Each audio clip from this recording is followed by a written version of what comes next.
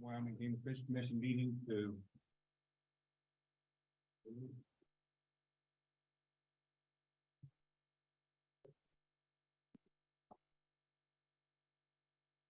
somebody knew what they were doing. Muting your mic. Okay. All right. This time I'd like to call the Wyoming Game Fish Commission meeting to order. It is January 11th, 2023. And welcome everybody this afternoon. It's nice to see everybody in the audience and everything. At the first, I need to call to order. There's two commissioners that cannot be with us today. I make sure that they're online.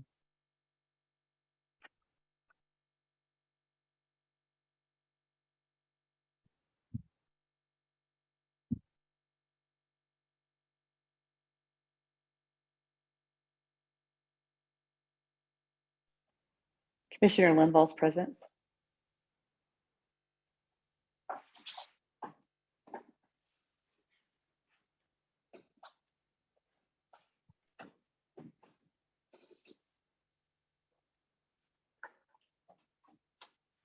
Online. Okay, Commissioner Byrd is here as well. Okay. This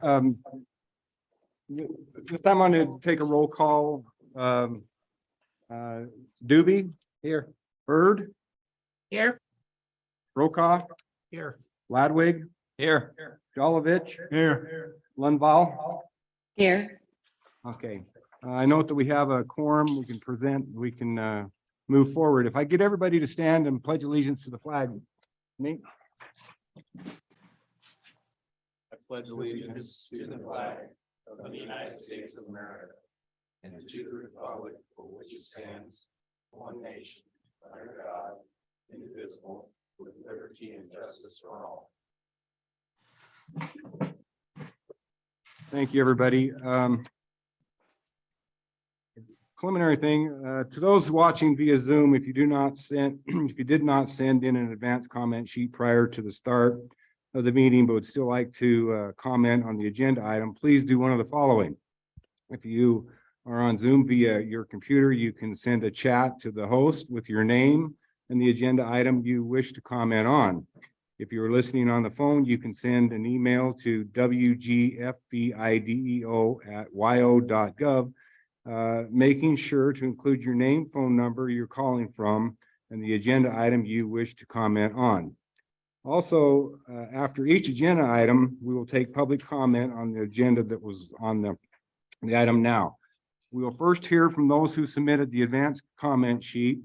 If you did not send in an advance comment sheet prior to the start of the meeting, but would still like to make a comment on the agenda item, you can do one of the following things. If you're on Zoom via your computer, you can send a chat to the host with your name and the agenda item you wish to comment on.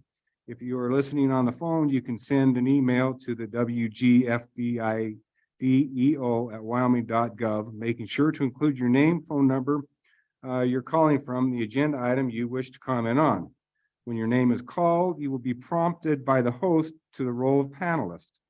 Once you have entered the meeting as panelist, you will be able to unmute your microphone and turn on the video if you wish to speak to the commission. Well, thank you. This time, we'll do item number 1, and this will be the approval of the commission meetings from the November 2022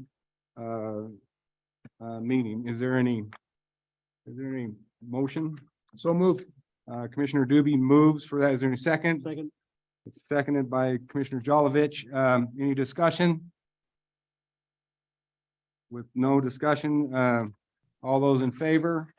Aye. Aye. All those Aye. opposed? The minutes are approved. Okay, thanks. So we'll move to item number 2. This will be in the awards, recognition, and donations. And Director Nesbitt will start it out, and we'll just kind of waddle through it as we can. Okay.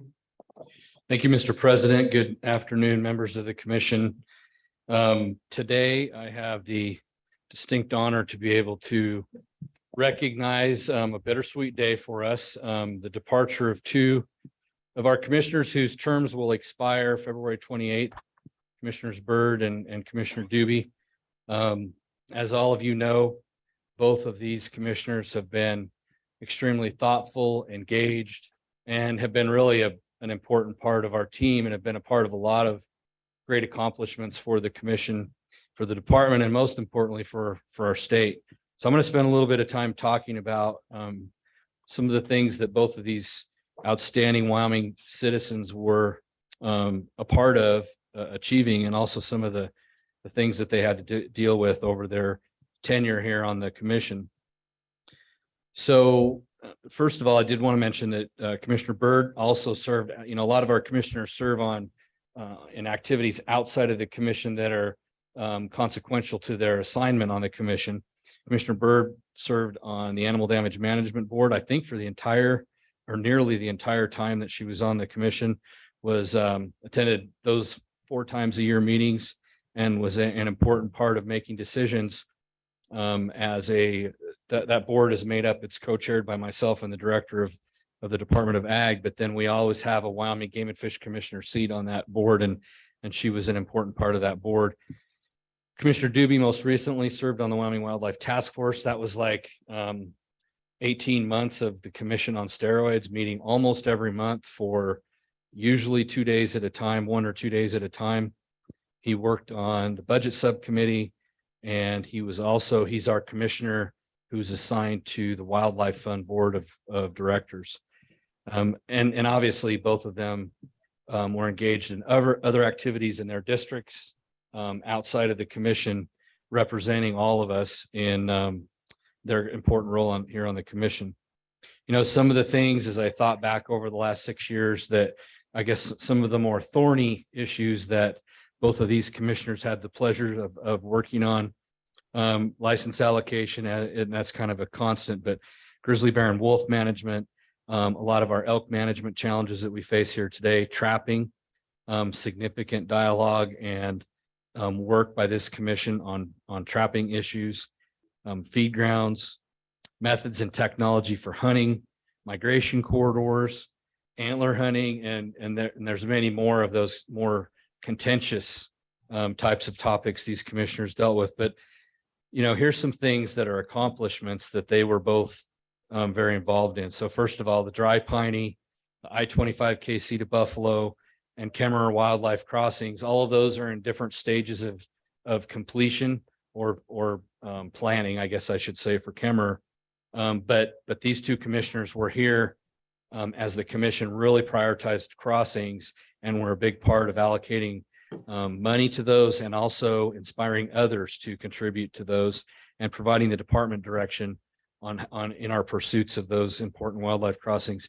These commissioners were part from the beginning of the Cody office construction, heavily involved their entire time with protecting our state from aquatic invasive species. Both Commissioners Byrd and Doobie were on the commission when the AIS rapid response plans were approved. Both engaged in some very important property acquisitions, most recently the Ellis property acquisition, but many other, especially conservation easements, access agreements. Both commissioners were very avid proponents of sportsman access across our state. A lot of funding for mule deer research, mule deer habitat work, all things mule deer initiative. They were both a part of establishing the now coming on 3-year-old wildlife fund, which has become an extremely important accomplishment for the state.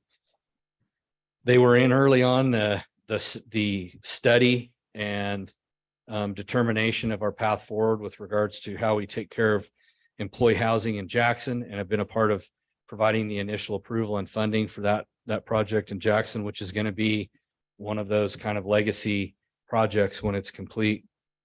We sit in a position right now that's as strong as the department's ever been, the commission's ever been financially.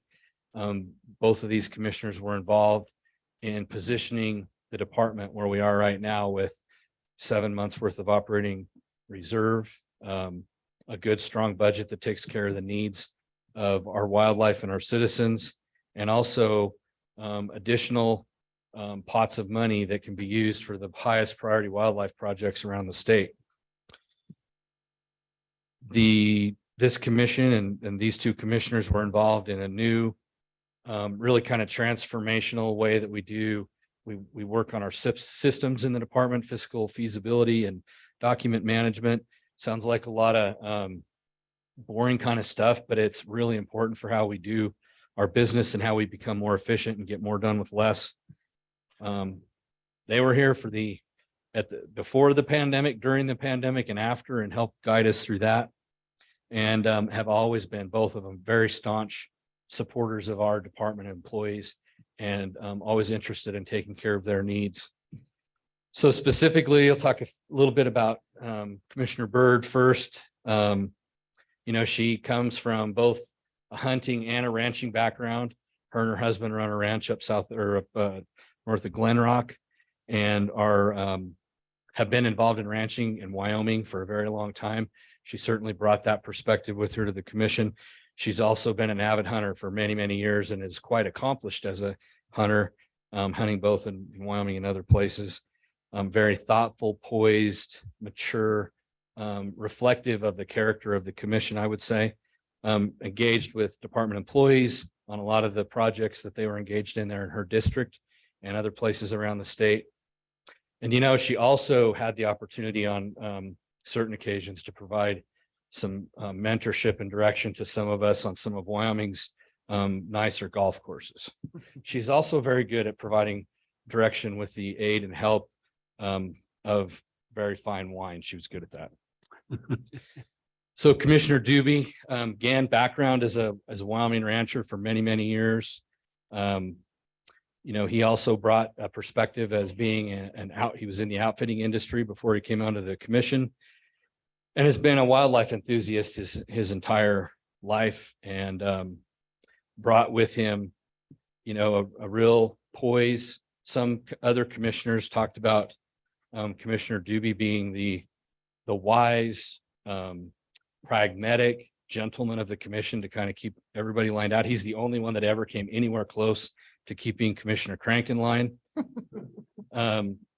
Very wise, very engaged, very just down to earth, say it like it is. Really no BS commissioner.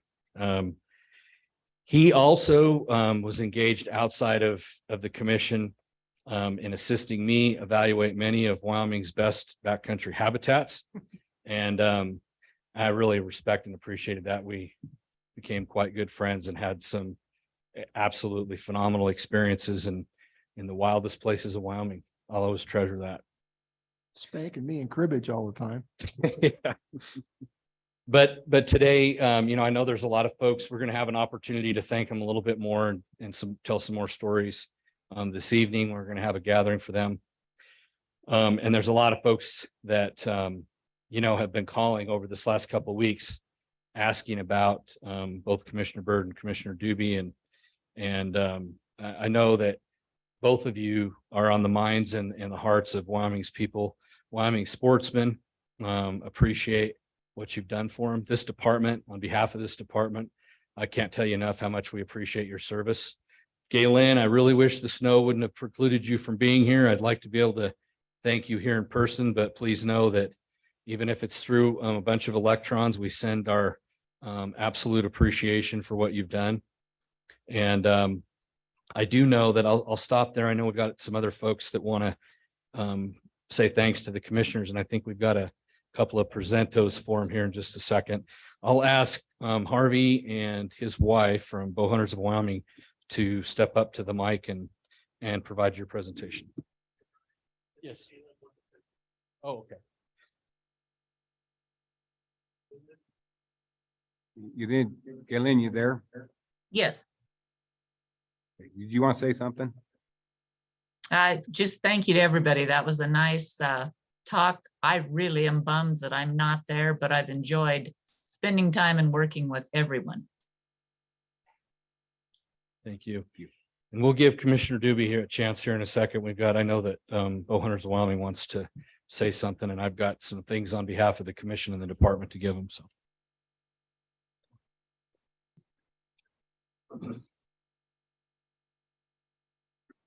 Thank you, Director. President Roberts, Director Nesbitt, Commissioners. My name's Harvey Dalton. I'm the past president of Bowhunters of Wyoming organization. And to follow up in the Director's Nesbitt's footstep at this time, I did a great job in recognizing the outgrowing commissioners. BOW is very fortunate to have a strong working relationship with the department and as well as the commission. And we appreciate that and want to continue that strength and building process. And we'd like to extend our appreciation to Commissioner Byrd and Commissioner Doobie for your dedication to the commission and the citizens of our great state for the past 6 years. And if we could, I don't want to take up a lot of time. Would like if you'd come forward here. I have helping me today, my wife Terry. I also have Cody Dalton, Secretary Hannah Summers. They're going to come in this. We'd like to present to you an appreciation plaque from Bowhunters of Wyoming organization. And as you can see, I have plenty of help here.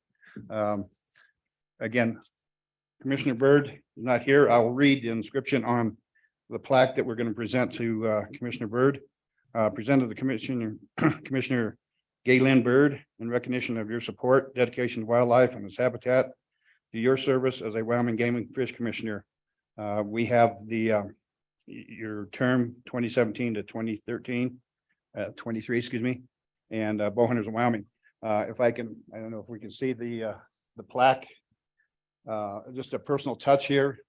The arrowhead that's on there, that work is done by one of our members, Mike Barrett. His wife, Susan Barrett, is our treasurer, and Commissioner Dolovich knows them offhand, and he's related to those folks. But Mike, he did the napping on this, and so special touch.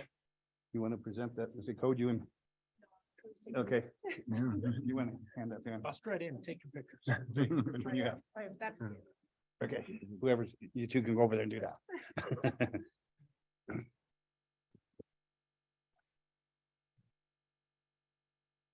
Okay. There.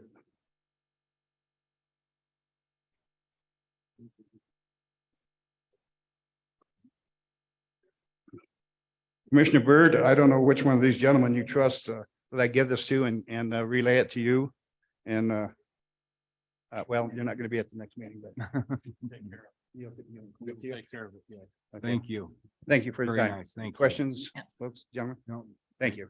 Good job, both. Thank you.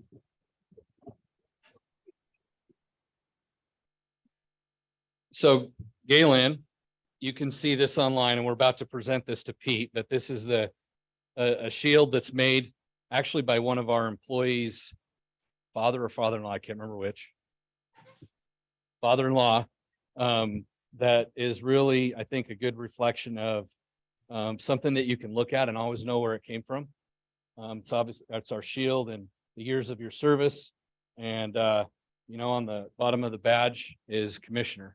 And so we hope, Pete, you'll find a very prominent place to put this to remember us and remember your time here serving our great state. And the same with you, Galen, and we will find an appropriate way in place to provide you the plaque from BOW and also from the department and the commission. With that, I guess we Sounds would good. ask Pete if he'd like to say a few words before we finish up. One thing I want to say real quick before Pete gets up there, before Commissioner Doobie and Commissioner Byrd, this state is better because of you. The wildlife is better because of you too. I go back to foundations and legacies and stuff, and well served both of you. You could be proud of your service to the state and the wildlife and everything you've represented on behalf of the commission. Thank you. Thank you, man. I just wanted to say, you guys are tired of me saying this because I say it all the time. I mean, it's quite an honor and privilege to be part of the Game and Fish Commission. There's very few people who get this opportunity, and to have it is unreal, and there's nothing like it. Thank all of my past commissioners, current commissioners I work with, past department employees, current department employees, for all the help and guidance and friendship. I think more than anything, it's you gain a lot of friends throughout the state. It's been a wonderful ride. I wish it could go longer. I don't know if we'll find anything that's quite like it, but I just want to thank everybody for the opportunity. And I think I always just tried to do what I thought made sense and what I thought was right. And I know you guys will do well without me. So commissioners before us, commissioners after us, and it carries on. It's quite a tradition and quite a privilege. So thank you. Thank you. Was there anybody else in the audience that wanted to talk specifically about Commissioner Byrd or Commissioner Doobie? I should ask that before Pete talked. Thank you. To Pete Galen.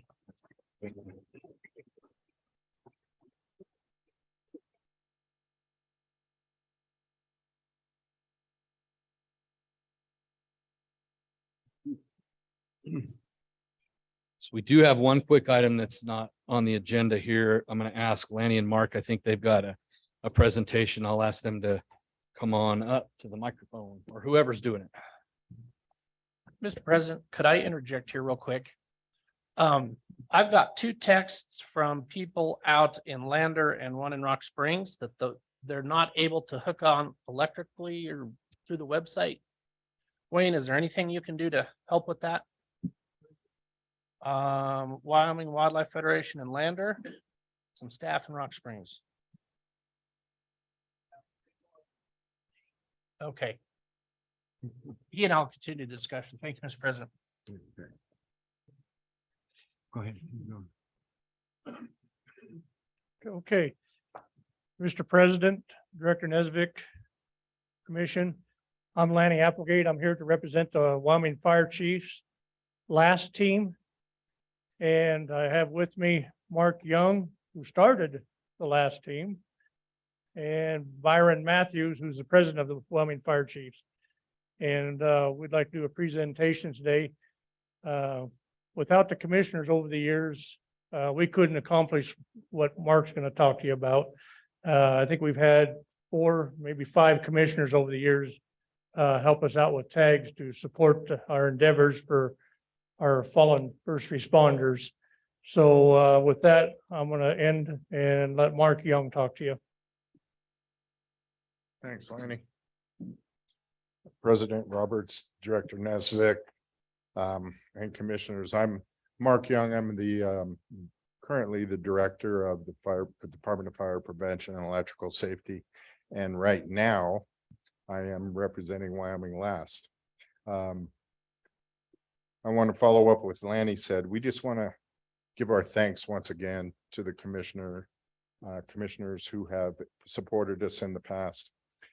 You have a packet of information in front of you about what Wyoming Last does, who we are, and why we exist. I would hope you would take a moment later on. You guys got really important stuff to do today to peruse through that. But let me just give you a high level overview. Wyoming Last is a voluntary program that's recognized statewide throughout all of the public safety entities. We are, again, a voluntary program, and our mission is to directly support the families and departments of first responders who are killed in the line of duty, to include first responders who die off duty but are active members of departments, and to include supporting retired members who are in good standing with their agencies. We started this mission about 10 years ago with firefighters in mind, and it's one of those field of dream things where you build it and they will come. People started hearing about what we were doing across the state, and then we immediately included all of the other public safety disciplines, to include game and fish.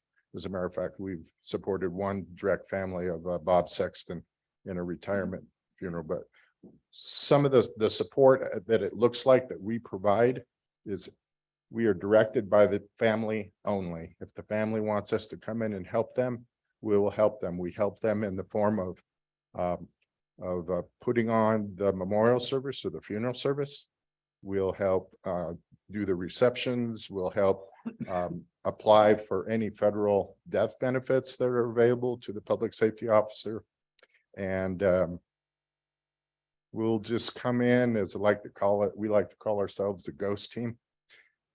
family asks for help, we get support. The department says, yeah, we would like some help. We roll in to an incident command post somewhere in the community. We're out of sight, out of mind, and we will help the department do everything they want to do with full honors of a memorial service or funeral service, as much as they would like, as maybe you've seen traditionally for a firefighter, fallen firefighter funeral on the news, or law enforcement funeral on the news. We will do that to as little as, if they want a bagpiper, we'll do that. We have 70 members across the state. We have bags and pipes, drums as resources. We have honor guards as resources. We're a one call, one shop, one stop type of service for families and departments. And we just roll in, put together the plan, we establish the team, put a plan together, implement it, and then we have an exit strategy where we leave, and we hope that nobody knows about us. So that's what we do. We have been blessed with these tags, as Lanny had said. Our budget 10 years ago started about $10,000 a year to do this. And right now it costs us about $16,000 a year to do this. The last tag that President Roberts donated got us just over $20,000. That's, you know, you can put that, that's a year's full of budget plus a little bit more. And with the past tags and this past donation, we're able to continue our services to the state. So thank you. And I'm going to turn this back over to, oh, let me just say, we, since 2017, in 2017, we had 10 missions. In 18, we had 4. In 2019, we had 14. In 2020, we had 8. In 2021, we had 10. And in 2022, we did 10. And in this year already, we've had 3 missions, 2 of them being level 1, meaning line of duty death, with Bruce Lang out of Pine Haven Fire Department and the Keyhole Rescue. He lost his life. The team supported his family. And as we speak, the team is gathering in Riverton to put together the funeral and the services to honor Tyler Harris, the EMT who was struck while on I-80. So they'll be, they're up there starting today, and the service is this Sunday. So that's about all I have. So I'm going to turn it back over to Lanny. Okay. You know, I think it's worthy to mention some of our past commissioners have went above and beyond and helped us out to make this successful. Again, it's not about us, it's about the families and to help them out in the departments. But to go back several years, Richard Clouda, who was a commissioner, Richard reached out and helped us. David Rail has helped us with some tags. Richard Ladwig has helped us with tags. And then this last year, President Roberts helped us with a tag. And I'm telling you, without these here tags to assist us, I don't know how much longer we could keep this going, but so we're very thankful and grateful that you guys do what you do to help us out. With that, President Roberts, we'd like to present you with a plaque.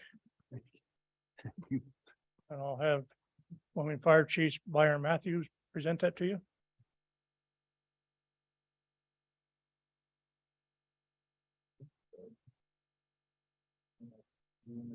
Yeah, get a photo of you. Are you ready? Thank you. Thank you, sir. Thank you.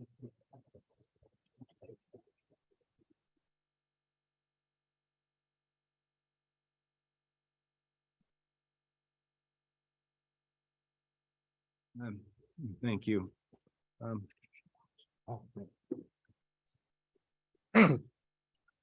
See you, Lenny. Yeah. And I, Lenny, We're gonna move into 3, or are we still going? the Rocky Mountain Elk up there. Yes. We're going to do the director's brief on challenges and opportunities. Challenges and just regular.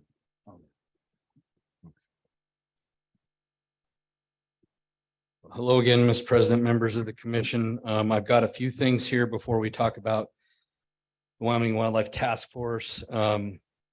few things I wanted to hit in my director's report. First of all, Chief King, I'm concerned about security in the building. I noticed that somehow Mr. Jim McGagna and also Rennie McKay were allowed to be in the building, and I'm concerned about that. But I did want to acknowledge that we do have Governor Gordon's policy director in the room here, Rennie McKay. Thanks for being with. Where did Rennie go? Yeah. Can't keep track of you. I guess I made the comment and then you wanted to leave. Joe asked me to go. Okay, that's good. That's good. Take care, Rennie. Thanks for coming.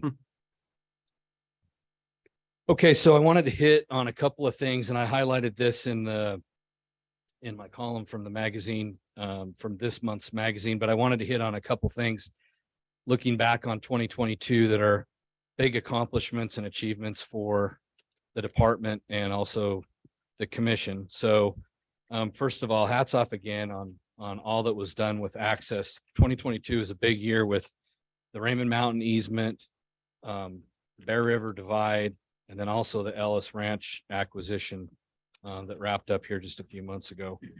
We had a big year with habitat treatments, thanks in large part to the commission's contributions. Over 100,000 acres to prevent invasive annual grasses, and almost 500 fish and wildlife habitat reviews with recommendations to minimize impacts to our wildlife resources through our habitat protection work unit. As I highlighted a little earlier, the Dry Piney project broke ground, and we're almost there with the I-25 wildlife crossing project. Inspire a Kid, the team did great work in 2022 with the Maury Brown Kids Fishing Day, 362 outreach and education programs that were conducted, certified over 4,000 individuals to be hunter ed or in hunter education. And we had the highest number of folks go through our conservation camp, kids camps ever this past year. Stocked more than 6 million fish for anglers to enjoy. And again, did a great job. Our folks did a great job of keeping zebra and quagga mussels out of our state. We did inspected over 65,000 boats. 4,000 of those were high risk, which required more in-depth inspection or decontamination. And we did find 58 boats last year that had invasive mussels and prevented them from coming into the state. Did the Saratoga Lake restoration where non-native perch were found, and we treated that lake to restore native trout. We completed the Cody Regional Office, which was a long time coming and a great need of the departments. We kicked off the new mule deer research and monitoring initiative that you all provided a significant amount of funding for, to take and go another step with our efforts with regards to mule deer.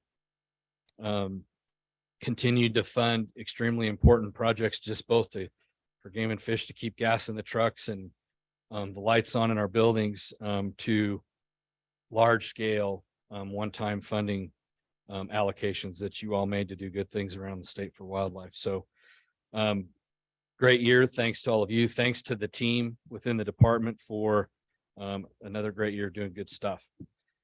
Couple updates. So I sent this to the commissioners, and to the department, but for others, if you haven't been made aware, unfortunately, the Recovering America's Wildlife Act that was as close as it's ever been to being adopted into law by Congress did not. Right at the very last minute, that particular bill was pulled out of the omnibus spending bill. And so now, the sponsors as well as the Association of Fish and Wildlife Agencies are back trying to figure out what the next steps are to try to get that legislation that could bring around $20 million a year to the state of Wyoming back in front of Congress. President Roberts and I had a chance to go and attend the National Association of Sportsmen Caucus, the NASC meeting, and we did that over in, where did we go for that, President Roberts? Bozeman. It's an interesting group. It's legislators from across the country who are engaged in sportsman caucuses. We had a legislator that was scheduled to be there and then didn't go at the last minute, but it was interesting to have, we got to talk to that group about how the commission and the department works in Wyoming. And then we were on a panel with some other folks that had a chance to talk about other states, and pretty interesting opportunity. And I think there's some opportunity down the road to do some more work with those folks. I've talked to you about a lot of these new federal sources of money, as well as some other potential new revenue sources in the state that could be used for, the most high priority projects that we have. I think it's time to refresh our thoughts on that a little bit and regenerate what those priorities, kind of revalidate that we're on the right track. And so we are evaluating again our strategic plan and all the work that went into that a few years ago, all the public input and the public surveys that were done for that. And I'm also have commissioned a couple different groups of field level to mid-level supervisors from all over the agency to spend a couple, 3 days studying this and providing recommendations to the senior leadership team of the department. The last thing I've got as far as an update is tomorrow you will receive a legislative update from Angie on all of the legislation that we're tracking now that's public anyway. I did want to mention today here probably one of our biggest legislative lifts this session. It probably will be our biggest legislative lift will be the tribal hunting bill. This was born out of almost a year's worth of work now, working with the governor and the Eastern Shoshone tribe to address their off-reservation treaty hunting rights that were affirmed by the Supreme Court in the Herrera decision. So following that decision, Eastern Shoshone reached out to us and said, hey, we want to talk about how this might work. This bill provides the governor with authority to enter into agreements or compacts with tribal entities as long as they have a tribal hunting right, off-reservation hunting right in the state. And so while this bill doesn't specifically delineate how this would work, it does provide some good sideboards that the governor would have to follow in negotiating with different tribes in Wyoming.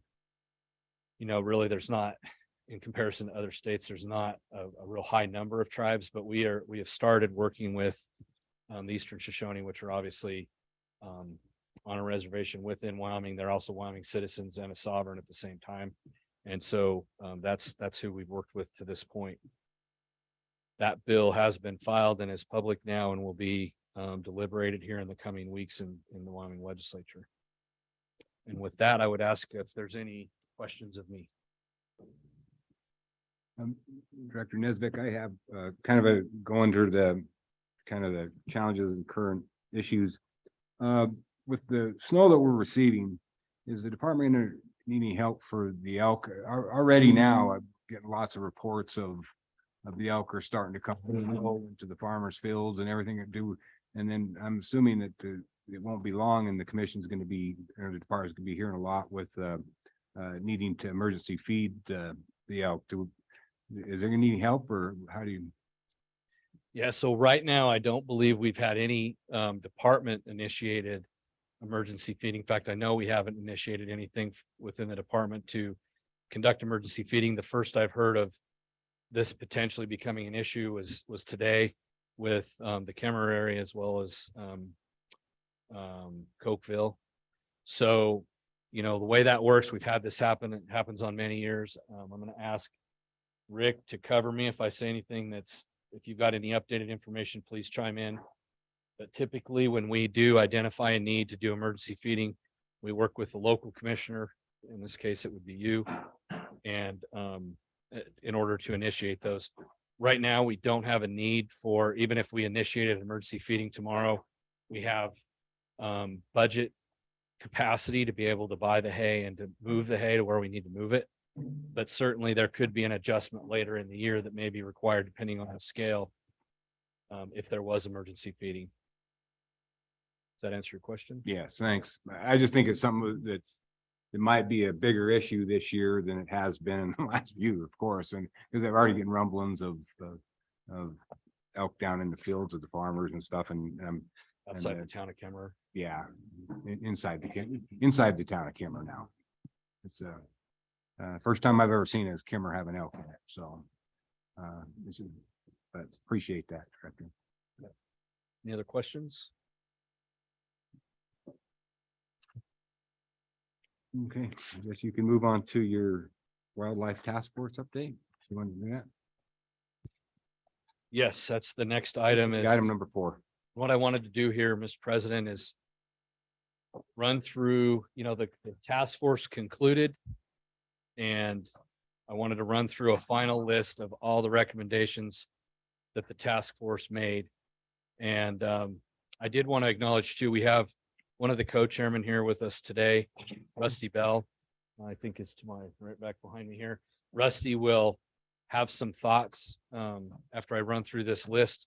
We also have other task force members here today. We have Commissioner Doobie, Pat Crank, Cy Gilliland, and am I forgetting anybody? Task force members? I think I got them all. So anyway, we do have other members that are here today. As a reminder for the commission, this task force, really the planning and the design was established about 2 years ago this month. It kicked off in June of 2021, and it ran through this past December. And the charge for this group was to do a deep dive into the most complex, oftentimes most contentious wildlife management policy issues that faced our state. A lot of times the issues that the task force identified to study were things that had been brought before the Wyoming legislature for many, many years in the form of bills and had never passed. And frankly, in a lot of those cases, because the complexity didn't allow an adequate amount of time for them to be thoroughly vetted. So this group did just that. And over, I believe it ended up being 17 or 16 meetings. They studied issues that they identified as the highest priority issues. And actually along the way, others came along as well. And the lists that I'm going to talk about here today are simply those things that they recommended some type of action on from either you or the legislature, the governor, or other outside governmental entities. It does not include all the items that they discussed, but decided not to take any action on.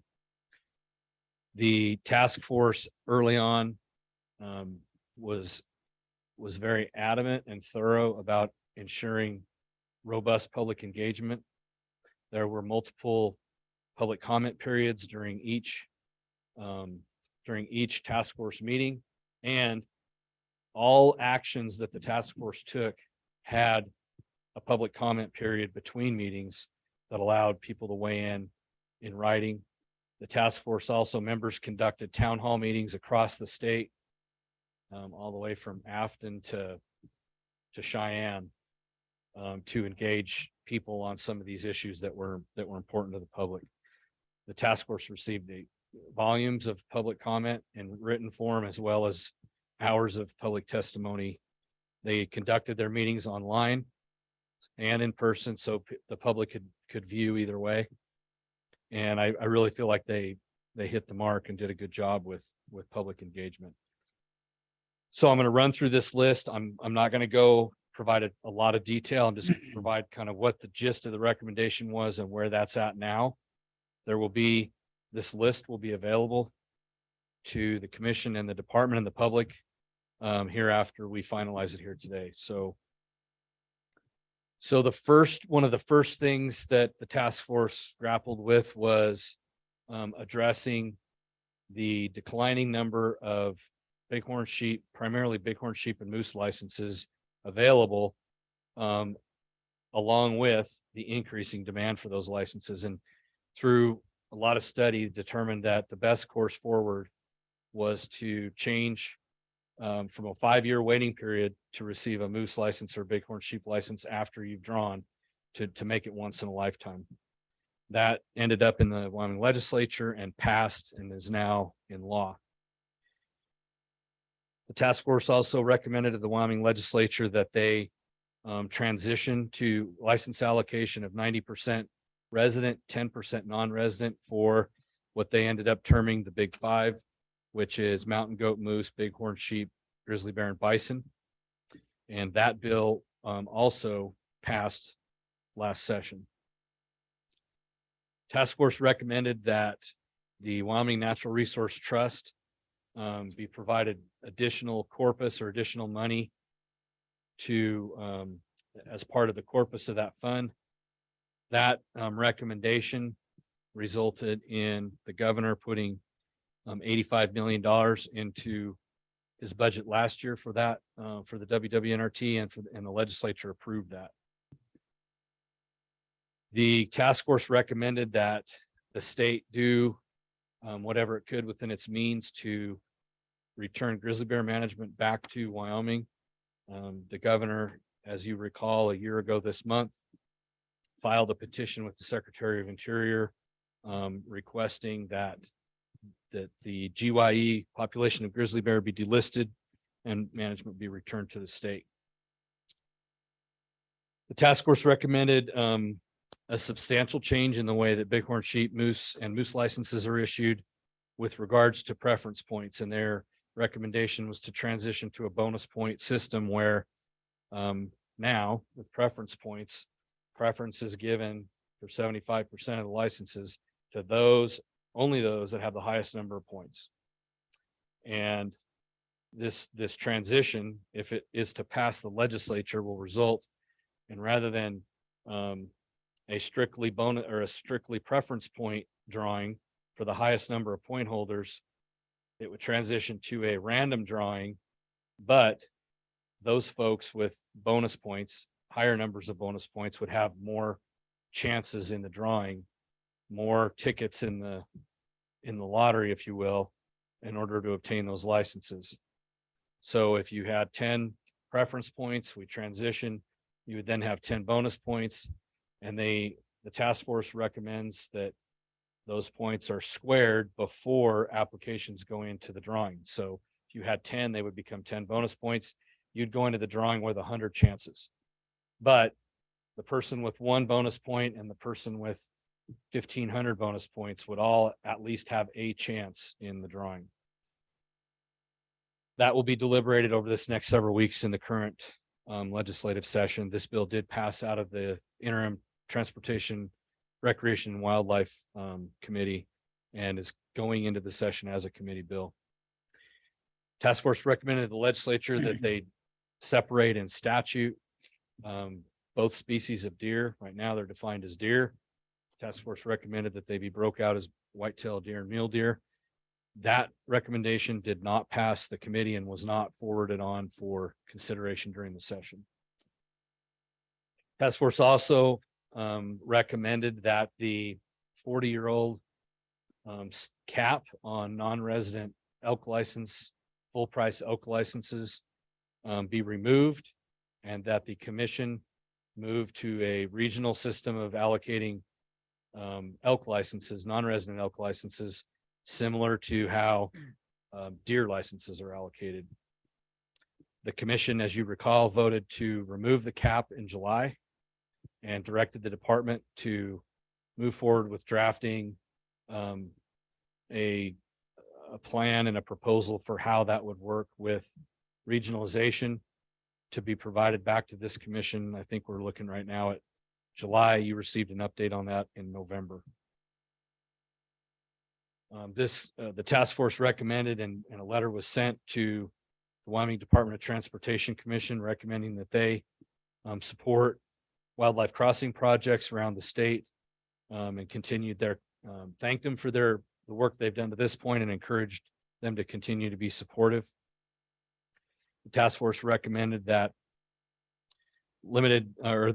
type 1 limited quota antelope licenses, that folks are only allowed to draw one of those in the initial draw, residents. The commission approved that recommendation in July. The task force provided a letter to multiple recipients, including the governor, this commission, other governmental agencies, to provide more funding for the treatment of invasive annual grasses, so mainly cheatgrass, ventnata, medusa head. Task force made a lengthy recommendation regarding the allocation of landowner licenses to this commission. You've received that letter. At this point, you've taken no action. And there's a lot there that needs to be evaluated by this commission. There will be recommendations coming from the department and how you address that here in the next couple of commission meetings. The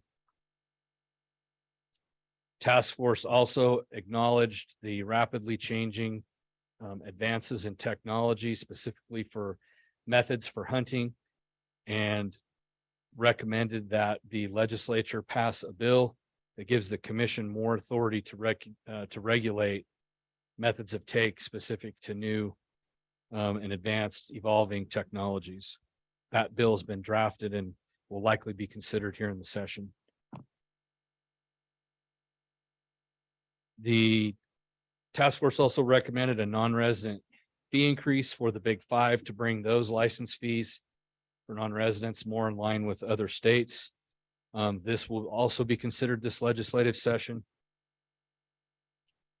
Task force recommended that the commission make changes in how leftover licenses are issued to residents and that they have some type of an advantage.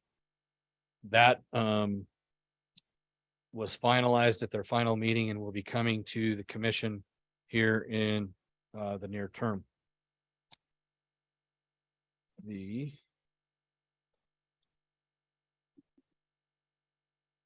Missing one page, but I can get them here. The other thing that the commission or that the task force recommended was a increase in the special non-resident special licenses for antelope, deer, and elk. To bring those particular fees in line with the fees from other states.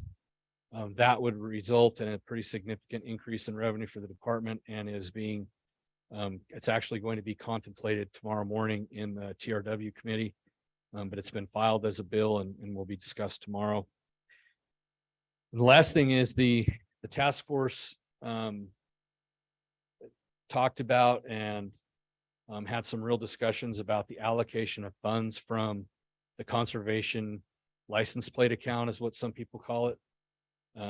In statute, I think it's the wildlife conservation account, but it's really the money that's generated from both license plate, conservation license plate purchases, as well as the voluntary checkoff that folks have when they buy licenses to donate money to wildlife crossings. And the task force recommended that the WYDOT commission, the department or the transportation commission, adopt rules that spelled out how those funds were approved and allocated. The recommendation was that they only make eligible real costs associated with the construction of those of wildlife crossings, the material, the concrete, the asphalt, the wire, the posts, and not administrative overhead, what's sometimes called ICAP, that does not include engineering fees that are part of WYDOT's standard budget, the money that they pay engineers to do both construction and project engineering. And the Transportation Commission, we do have a member of the Transportation Commission here today that I think will be testifying on this, Mr. Pat Crank, familiar to all of you. They provided direction to the department to move forward with the regulation, gave him some direction, included direction on what would be eligible and what would not. We have seen a draft of that.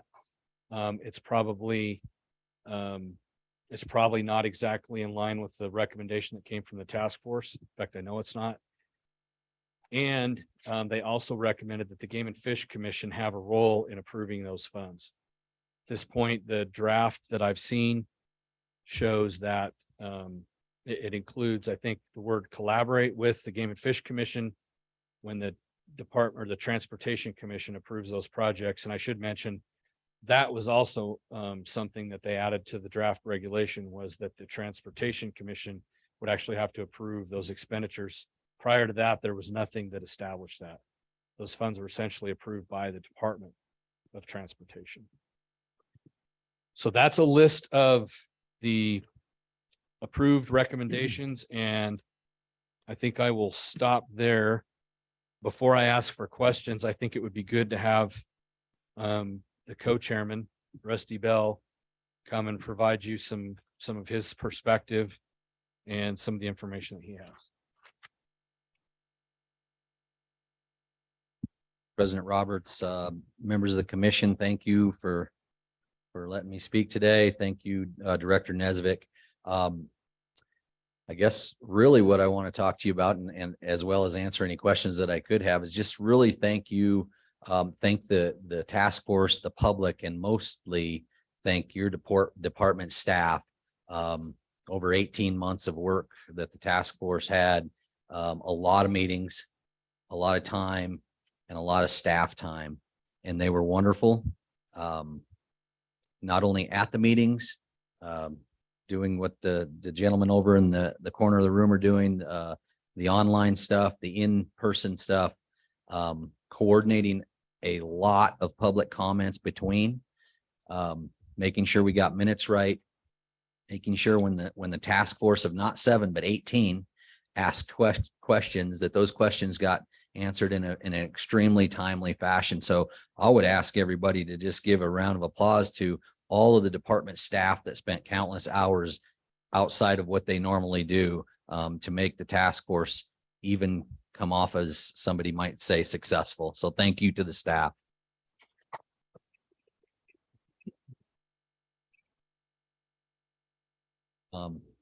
And then back to what the task force tried to accomplish. We certainly spent numerous hours on hard topics that haven't been solved for a reason, I think, and maybe never will.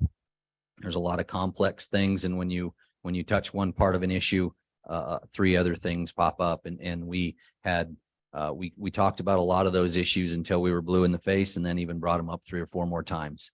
And so and thank Commissioner Doobie for his time on the task force. It was a lot of extra work, and so at this time, really, I think Director Nesvik did a great job outlining the things that we did move forward. He could be up here for another hour talking about the things that we didn't move forward. And so I would stand for any questions that you may have. Questions? Good. Thank you. Yeah, I appreciate the time. And I know that Commissioner Crank has something that he wants to talk about that has to do with the task force, if that's appropriate.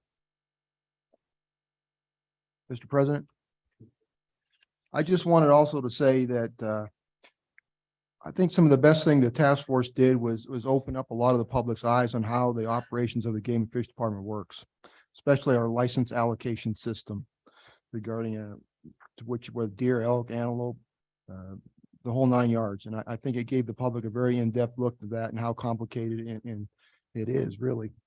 And so I think, but also the task force is over, but your involvement from the public is not over. A lot of the issues, a lot of the proposals and recommendations are before the legislature or will be before this commission. And that's a prime opportunity for the public to continue input on what the task force had to say. And almost a responsibility, I think, to participate and keep it going. So, but I also wanted to say I was very much impressed with the civility of the process, and that's a lot goes to the co-chairman, Rusty and Josh. They did an outstanding job in the department, and wasn't too much raised voices, wasn't too much other than Mr. Crank, but I thought the process went very well, and I thought everybody's opinions were very well respected and listened to. So I appreciate it.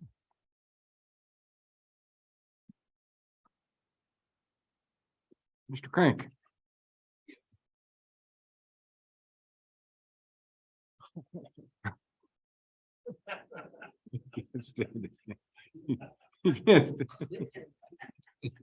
Jim and I have traded cowboy hats for years, but I see that. so this is, Jim just doesn't know. this is all hat and no cows. That's the definition.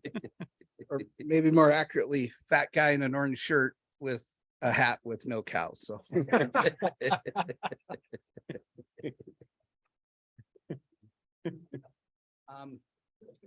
So the only thing I'd add about the task force, Mr. President, and members of the commission, is there's a report. Did you mention the report, Brian? I didn't talk about it, no. There's a report being written that should be done in a, hopefully soon as possible, as long as a couple months. And it'll address both the recommendations as well as those topics we discussed that we just couldn't find an answer for. So I think that's really important going forward, that there'll be other task forces, other commissions, and maybe they won't skin some of the same skunks we tried to skin in the same way, and that'll lead to better ideas that may address some of those issues we found unsolvable. So I think that's important. Before the meeting, I handed out a couple of proposed rules to members of the commission, and I have a few extra copies that anyone can have once I'm done talking here, but I'm on the Wyoming Department of Transportation Commission, and I certainly do not speak for the Transportation Commission today. In fact, I think I've only passed a couple motions since I went on the commission over a year ago. One was a motion to adjourn, and I barely got that motion passed. So I certainly do not speak on behalf of the commission or the department here, but I thought it was important because the task force addressed this, that I provide some information to the commission and the public about a proposed rulemaking that's just beginning. So the Transportation Commission, at the direction of the governor, has launched a process to do a rulemaking procedure to determine how monies out of what we generally call the Wyoming license plate conservation account should be spent. There was some disagreements about what that should be used for and how it should be used. So ultimately the governor said, pass a rule. And so we're just at the start of that process, just like the rules you adopt for licenses and all the different rules that the commission passes. We're just at the very beginning. So I've distributed 2 copies. One is the rule proposal that I received from the Wyoming Department of Transportation yesterday. And then one is that a version that I wrote earlier. And the one that I wrote earlier is in red line. Actually, it's in blue line. So that's how you distinguish the two. So I think we've come a long way. The current rule that I received yesterday, in many instances, I think is far better than earlier versions. It actually requires approval by the Transportation Commission before any money can be spent out of that account. It does not go as far as the task force recommended, that both the Transportation Commission and the Game and Fish Commission should approve expenditures out of that account. The one problem that I think needs to be worked on in YDOT's current rule is they say that money can be spent out of that account for construction. In the YDOT world, as I've learned, construction could involve putting fence posts in the ground, building an underpass, building an overpass, putting up higher fences, all the things that we would normally associate with a wildlife crossing. But construction in their world can also include what's called project engineering and construction engineering costs. Project engineering is everything that occurs before a project goes to bid. So preliminary drawings, cost estimates, everything that needs to be done before YDOT can actually put out a bid to build the Dry Piney project or the I-25 fence project. After that, YDOT characterizes the engineering that they do as construction engineering. Construction engineering is the duties of YDOT once the project has been bid and it begins construction. They have engineers and other staff out there keeping track of the contractors and the subcontractors and making sure that that project is built to specifications. How thick is the asphalt? Is the fence high enough? Is it the right material? So that's how they break up their engineering fees. YDOT has a very robust and accomplished cost accounting system, and they try to bill all the work that YDOT engineers do to various projects. And much like this commission and the department do with regard to having our workers, our employees carefully account for what tasks they do in any given day so that we can collect as much Pittman-Robertson money, federal money as possible. WYDOT has that same system. But I think the issue is, at least for this one commissioner and this one sportsman, I don't think it's appropriate to bill or to take money out of this conservation account, which is that money is all given by people who buy license plates, you know, and that's a pain in the butt, quite frankly. You got to trade your plates in a couple times, you got to pay extra money, but all that money is donated to do wildlife conservation work, and specifically, in my mind, wildlife crossing projects. I personally don't think it's appropriate that WYDOT should take money out of there to pay for the project engineering or the construction engineering, which is done by their 100+ engineers that are already paid by WYDOT and exist. You know, it's like we added an extra charge to a account containing donated money for the service of our game wardens or something. I just don't think that's appropriate. And I believe that's a real danger to this program. If I donate money to try to make our highways safer and try to make, you know, not destroy our wildlife and build wildlife crossings, I want it to go to fence posts in the ground and overpasses and underpasses and higher fences. I don't want it to supplement WYDOT's engineering budget. That's been my point, and so far I'm not gaining much traction on that commission, but we're just at the start of a rulemaking process. So it's amazing. WYDOT meetings, WYDOT Transportation Commission meetings, no one shows up. It's just us and staff. This is amazing. I forgot how many people show up. So if you want to be involved in this process, both as a commission and anyone who's here, and believe that this is a valid program and you want it to continue and you want it to be more successful, then I don't think we should be paying engineering fees out of there. The things that should be paid for out of this account should be real wildlife crossing projects and signage and other things that keep our wildlife from being destroyed and keeps our drivers safe. We shouldn't be padding the budget of WYDOT. And so we're just at the start of that process. So I would urge people to wade in and make your voices known, whatever side you're on this. But that's, I think, an important step that, you know, comes out of a recommendation of the task force, but it's an opportunity to have real input into a rule, you know, that will be adopted sometime in the next 9 to 12 months. So I'd be happy to answer any questions any of the commission may have. I think Commissioner Crank, I think there could be a few questions. I know I'm going to have a few questions, but if we can have Jess and Joy do their part, and then we'll do it all at once with everything. So I think we'll have them address the commission first, because I've got a few questions, but Okay. I want to hear kind of round, then we'll have you come back up if you don't mind. You want to borrow Mr. McGagne's hat? I don't know. I can get a little taller if I add some inches on top, I think.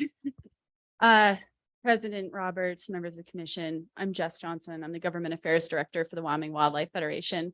And I'm here in person, but my colleague and Executive Director, Joy Bannon, is on Zoom. So if we could let her in to give a comment, she would like to say something, and then I will follow up with some thoughts as well.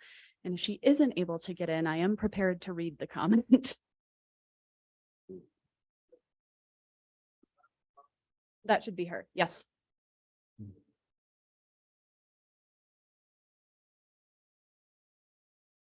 Are you there, Joy? I believe so. Good afternoon, everyone. Oh. Oh, there you are. Hi, Joy. Hi. Is there a lag? There you are. You go in and out, in and out, in and out. Okay, good. I am good on my end. I can hear you all very well. If I am clear and can be heard, I will continue. If not, if I keep going in and out, I will pass the baton to Jesse. Okay, thank you. Okay, so good afternoon, everyone, Commission President, Commissioners, Director Nesvik. I am Joy Bannon, as Jesse noted, the Executive Director for Wyoming Wildlife Federation. I would have liked to be in person there today. I have some kiddo responsibilities here in Lander, so I cannot, but I am thankful for the opportunity to be here in a virtual context. Wyoming Wildlife Federation supports the Wyoming Wildlife Task Force recommendation, solidifying the consultation and collaboration between the Game and Fish Department and the Department of Transportation on the use of funds from that wildlife conservation license plate account.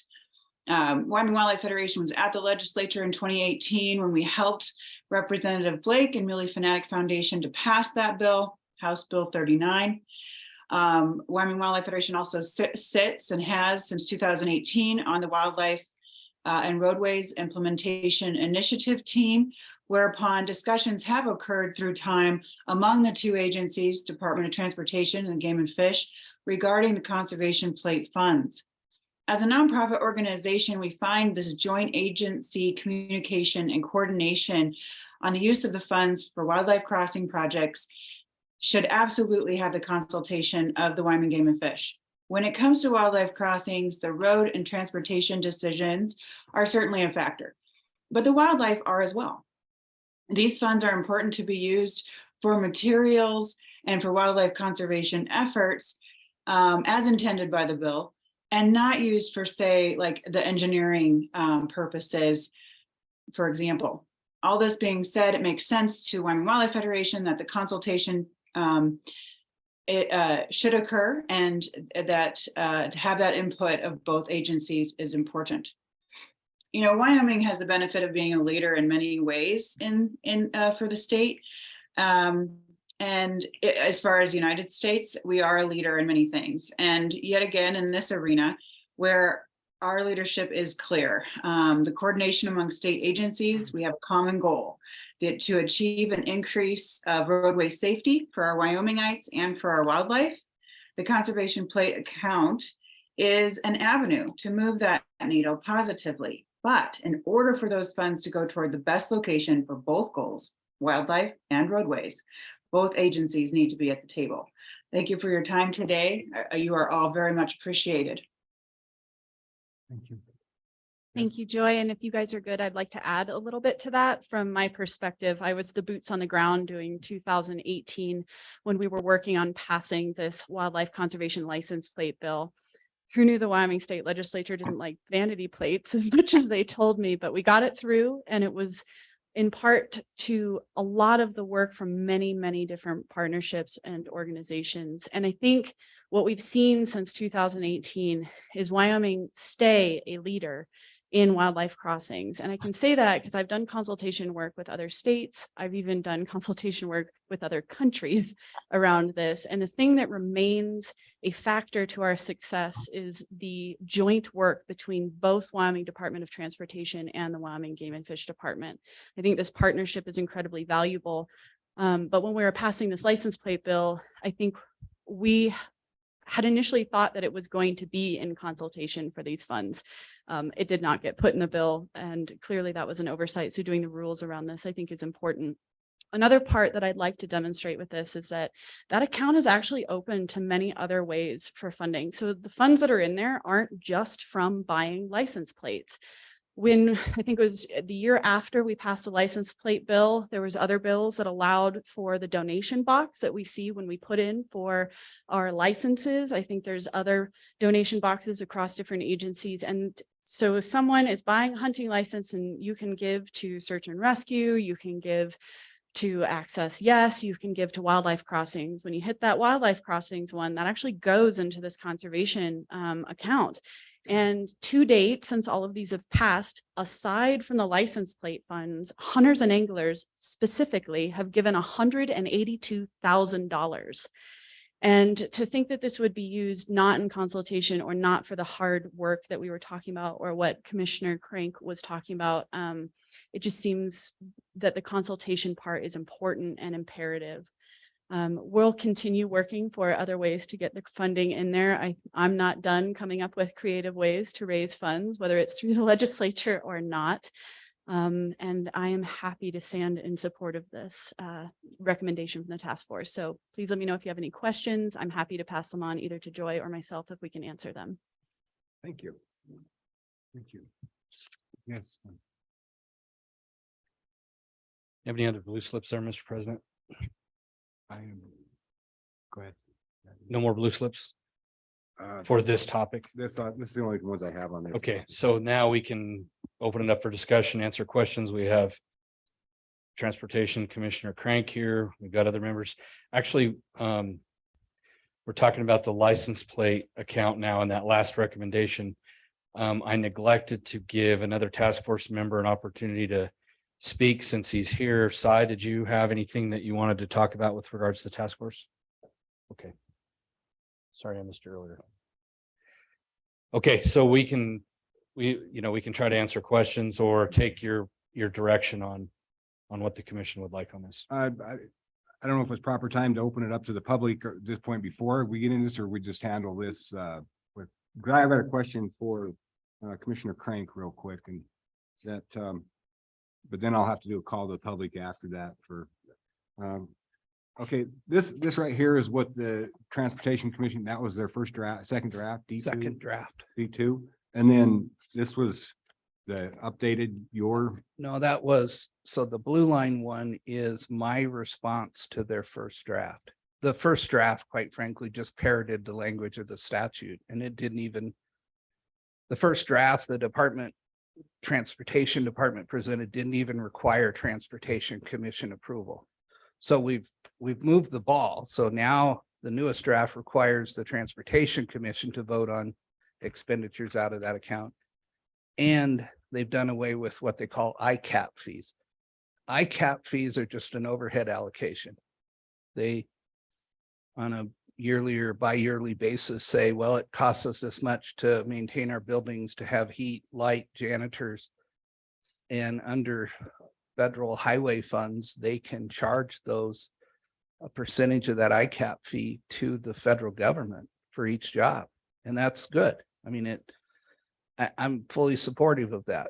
But when they want to charge ICAP fees to sister agencies like the Game and Fish Department, I don't think that's right. Or charge ICAP fees to state and local government entities. I don't think that's right. I've lost those battles so far, but at least in this most current draft, they've said we won't charge ICAP fees out of this account. So we've gained those two things. We now have Transportation Commission approval and we have no ICAP fees. I'm telling you, I think it's appropriate, just as one citizen and one commissioner, to also try to go further and say, and no engineering fees. I think that jeopardizes people wanting to participate in this program. I don't want to pay extra money to have this license plate and pad YDOT's budget. It's what it comes down to for me. I want to pay money to create real wildlife crossings. And there's not a lot of money in this account right now as we look at the kind of budgets that you folks look at or we look at. My memory is at the last meeting in December, there's about $1.1+ million in this account. But that's important money because it provides matching funds. It provides incentive for other entities to provide funds for wildlife crossings. You know, it's a small amount, but it's a very important amount, and it needs to be spent right in order that we can continue to do the great work that Wyoming is doing on wildlife crossings. I think we lead the nation. Dry Piney is an amazing thing. This commission funded that, started that project, not WYDOT. It was a $500,000 donation or contribution, I recall, started that project. And now it's almost done. There's like 600 million in one of the recent, I think they call it the IDJA bill. All these acronyms drive me crazy, but in one of these federal bills passed at the end of COVID, there's $600 million in grant money out there for wildlife crossing projects. Governor Gordon was smart enough to get the legislature to put $10 million into the Wildlife and Resource Natural Trust Fund for matching funds against that 600. So we're just on the cusp. We lead the nation. But man, we can do the Kimmerer project, we can do the Du Bois project, we can do Halleck Ridge. And really save some wildlife and protect our motorists. But that's why this program this is what started it all. And if we don't appropriately spend that money, we jeopardize that program and nothing good can come of that. Just chronologically back, how did the commission not be a part of this? The Game and Fish Commission not be a part of this anyway, from the license plate being issued? How did we get cut out of it? I don't know, but I will tell you, President Roberts, back in those days, the legislature, quite frankly, hated license plate bills. And, you know, there were a couple, and then UW got its plate, and then I think this one probably followed shortly thereafter. And now there's bunches of them, but there was not a real fondness for license plate bills. And I would guess it was probably, we're gonna, you know, Muley Fanatics and Wyoming Wildlife Federation worked their butts off and got it passed somehow. And maybe it wasn't a thought at that time that someone would want to charge overhead fees to this account or engineering fees for engineers we're already paying. I mean, maybe that's how it did. I don't know. Yeah, it's amazing. Mr. President, Really. my problem with all of this is the intent. I think the intent of the legislation was to involve the Wyoming Game and Fish Department in the spending of this money. No one else in this state is the expert in wildlife other than the Wyoming Game and Fish Department.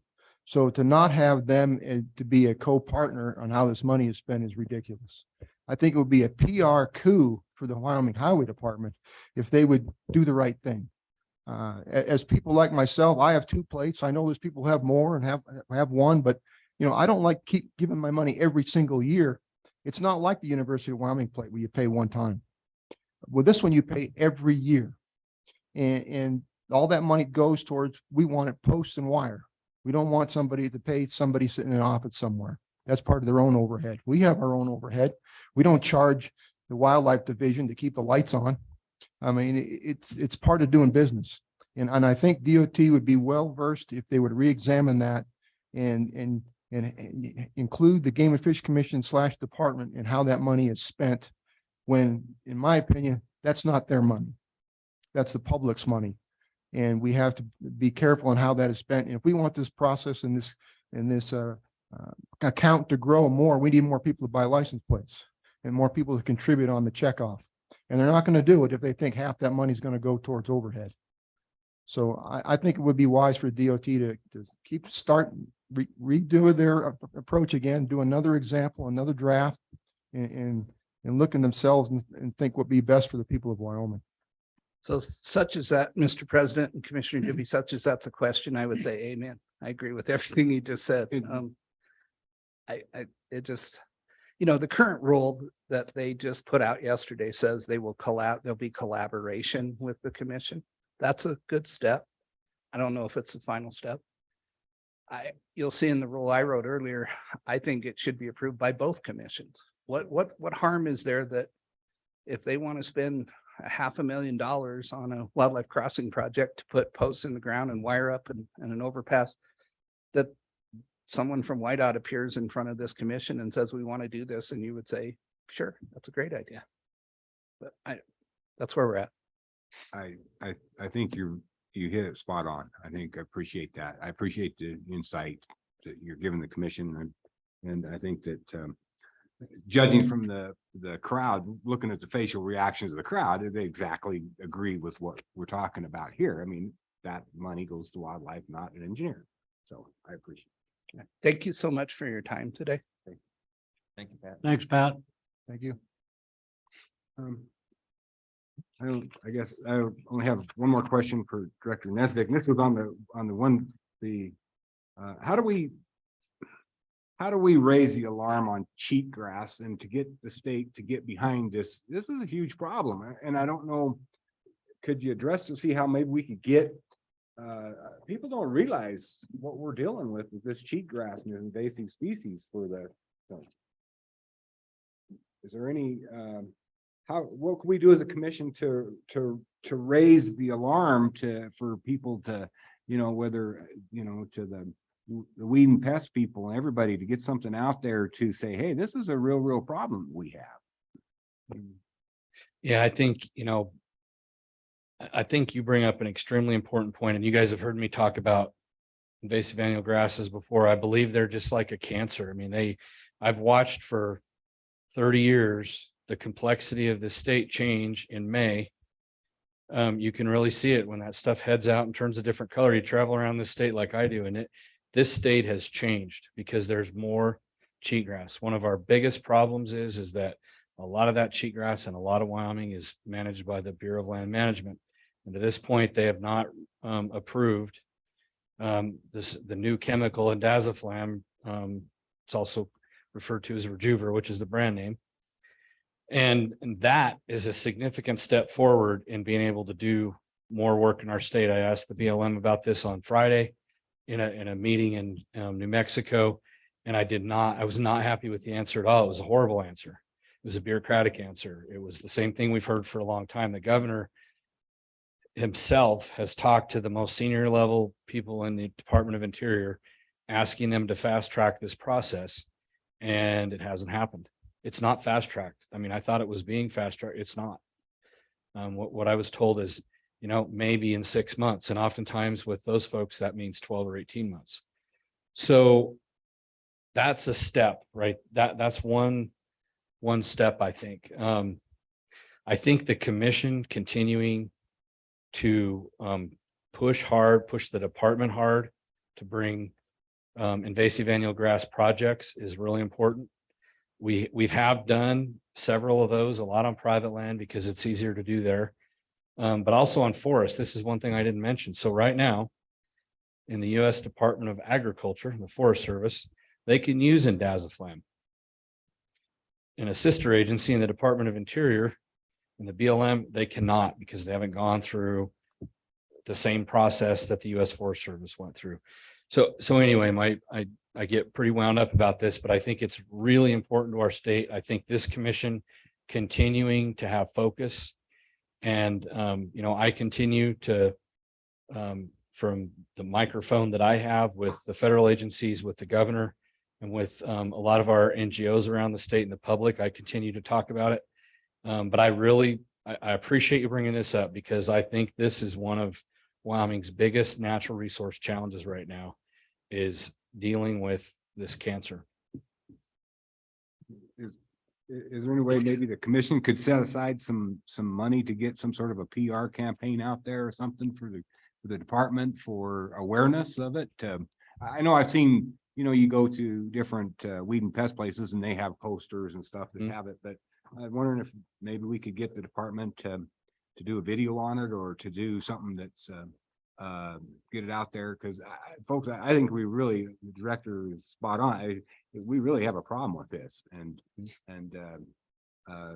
we need to address it one way or another, and quickly. So, well, and I'll take that as direction to redouble our efforts on messaging. We've done quite a bit, but I mean, there is more we could do, and I'm glad to engage with Chief Gokalia on that and see what we can get done. Any other commissioners have Mr. President? echo on my? I mean, like we said earlier, I mean, it's great to do wildlife friendly fences, but if they're crossing the fence to get nothing to eat, it doesn't do any good. Yeah. So we need to work on that as well. I would like to bring up the license plate thing in here, and I would suggest the commission direct the department to engage with the Department of Transportation on expressing our views as they see fit, whether it involves our commission meeting with their commission or whatever it is, to try to get our views across in a meeting setting or whatever you deem is appropriate. And if that's the direction of the commission, I can darn sure engage with them both verbally and in writing. Mr. President, Yeah, go ahead. I was going to ask the same question. How could the commission help our department and Mr. Crank, Commissioner Crank, with his commission? Do we need to have a letter? Do we need to have a resolution? How can we express our concern about this project in this situation? Yeah, so, I think you being on the record here today, expressing these concerns, giving me this direction. We have a transportation commissioner in the room.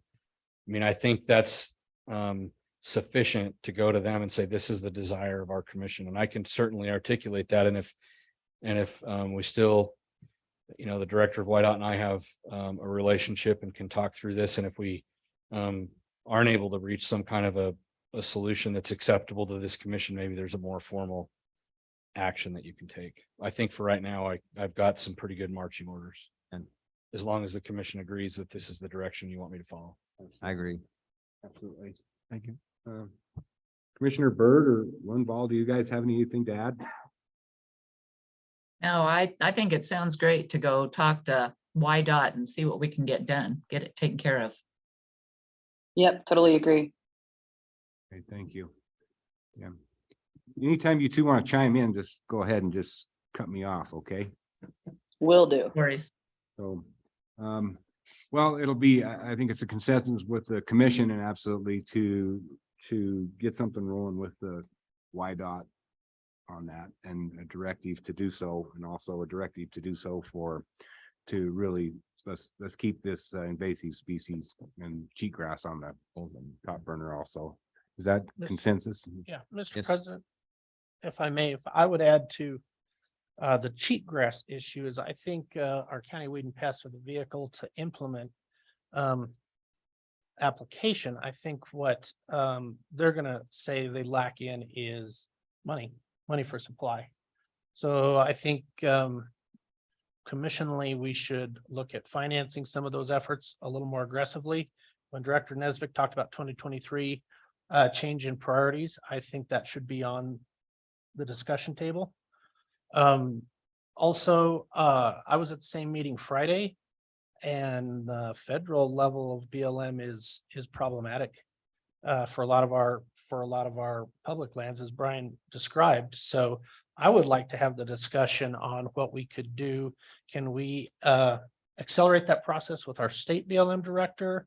I know in Rollins, we have frustration with My Little Range Con about the holdup in getting permitted to use Rejuvra, but how can we move that dial forward so we can start doing some summer treatments on public lands?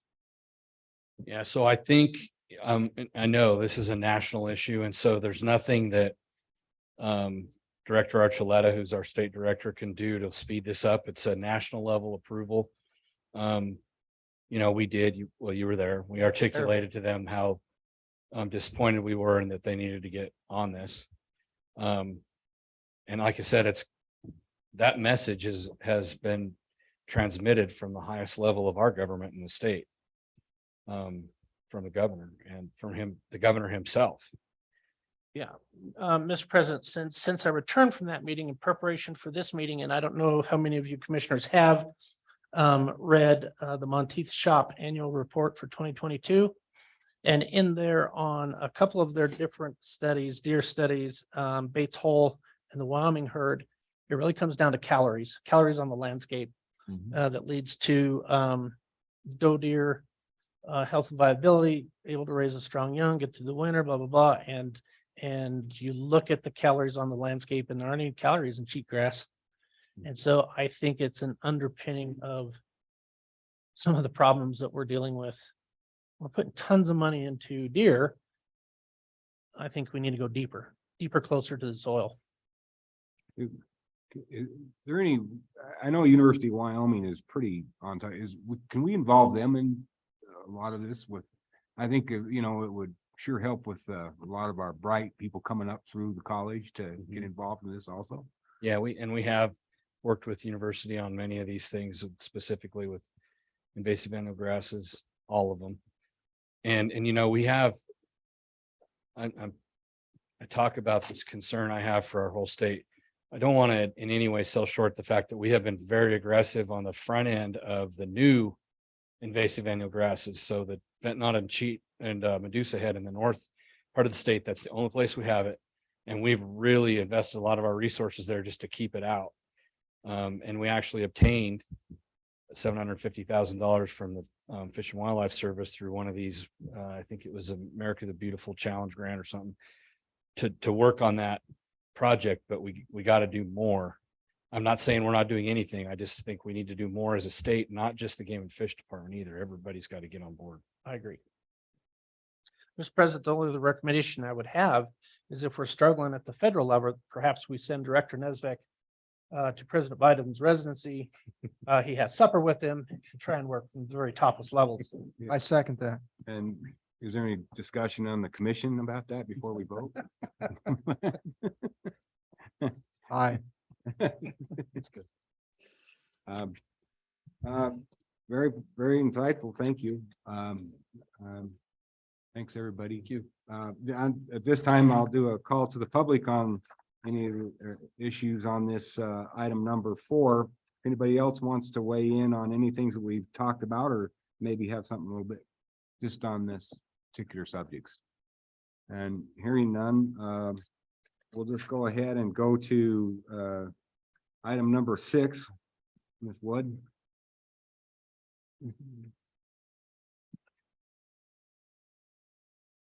Good afternoon, President Roberts, Commissioners, Director Nesvik, Meredith Wood, Chief Financial Officer, agenda item number 6. Here to request an increase in funding to your current FY23 budget for the expansion of the Aquatic Invasive Species Program. Due to the recent threats, the decision was made to increase that program, which kicks off its seasonal period in February. And we obviously need some additional dollars to fund the new temporary or part-time positions and gather equipment. So total request increase to your current budget, $403,500.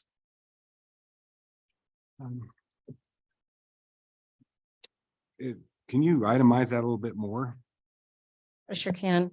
That's 14 new part-time positions, adjustments to 3 other part-time positions for a total increase of 49.25 man months that span the period of February through June. Is that just part-time, you said? Yes, correct, part-time. Have we entertained anything for full-time around I-80 on Evanston, or is that going to be addressed with this extra? Mr. President, I will turn that over to Fish Division, the AIS program leads.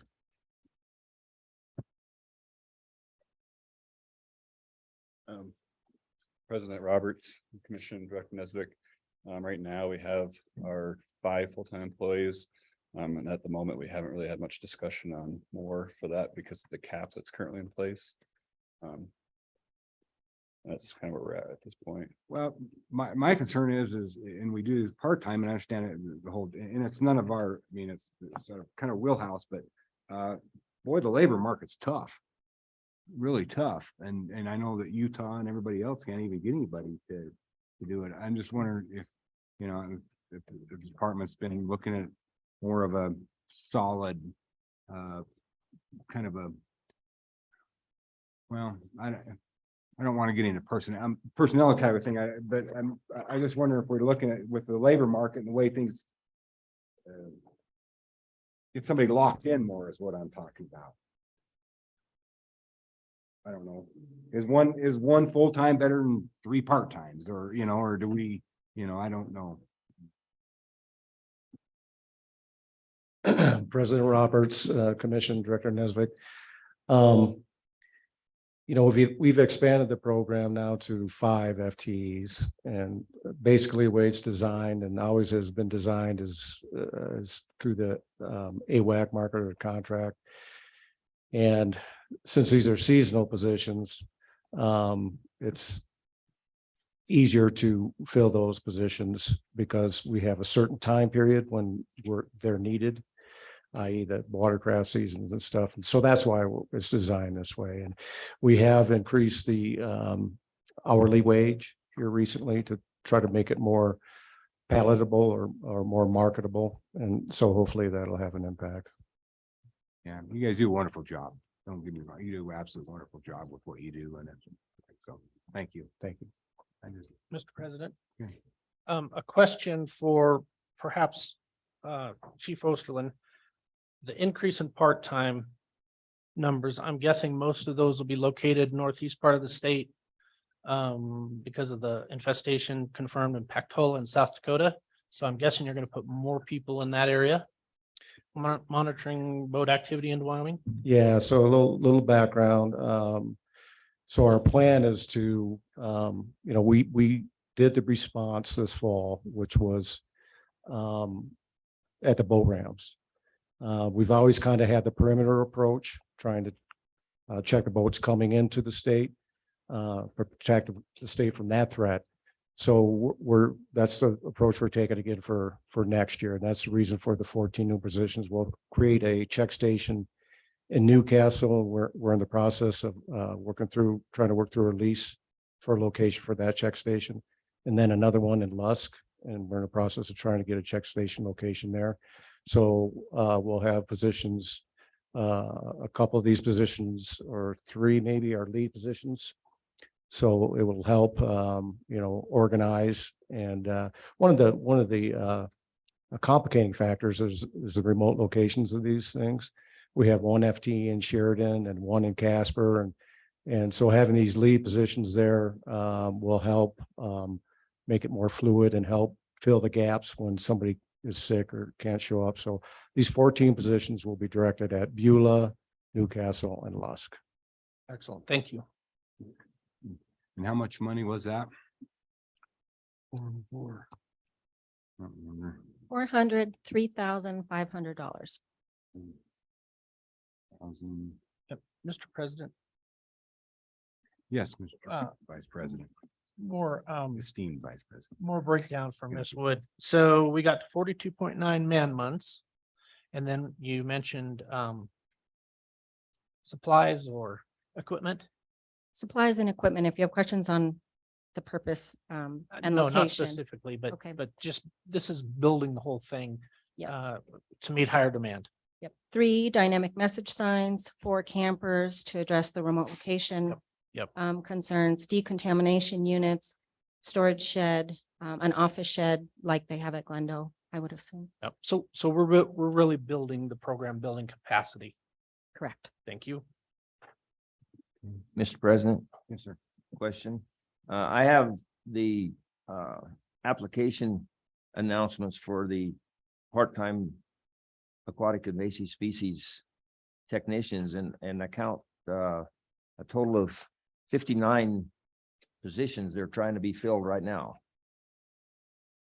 And where does that relate to you said 14 new positions? President Roberts, Director Nesbitt, Commissioner Ladwig. So we currently, last year, we hired 52 seasonal technicians. We'll be hiring 66 this year. There's 4 of those will be lead technicians, as Alan was talking about. They're kind of a good liaison between the specialist and the people on the ground doing inspections. And then there'll be the 62 entry-level inspectors who will be doing the inspections themselves. So 14 of those positions are new as of this spring. So the other positions were already in the budget. Yeah, correct. Okay, thank you. Mr. President, Commissioner I'm Doobie? concerned it's not enough with the ever-changing environment of this whole aquatic invasive species situation. So, I mean, I guess, obviously if you need more, you'll come to us, but I'm concerned that it's not enough money. I would almost entertain, making a $500,000 adjustment into where they could use that if they see fit. Don't need it and roll to the next year. I just open for discussion.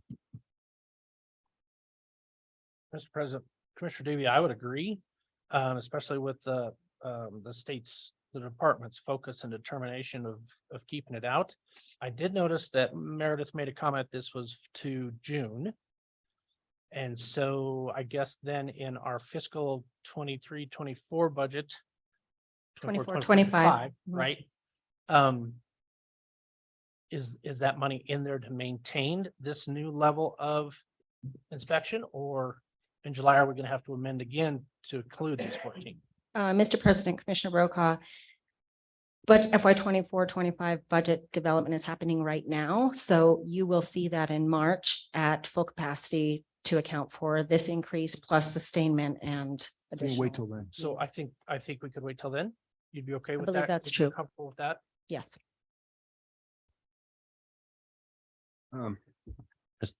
Mr. President, one other question, please. Talking with the people in Newcastle and an ex-commissioner just last week, it sounded like this is not fact, but that there was going to be 5 people hired to cover the Lusk and Newcastle area. This is a 7-day operation, 10 to 12 hours a day. That's going to be pretty hard to do, I would think, with just 5 people. Yeah, Commissioner Lag, more details on that. So Newcastle and Lusk will each have 3 people for each of those locations. Historically, we've been able to operate a check station off of a 2-man crew. So 3 is going to be adequate enough. And even to the point where if we have the issues that we foresee with hiring those positions, we could still run it with 2 people. So we have 3. When 3 are there, we can be at maximum capacity to meet those demands. And a lot of that also is the unknown of what the traffic's like. We don't really know what traffic is like coming out of that Southern Black Hills area, and we expect it to be very low, but it's going to be really important based on this new finding in PACTOLA. Okay, thank you. More questions from commissioners? No, I'm ready to move. Okay. Looking, Mr. President, I would move that we accept Meredith's ask of an increase for AIS in the Fish Division budget of $403,500. Second. it's been moved by Commissioner Brokaw, seconded by Commissioner Ladwig to approve this increase. Any discussion? All right, all those in favor? Aye. Those in Aye. favor? Aye. All those opposed? Thank you. Thank Carried. you. Okay, we're going to take a 15-minute break and we'll come back with item number 7.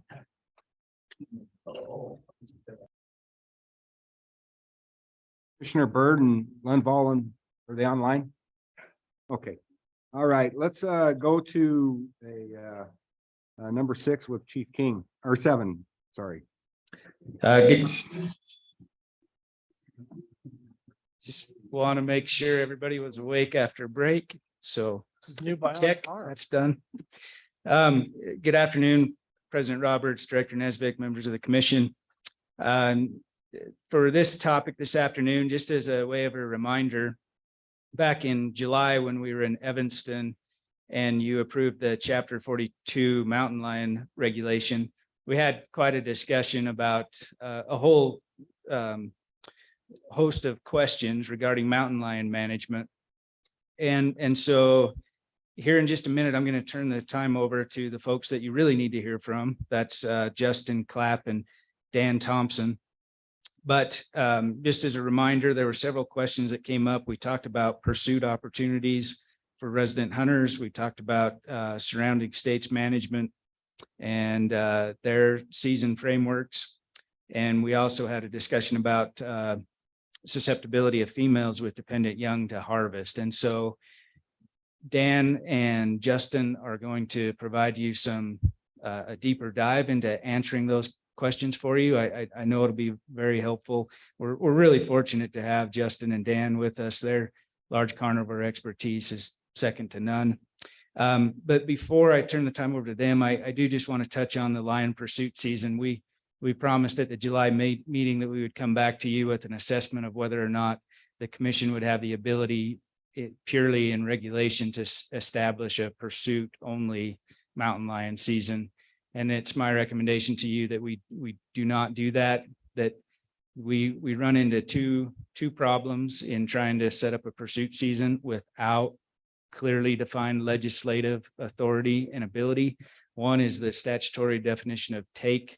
The other issue that we run into is a licensing or permitting process to take care of that. And so just as you're listening to the presentation today, just know that it's my recommendation to you that if you do determine and direct us to work on a mountain lion pursuit only season, that the first step of that will be getting some clearly defined legislative authority and then coming back with a regulatory process. So with that, I'll turn the time over to Justin and Dr. Dan Thompson. Thank you, Rick. All right. I hope this clicker works. Can I test it really quick? I've turned on. Okay. The test run really quick. Perfect. All right, President Roberts, members of the commission. If I get you to speak a little bit. Director Nesbitt. Yeah, you're soft spoken. Is that better? Get you on record. Okay. Or if you say something wrong, they'll get you. There you go. Thank you for having me back. As Rick mentioned, I'm going to talk a little bit more and provide some information about Chapter 42, mountain lion regulations. And this slide just shows kind of the outline. This is based on the season setting meeting that we had back in Evanston in July. With the three topics being the pursuit opportunity for resident hunters in Wyoming, surrounding states management and how some of those states handle things like hunter congestion, competition, and pursuit, and then the susceptibility of females with dependent young to harvest. So I'm going to do a quick recap of the public comments that we got from our last season setting cycle. I broke those down into general themes. The first was focused on the general management of mountain lions. And as you can see, a lot of people supported the game and fish changes. Overwhelming people on general management just wanted to maintain healthy mountain lion populations in the state. But a portion of that supported a later season start date, specifically for females that had dependent young with them. And we'll certainly get into that.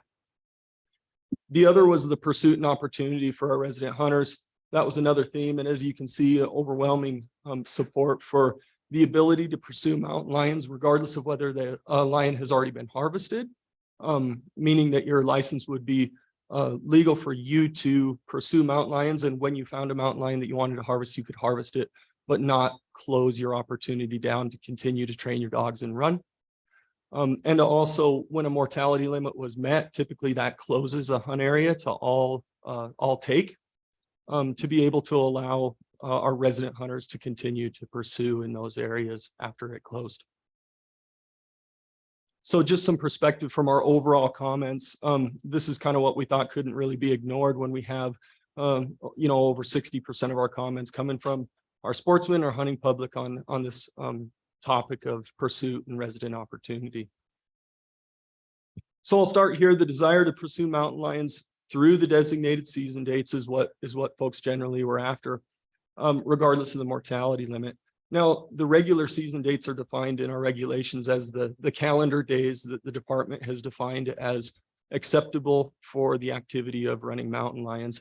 Generally, for most all hunt areas, those start September 1st, and that's our biological year, and they go through March 31st for most hunt areas. The opportunity to pursue after harvesting a mountain lion, what we hear from folks is that they find a mountain lion that they would be interested in harvesting, but if they do that, they feel like they kind of shoot themselves in the foot as far as the opportunity to continue to train their dogs and be out in the woods with their dogs during those open season dates. There's always concerns over crowding and competition. When snowstorms come in, there's a lot of folks on the ground. Once those hunt areas close due to a mortality limit being reached, that would likely taper off a lot of the activity in those areas, especially for people like outfitters who are having paying clients come out to harvest mountain lions. And it may alleviate some of the crowding and the competition in some of those areas. So we've also kind of addressed or at least looked at some of the concerns with that. We talked quite a bit during the last time I was here in front of the commission about the impact on the lion population. So additional mortality if people were allowed to pursue. We've talked internally and had conversations about winter range and ungulate disruptions if we allowed people to run their dogs after a season is closed. But generally, we're in this spot now where how would we regulate and manage this opportunity if it was something that we moved forward with? So the first thing that I want to show you is just the need. Back, this is 15 years of data when we started managing mountain lions according to our current management plan in 2007. This graph just shows every blue dot shows the number of hunt areas that closed that given year due to a mortality limit being reached. And on the left side is the proportion of those hunt areas that close. And although it's not dramatic, you know, generally less than 20% of the hunt areas in the state would even close due to mortality limits. So a lot of them would stay open. But that trend is increasing, even as we have continued to generally expand opportunity for people to hunt mountain lions. We've increased some mortality limits. We've had some season extensions in certain areas. But there is generally, we're seeing more hunt areas closed throughout the state. Now, this map is one we put together that just kind of shows which hunt areas might be impacted by the ability to pursue after a mortality limit is reached. Obviously, for some of our areas that have unlimited allowable harvest, it wouldn't impact them.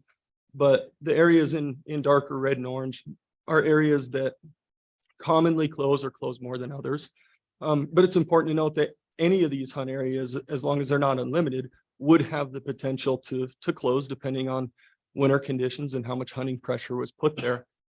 But certainly hunt area number 1 in the Black Hills is a hunt area that's pretty sought after, fairly consistency in closing.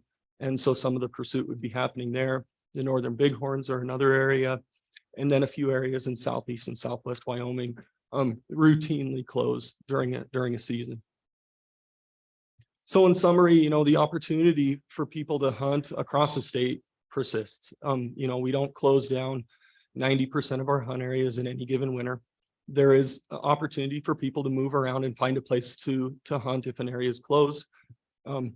But the use of hounds is a pretty key component to successful harvest, and it is the management strategy we use through hunting. About 90% of our harvest is through the use of dogs and hounds. And keeping those hounds active and trained is essential for successful hunts. And so we certainly see the viewpoint of these constituents who want the opportunity to continue to train their dogs. Pursuit after harvest or a mortality limit closure, it's a reasonable option to consider, given all the input on disturbance and some of the other things that we've discussed. But it's important to note that certain areas would be disproportionately impacted because they're more likely to close than other areas. If those other areas don't close, then it's really a non-issue because they're open during those calendar dates. I'll go ahead and move into some of the surrounding management and what other states are doing. I've generated a series of maps here, and this map pretty much shows like where mountain lion populations exist in the lower 48. We can go ahead and kick out the Florida panther, and in California, state laws prohibited hunting in those 2 states. So that basically takes those out of the opportunity to hunt at all. Next, we have Washington, Oregon, and South Dakota. Washington and Oregon don't allow the use of dogs to harvest mountain lions at all. South Dakota does, but only for their own resident hunters and primarily outside of the Black Hills. There's a few limited permits that are allowed in the Black Hills, but generally most of the hunting that occurs there is through a boot hunt.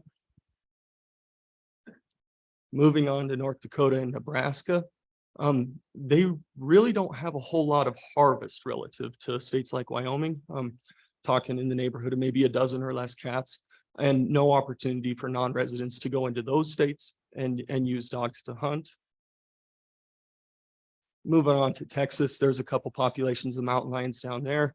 The thing about Texas is about 95% private land. And so the opportunity for any of the people in the states to actually take their dogs down there and do any hunting is also limited.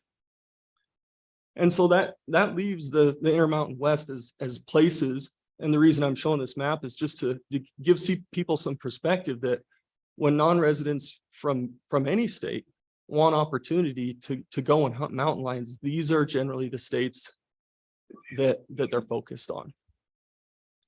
So I'm going to move into these green states, includes Wyoming, Colorado, Arizona, the ones in green. They have very similar management strategies. They sell general licenses. They have mortality limits for the hunt area. And when those mortality limits are met, they generally close those areas. There's a few notes that I have here, like Colorado limits the number of dogs that can be out in a hunt. New Mexico has hound restrictions on their wildlife management areas during archery. This is pretty common across other states. And Arizona offers an over-the-counter pursuit only tag, but it's not limiting anybody. It's a general over-the-counter pursuit permit if people don't have the desire to actually harvest a mountain lion, but just want to run with their dogs. But generally, these 5 states are all very similar in the way that they approach management. There's a lot more regulations being implemented in Montana, Idaho, and Utah. And I know there's a lot of text on this slide, but I'll just touch on some of the more important ones. Starting off in Idaho, in their regulations, they allow the pursuit of mountain lions regardless of whether it's already been harvested. So if you have a mountain lion license in Idaho and halfway through the season you find a cat that you would like to harvest, you can still pursue through that open season. Again, a lot of these states have some dog prohibition dates, particularly during archery season. The other thing about Idaho is they have a handling permit that's required, and that's for the owner of the dogs, anybody who handles the dogs, or ultimately anybody who uses dogs to harvest a mountain lion. And they limit non-residents to 70 of those handling permits. So as an example, if you're a non-resident and you draw a mountain lion license in Idaho, even if you wanted to use one of their a resident or somebody that you knew, you would still have to purchase or draw one of these handling permits to have them with you if they're going to use dogs. Utah has a variety of different permits, limited quota, spot and stock permits, over-the-counter permits. They have some coveted areas where they have a bonus point system and a waiting period. Montana has the most probably complex set of regulations and a variety of different licenses, but they also have a resident training season, and they have limited quota for their non-residents and their use of hounds. So I guess just to summarize this information, not all states allow lion harvest, and not all states allow the use of hounds. And a lot of the states limit in some way non-resident hunting and hound opportunities. And the hunting opportunity in Wyoming is cognizant, we're cognizant of that. And when restrictions apply to other states, we tend to get more non-residents that come to our state because we don't regulate the non-residents as heavily. Any questions on that before I move into the last part, or should we wait till the end? Let's keep going and then we'll do questions at the end. Certainly. Okay, finishing up here, females with dependent young was something that the commission wanted to gain a little bit more information on. Most of the comments regarding females with dependent young were concerns over lactating females that would be harvested. And the desire was to push the start date. Again, September 1 is the opening day for mountain lion season for a given year, to delay that start date to try and protect females with dependent young. I'm going to go through a little bit of life history for mountain lions. Gestation is about 3 months. So from the time they breed till the time they have a litter. Litter is typically about 3 kittens. They're heavily spotted at less than 3 months, and they maintain those spots through about a year of age on the exterior of their body. So they're pretty identifiable. But kittens are weaned at about 3 months. And at that time, they start traveling with the female. And at that same time frame is when females will stop producing milk. So during the first 3 months of age, they're close to the den. They're feeding those kittens on a regular basis. And then about the time that they stop, that is about the time that those kittens will start to transition and go on walkabouts with the female. But this doesn't mean that those kittens are always present with the female. And we found that adult females, about 50% of the time, they can be away from kittens. So these kittens become independent at 12 to 18 months. Generally, males will disperse a little bit earlier, closer to that year mark. Females tend to hang with the female just a little bit longer. And because of this, breeding occurs about every other year for mountain lions. If you have a year and a half where you have dependents with you and a 3-month gestation and time to breed in between, we generally consider mountain lions breeding every other year.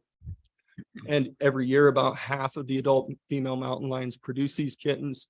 25 to 30% are still holding those 12 to 18-month-olds from the previous year. And there's literature out there, where around 75% of adult females do have, in fact, some dependent young with them. The next thing I want to talk about, which is important, is the survival. If these females are killed, what does that mean for kittens? And on the left-hand side, you can see with the care of the adult females at less than 6 months, survival is about 66% for kittens. Once they get older than 6 months, that jumps up drastically to about 95% survival rate. That's with the care of the female. Now, if a female is removed and the kittens are orphaned and they're less than 6 months old, that survival rate is less than 5%, primarily because a lot of those kittens are dependent upon lactation. But once they hit about 6 months of age, that survival jumps back up to, over 70%. We have estimates of. So this is just kind of displaying the repercussions of what happens if a female is killed and it has dependent young. And once they hit about a year old, there's really no detectable difference in their survival. Here's an example of a mountain lion birth distribution. You can see that in this example, it peaks in August. Here's another example from the Black Hills in South Dakota, also a birth pulse in August. And finally, some data from Wyoming, some research that was done years ago, also showing a birth pulse in August. This is pretty common.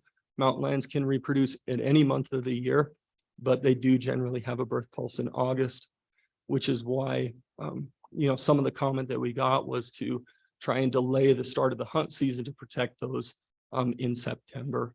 I believe was most of the comment that we had was to not hunt mountain lions in September. Well, when we're looking at this, the first thing that I did is I just said, what does mountain lion harvest look like throughout a given year? On the left-hand side, we have a histogram of all of the harvest on specific days, starting at day 0, which would be September 1st. On the right-hand side, we just turn that into kind of a density graph. When you get less data, the left-hand side, the blue, doesn't show up very well. But this is with 15 years of data. And you can see that generally every season, we have pretty low harvest in September. It goes up and peaks in December. We see a definite decrease during the holiday season. And then it jumps back up and tapers down into March when most of our hunt area is closed. So this is kind of the general distribution of how cats are harvested across any given year in Wyoming. Now, when any harvest occurs, our department personnel check those females for lactation status, and we track that through time. And the harvest of lactating females by hunters is extremely rare. Less than 2% of our overall harvest are from lactating females. And of the females, it represents about 4% of those females are actively lactating when they're checked in. And I looked at this graph similar to our previous graphs to see if September was a time where we saw an overwhelming proportion of those lactating females being harvested. And what you can see from this density graph is that it generally increases about the same time that we have more harvests, and it tapers off about the same way that we have harvest. So as harvest increases, even though it's a low proportion, the proportion of lactating females also increases. So we're just looking for something that wouldn't match if we would see a big spike and most of these lactating females were actually taken in the early part of the season, we would likely see this in this data. So I've kind of pulled this information by month, and you can see in the dark, that's the proportion of lactating females that were harvested by month. And so I have a couple of examples here, some hypotheticals. If we were to not harvest mountain lions in September, we would only stop less than 4% of the annual harvest from occurring. Only about 6 mountain lions are harvested in the month of September any given year in Wyoming. So there's not much harvest that occurs out there. Everybody's focused on big game and doing other things. Still don't quite have snow conditions that are really good for hunting. But given that, we've only documented 3 lactating females that are actually have been harvested in the last 15 years in the month of September. So the trade-off is, would it cost us a lot as far as our harvest if we didn't hunt cats in September? Not really, about half a dozen cats. But would we be benefiting and protecting these lactating females to a large degree? Probably not, with only 3 lactating females being harvested during that same time frame. If we pushed, for example, South Dakota doesn't start their mountain lion season until after Christmas. If we were to be more aggressive with that and didn't hunt in September, October, or November, it'd represent about 30% of our harvest, or about 80 mountain lions. And it would potentially alleviate between 2 and 3 lactating females from harvest during that same time frame. So some considerations with this. Females are commonly very near those den sites until those kittens gain mobility, especially when they're lactating. And so the likelihood of those females' tracks being encountered by hunters is lower because they're not making as many tracks and spreading out as much. The other thing to consider is we're not likely capturing this total impact. Lactating females is a metric that we can use when we check in those cats. But because those animals only lactate to 3 months, they still have dependents with them from that 3 to 12 month period. We also just showed that survival increases. So if we did harvest a female and the kittens were older than 6 months, more likely than not, those animals would survive. And I guess what this means is, in my opinion, probably the most vulnerable portion that's undetectable is when those kittens are between 3 and 6 months old, not necessarily when they're younger. When they get up to that 6 month time, they're almost exclusively traveling with the female because they have that mobility. And then our hunters avoid those harvests because they're not legal to pursue. So I guess to wrap this up, the use of hounds is probably the best management strategy to increase that selectivity and have people have an opportunity to visualize those animals while they have them bayed and determine whether they're huntable or not. This last slide I wanted to show in full transparency about the distribution, about where lactating females are harvested. Again, I want to make sure that I reiterate that although this looks drastic, this represents less than 2% of our harvest in lactating females. But we do see that in the northeast portion of the state, there's 3 times higher lactating females harvested than in any of the other mountain lion management units that we have. The management we have set up in the Black Hills, Wyoming, is really focused on recreational opportunity and volume of hunters to be able to go in and find a lot of tracks. But there's not a super high consideration for maintaining robust age structures in that area. A lot of the mountain lions we get are dispersing from South Dakota to fill those vacancies because we harvest pretty heavy in those areas. And because of that, this management unit is represented by a younger age structure, more subadults and more females, and some of those are lactating. And you combine that with the road densities in the Black Hills that are very high, the opportunity to encounter females that are still lactating and have young is just higher there. And so by definition, most of the lactating females that are harvested do come from the Black Hills in Wyoming. And that's it. Any questions? Want to get the lights? So we get. I'm gonna get the lights.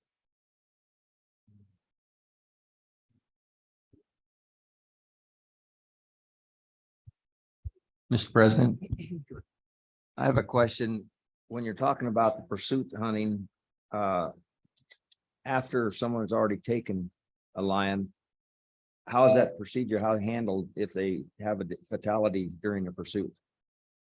Well, I assume those are typically handled the same as unintentional mortalities during pursuit anyway. There are rare occasions where a mountain lion can be killed by dogs on the ground, whether those are legal or not. Those are investigated, and as long as they're reported, they're investigated by us, and certainly up to the jurisdiction of the regions to determine whether they would prosecute that.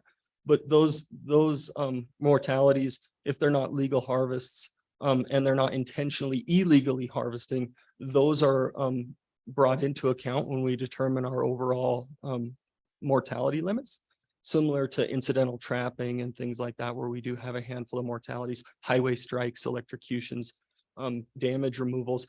We don't penalize, the sportsmen and take those animals away from the overall mortality limit, but we consider that when we make those mortality limits. So if there was additional unintentional mortality during that pursuit, it would fall into that category. Okay, thank you. Yes, sir. Mr. President, I have a question. Justin, that was an excellent presentation on what the commission was asking for, Justin, or for in August or July, whenever it was. Excellent job, Justin. Space, comma, whatever. Arizona, you said, as I recall, Arizona was the only state that had a pursuit license or season. Could you expand on that? You know, I think for Arizona, it was their management strategy is similar to Wyoming, but they have a separate license that's pursuit only. But it's not it's over the counter. It's not restrictive and it's not limited quota.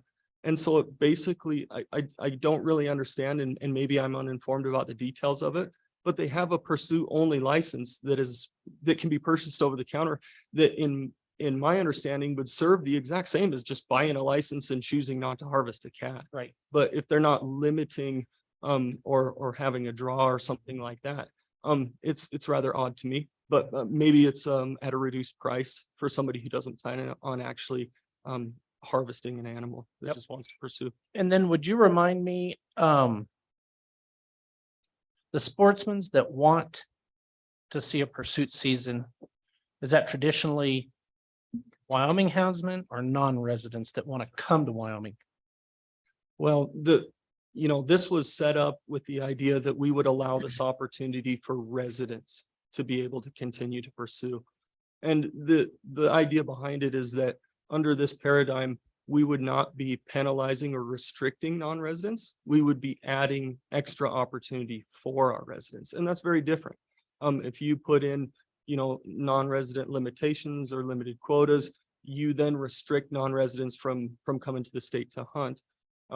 Once a mortality limit is met and a huntery is closed, if you allow the opportunity for your resident hunters to continue to pursue, the non-residents would not be out anything, but they probably wouldn't have that opportunity because we would extend that to our resident hunters, if that makes sense. Okay, got it. So you're saying restricting non-residents and opening more opportunity for residents? Well, I don't think at this point, the idea would be to restrict any non-resident hunting. It would remain the same for non-residents. They could continue to come in, use their own dogs, all the things that are allowable right now. But if a mortality limit was reached in December and the regular season dates, the calendar dates were open until March, the residents would still be allowed to train their dogs and continue to pursue, but the residents would not. When that mortality limit was reached, the residents would no longer be hunting in those areas. And that kind of alleviates that competition, especially for residents who want to spend time out in the hills training and running their dogs. And again, the other portion of that we've considered is similar to Idaho, where they have in their regulations, a license allows the pursuit to continue whether they've harvested a cat or not.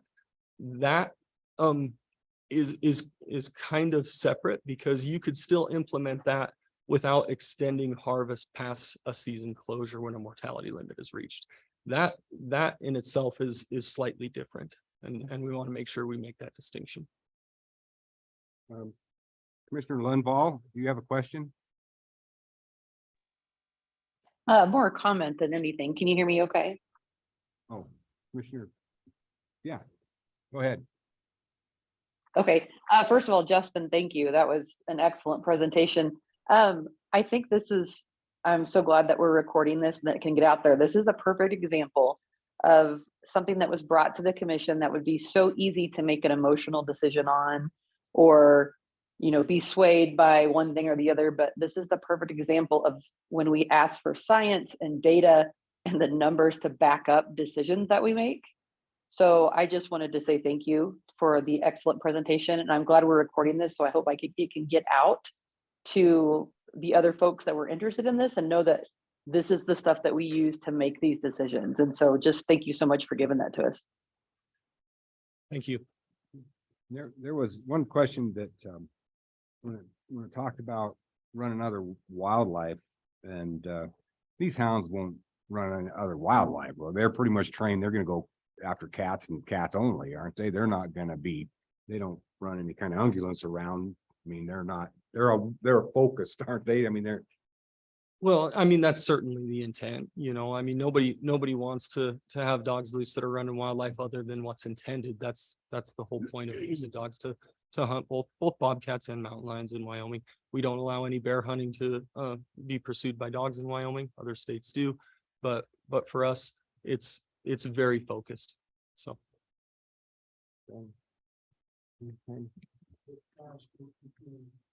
What's that? Dogs that trash don't continue to be used by, trash is chasing. Not fire. Yeah, you think they'd short-lived, yeah. You think they'd be, okay. Mr. President, I got a bunch of questions. I'll do my best. It's rather confusing, actually, trying to figure all this out. How many non-residents are the ones actually wanting to do the pursuit season, or is it primarily residents? It looks like with most of the areas that are 20% of the areas reach their quota. Correct? Approximately. Yeah, it's increased to about 30%. So 70 to 75% of the areas never close except toward the closing date. So in areas like that, they could continue a pursuit type season as long as they don't shoot something, unless they're in an area where you're allowed 2 cats. Correct. So they could shoot one and then continue to pursue. And I don't know how many areas how many areas are like that, where you're allowed two lions. I think there's 7 or 8 areas in the state that allow an additional license to harvest. And is that because we're having a hard time getting a harvest in there? So we're allowing more, or what's the rationale for having, allowed to have 2 tags? You know, that was implemented originally in Hunt Area 8 in central Wyoming, where there was concerns about bighorn sheep reintroductions. And then some other areas where we thought we could allow additional harvest or additional effort by specific hunters who might hunt 2 cats or use an additional license. Right now, that's, I think, like I said, around 7 or 8 hunt areas in the state that allow that. I'd have to get the regulations to be certain. But I will tell you that those additional licenses are rarely used. I mean, it's something that, again, we were able to provide. You know, the regions determine those areas that we could allow an additional license to be used in these specific areas. But the effectiveness of it is minimal. It just really doesn't happen very often. So are we getting, and I know there's guys here that are very interested in this line issue. Are we getting more requests from people that are in those areas that are filled all the time? Those 20% areas, they're the ones that wanted to do the pursuit in those same areas? Oh, absolutely. Yeah. So that's where the thrust of it is. I mean, when you have 75, 80% of the state doesn't fill their quota, that's a lot of country. However, you got to find another place to hunt. You got to have access, you know, there's a lot of goes into it. Whereas in the red, I'm just going to call them the red areas. You know, that's your home yard, it's your backyard. So, you know. Yep. And that's why we assess that need so much and looked at it. We keep hunt areas open for I mean, you know, make no mistake, there is opportunity to hunt mountain lions in Wyoming somewhere for the entire season. Now, that's not logistically feasible for everyone. If a mountain lion area does not close, by definition, there's no reason to continue to pursue. You have a license, you can, it's still open. So it certainly focuses on those areas, but those areas shift and change through time. You know, depending on snow conditions and where hunters concentrate. There's some of them like that Northeast Hunt Area 1 and the Northern Bighorns that consistently close. And so they would have most of the pursuit occurring there if and when those hunt areas close. Other areas around the state, just, you know, kind of semi-randomly might close one year and then not close for the next 3 years. But any of those that did close, that map was just to show the areas that routinely do have closures. All right. So back to my original point about non-resident versus resident. Is this primarily a push by resident houndsmen for a pursuit season or both, or how is that? Almost exclusively residents. Most exclusively residents. I think we had one public comment from a non-resident that said, I would like an opportunity to pursue for non-residents to pursue in Wyoming. This is almost exclusively resident hunters who want the opportunity to continue to train their dogs in an area. In the areas of their choice. Yes. That they like. Yes. The areas Correct. they want to be in. And so, Rick, if we wanted to do a pursuit season, what you're telling us is we do not have the regulatory authority to do so. That's correct. Yep. So first step would be to work with the legislature to provide that clear authority to establish a pursuit season and establish a pursuit license or permit. And then it could come back to the regulation for working out details in reg. Would the department have the ability to restrict resident versus non-resident? If Currently. Yep. Yeah, I think that's probably another point that could be well clarified in legislation, legislation. It's kind of similar to the scenario where 8 years ago, legislation created the opportunity for the commission to set up separate mortality quotas in the regs for residents versus non-residents, and a similar model could be followed through legislation for a pursuit season. And I won't even get to the legislative process, but who knows what's going to happen there if you decide to pursue that. I'll stop for a minute, let somebody else. Mr. President, maybe I'm sure you could answer it. I know you have experience with lions in the fall. So we live on 98% private land, Cottonwood Gallery watershed, and we get young lions pushed off the forest. More the winter range for big game is on the foothills, but we get these young cats coming down the private land. Does pursuing those cats put them on edge a little bit, increase human awareness, and keep those cats out of trouble? They just seem to come down and sleep in the barn, and You're getting a nod from a lot. they're not. I know of no livestock predation yet in my area, but in Bags country there is, and I do damage claims on a goat or one lamb. So would pursuing those younger cats get them the heck out of there? So President Roberts, Commissioner Brokaw, I'm smart enough to know to reach out to smarter people to answer some questions. So I'm going to turn that over to Justin or Dan. Yeah, thank you. What's the houndsman over here? He's letting you know everything you need to know. I believe that most of the time, the pursuit of mountain lions, some people would argue that it makes them harder to catch, that you can run mountain lions out. Generally, what we've seen is the ability to recapture lions still exists. And a lot of the time, if they're dispersing, they're dispersing. But if they're going to stay and they're run by dogs, probably more likely than not is probably not going to dissuade them from frequenting an area. If there's open prey and open habitat, those animals tend to be there. Because I get comments for less lion harvest, and I get comments for more lion harvest, and I don't want to over harvest any of our populations. But if we can take a predator and put them on edge and keep them out of trouble so that we don't have to, euthanize them when they get in the chicken house, it just seems like a win-win for private landowner and the poor mountain lion. Yeah, I think that when there's vacant home ranges available for those animals to fill, it's kind of a revolving door for that. But as far as animals being chased and just vacating an area, even from our collared mountain lions, when we capture and collar them, they usually don't vacate the area and never return. We have livestock conflicts where we cause a bunch of ruckus, and sometimes we even chase those mountain lions with dogs. A lot of the times they come back to the same carcass, and that's why we're so successful in capturing those mountain lions that get into conflict, even with a cage trap. I mean, there's a lot of ruckus and a lot of things happening around a piece of livestock, and we'll often use that as bait to recapture those cats, and we're fairly successful in that. So we also have another, again, just examples of kind of resident cats that are treed fairly regularly by houndsmen and have a pretty good indication that it's the same animal. And they might tree that cat 5, 6, 7, 8 times in a winter and come back and it's still there. So whether it's a young cat or whether it's a female and a handful of houndsmen have decided, that's not one that we want to harvest. That's not what we would consider trophy quality. Those animals are usually still around and they usually get treated. Okay. Justin. Yeah, I don't have any barn cats anymore. not anymore. They're efficient. Justin, Mr. President.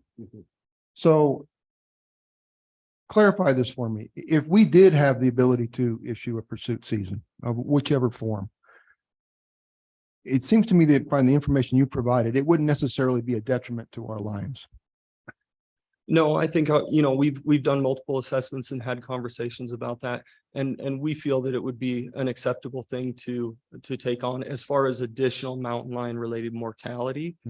Probably not a detriment to lion populations to allow that opportunity to our resident hunters. But the bottom line is, we currently at this time do not have the ability to set a pursuit season. That's correct. Correct. So if for us to go any further than this, it's up to somebody out there to get a legislator to propose this and get it passed, and then it could come back before us. Would you like the department to?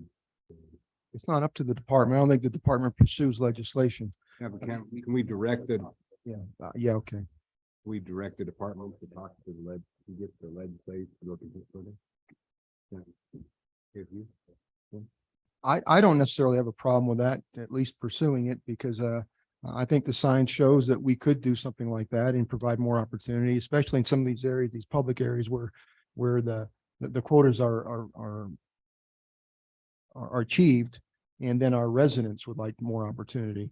I don't have a problem with limiting it, because I'm assuming, when you look at those areas, they're all along the edges of the state. So there must be guys coming from South Dakota, guys coming from Colorado, guys coming from Montana. That's where your non-residents, I would assume, are coming from, to a less restrictive type situation to get lions, and maybe because we have more of them. But I wouldn't necessarily have a problem with that. Kind of a consensus to direct the department to move to the next step and to looking at something legislative for that. Definitely, and it sounds like we've got We some should- folks there that we can should help out. on I do. More input. This is a topic I'm not familiar with, so I'm starting to form an opinion, but maybe we should hear more input. Okay, if we in Worthington, you like to say something? President Roberts and commissioners. This pursuit season is what it's really doing. We don't need a pursuit season. We have the season established. We don't need a separate season. What's happening is that quotas are filling, the season's already allocated for us. So that this pursuit what we call a pursuit season isn't actually a season. It's just allowing us to keep catch and release hunting is what this is. It's a form of catch and release hunting. After the quota is filled, we can still catch and release. It's the greatest form of catch and release hunting, I believe. But I'd also like to thank Justin, because his presentation was absolutely amazing. And I would like to thank you guys for bringing this topic on again. But with the, the houndsmen, we've been getting penalized pretty much, because I've been in hounds a long time and I've never filled a tag. I filled one tag one time, and I can't do it because if I fill my tag, say in September, I'm done till January 1, and then I can go back out by myself without having somebody with the tag with me. And if I caught one in January, a tom that I've been looking for, I'll never take it. That cat's going to be there, because if I fill my tag, I'm done till the next January, and that's penalizing me and my dogs. The amount of training we put in these hounds it's unbelievable. And somebody mentioned about chasing off game. They're broke. We have the technology nowadays that we can see exactly what they're doing, where they're going. We have 100% control. We have devices that, if they start chasing a deer or something, usually it's a beep, just a beep, and they stop and they backtrack and they come right back to us. The amount of control we have over these hounds nowadays is unbelievable. It's outstanding. Back in the day when we had beep beeps, which is a kind of like collars they use for their mountain lion studies, you have no training capabilities, no shock, stimulation, or tone. And 99% of the houndsmen in the state, our dogs are all tone broke. We can stop them. We can get them back. I've got them back from 2 miles up in wilderness just by toning them. And they come right back to you. We gather them up and we're gone. And I don't know. This asking for a specific pursuit season isn't what we're not asking for. Pursuit season, we're asking to be able to pursue during the allocated season dates. That's allotted to us. So. But Mr. President, but you also, let's say you want to harvest a lion and you harvest a lion middle of September, you want to be able to pursue after that. Yeah, keep the dogs in the woods. We put a lot of time into them. It'd be like having a bird dog and going out and shooting your first limit of grouse and you're done for the rest of the year until the next season. You know, it's really about keeping our dogs in the woods and keeping them trained up, giving us opportunity to fill our tags and allowing us to keep doing what we love to do. And the stress on the cats it's so minimal. Most of the time we catch them, they're sleeping. They're in that tree, they're half asleep. They don't care. You walk away and they'll stay there and sleep. You know, it's not, I haven't seen it. I'm also not a biologist, but it's not stressful for them. And I think it's a great thing. And I think we should pursue it. I think we should get this season, especially for the residents of Wyoming. Yeah. Okay. Thank you. Thank you. Peter.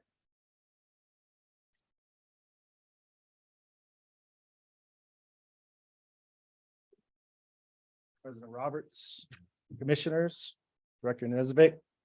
I really wanted to say I appreciate us coming back and revisiting this chapter. I know this has put a lot of extra work on everybody involved, you know, especially the carnivore section and gathering all that intelligence from the surrounding states. I know that's a lot of work and I really do appreciate it. And we as the houndsmen of Wyoming appreciate that we're still here and we're talking about this subject. One thing I want to speak about that Luke didn't really touch on is that, you know, I don't know how to word this, but it is being done right now as we speak. If an area closes, somebody's in there bobcat hunting until the end of bobcat season.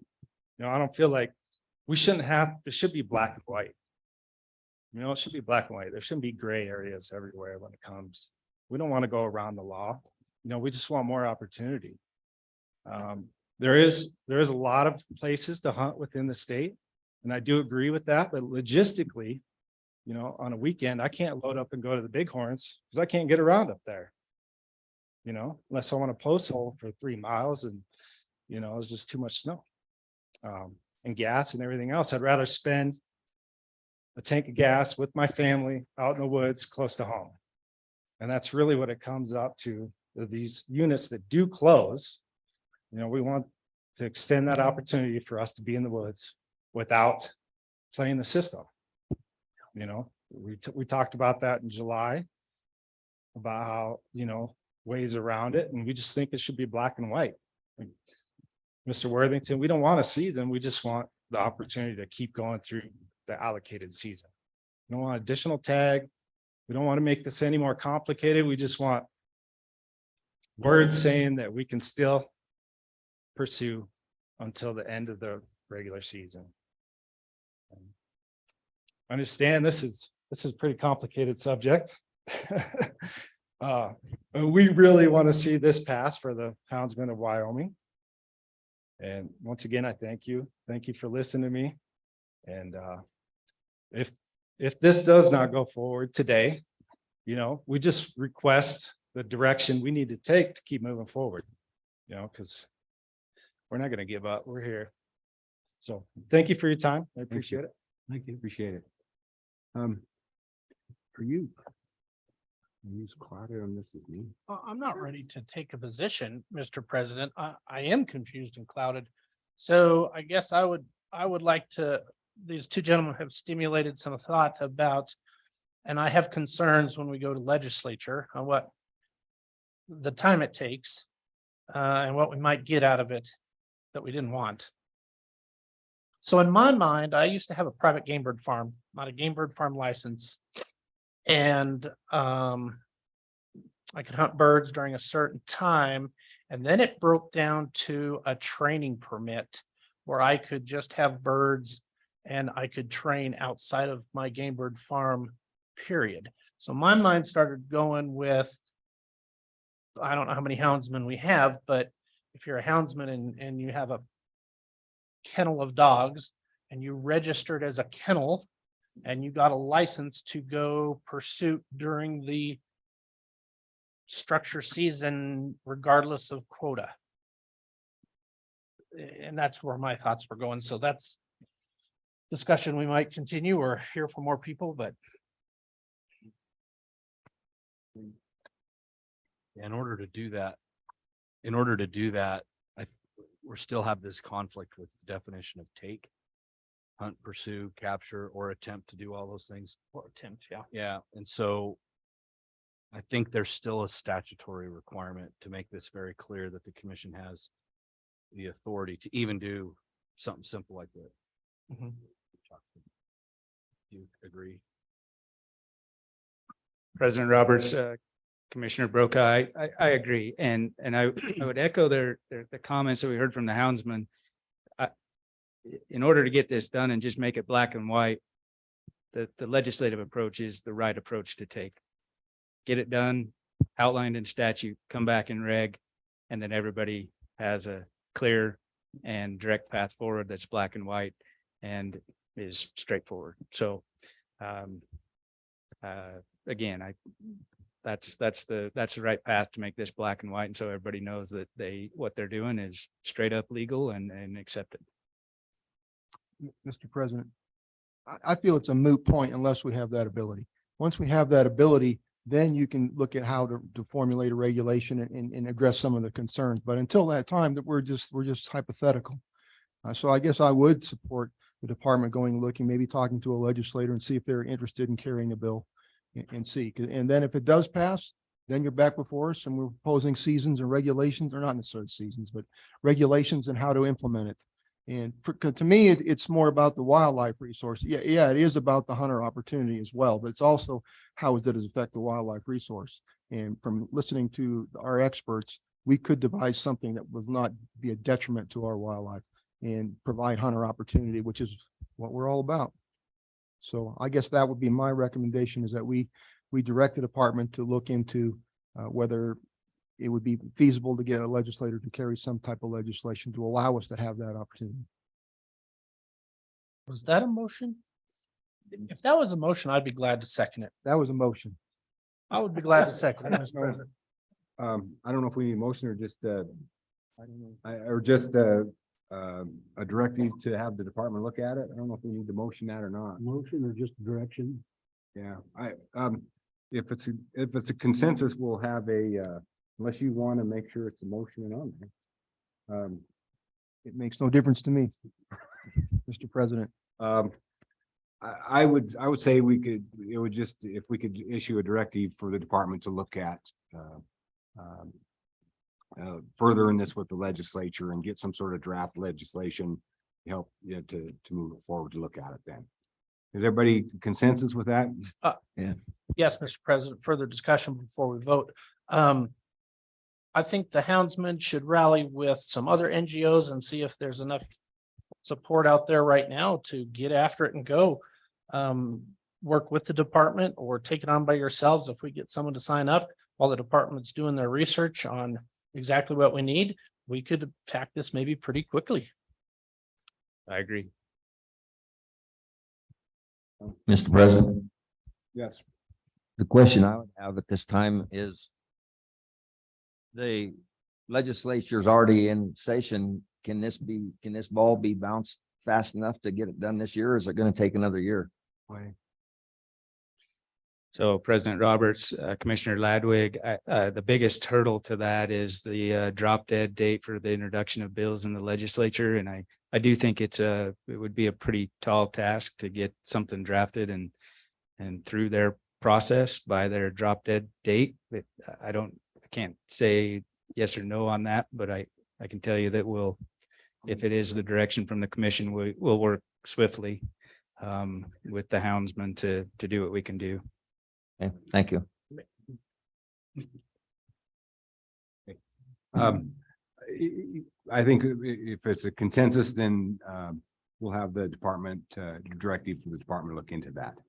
Okay. You want to see if Galen and Ashley are on board? Ashley, Galen, do you guys have anything to say about it? I think we're headed in the right direction. Yeah, I think so too, or maybe I have to raise my hand here. Okay, thank you. All right, that'll be it. Thanks. Appreciate it. With that, let's move to item number 8. Dan. This is going to be on the black bear hunting seasons. Commissioner Roberts, members of the commission, Director Nesvik. My name's on there, but I'm actually not giving the talk. And so I'm gonna introduce Ryan Kinderman, who actually is the person who developed and adapted our current black bear monitoring. And he's gonna present you with the information on black bear chapter 3 seasons, and we'll be here for questions. Okay, thank you. Welcome. President Roberts, Director Nesvik, members of the commission. Thank you for the opportunity to talk about Chapter 3 regulations and our black bear season setting. I do have a presentation, so maybe. So I'd like to start with just a real brief review of our black bear management plan.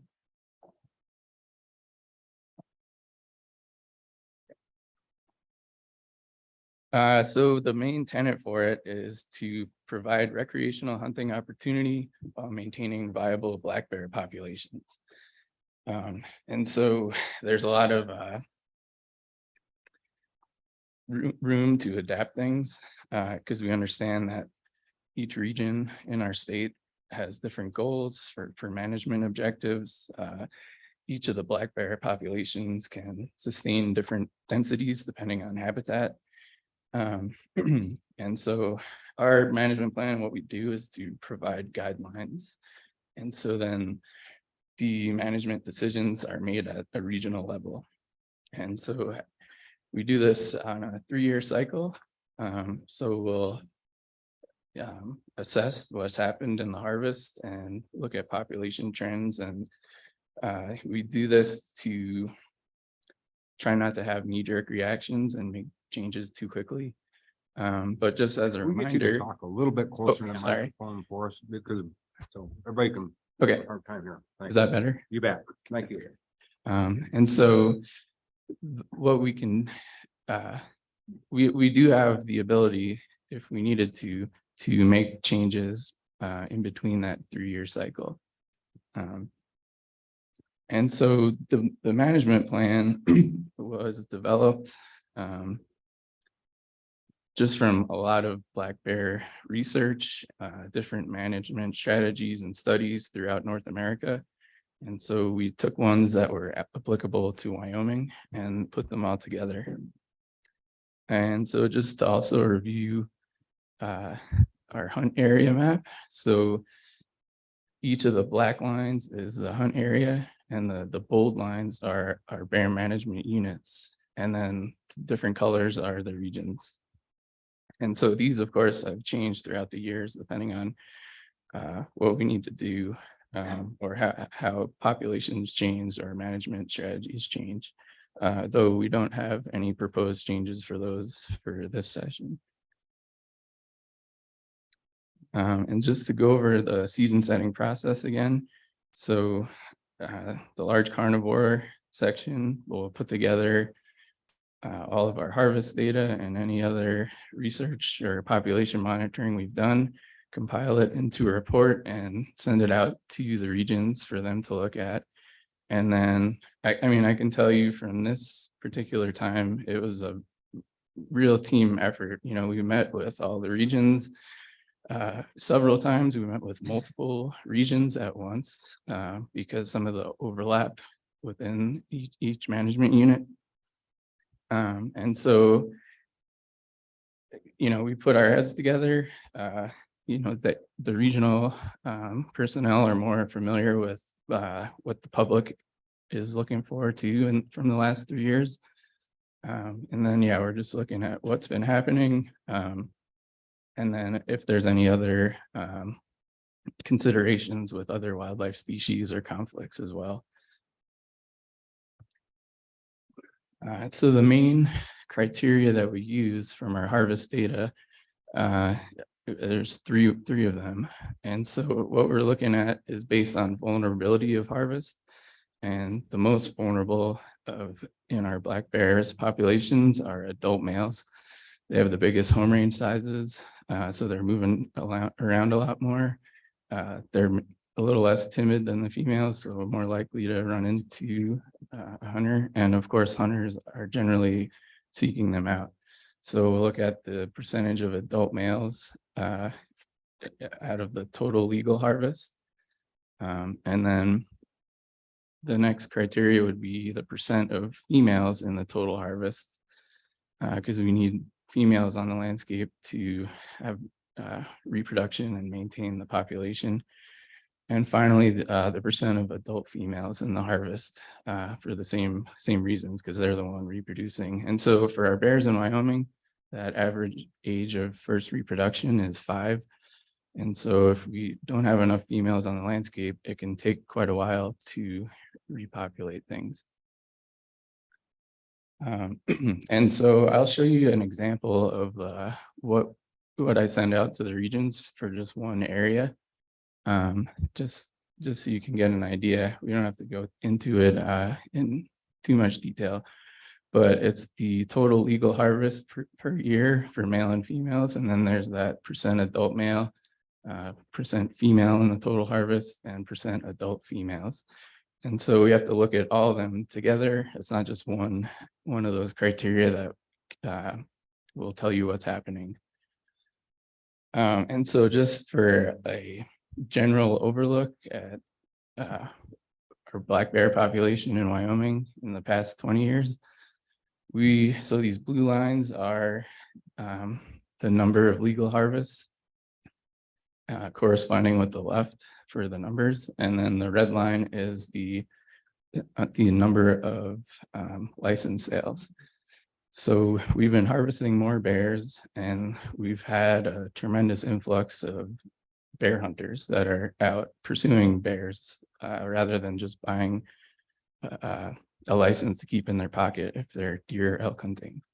But throughout this time, we still have a 10% success rate on average every single year. And so of course, for black bear hunters who are going out to look for bears, that percent success is much higher, but that also includes people just keeping them in their pocket. Bless you.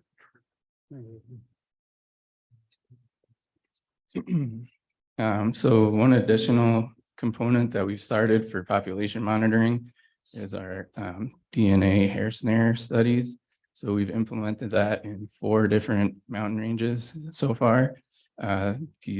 This past summer, we were in the Laramie region, or the Laramie range, and we had a lot of support from both the Casper region and the Laramie region. And overall, I think all of the regions have really been happy with having additional information to make sure that the management decisions and strategies that they're looking for, they have the best available data and science. And I won't really go into that too much further because I could talk for several hours about it. But just for like a quick overview, in bold, we have 3 of the population monitoring studies that we did. So in the Sierra Madres, the Bighorns, and Grays River. And so I included some other areas. So, of course, our population densities are not going to be anywhere near the southeast or even northeast. But what we've found is, for the most part, we're right on par with where we should be. Our bear populations are doing well.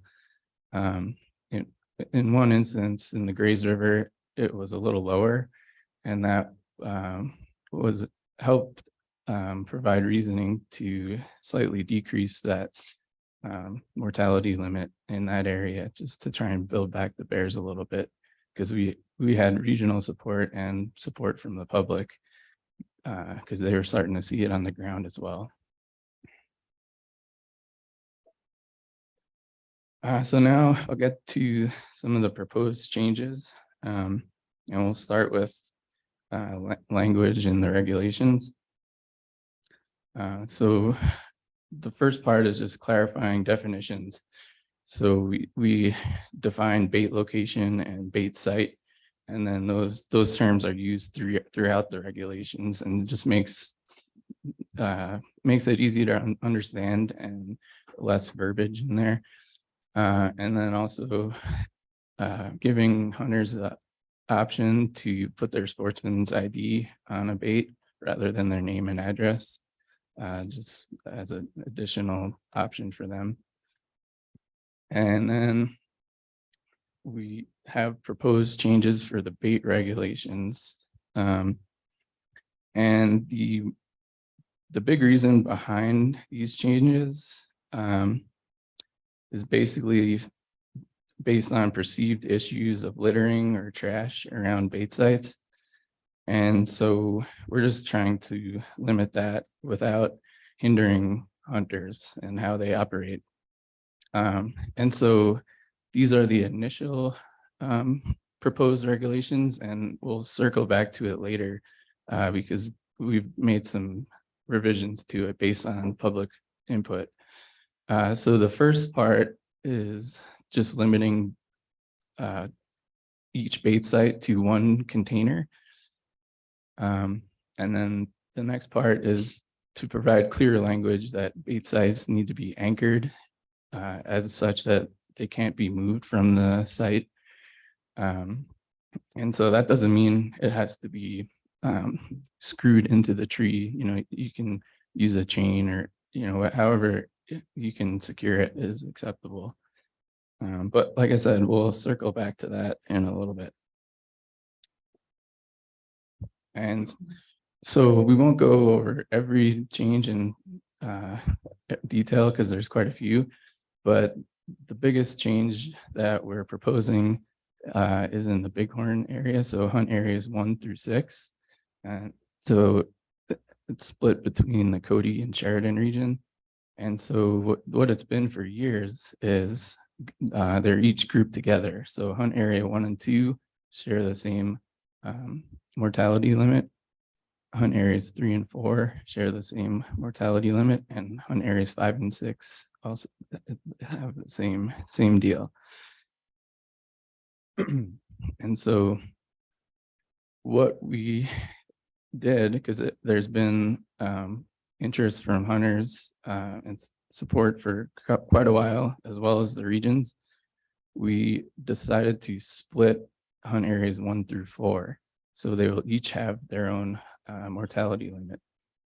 And so just to be clear, it kind of looks like we decreased, you know, hunt area 1, but in fact it increased just because we split it up between 1 and 2, but we did add additional female mortality limits to the numbers. And so the same for 3 and 4. And then 5 and 6, we kept the same because there's very little bears harvested in those areas. It's just much lower quality habitat, so there's not many bears. But we proposed to change to increase those mortality limits. The region, their management strategy is to hopefully use hunters to help deal with livestock conflicts that they've been having there. But overall, for areas 1 through 4, the total harvest limit went from 26 to 38, so an increase of 12 females. And then again, an increase 2 to 6 in the spring and fall for areas 5 and 6.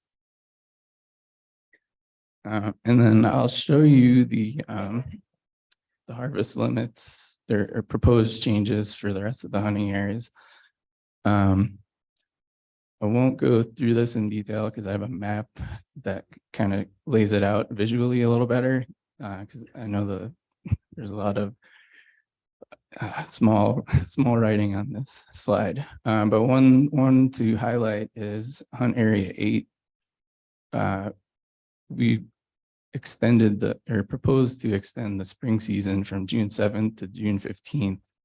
And that was subsequent to the public comment period, because there's interest in that to provide more opportunity. One quick question. When I read that, there was only one person that commented on that. Was there more than that I Oh, missed? yeah, there's several people at the public meeting as Okay. well.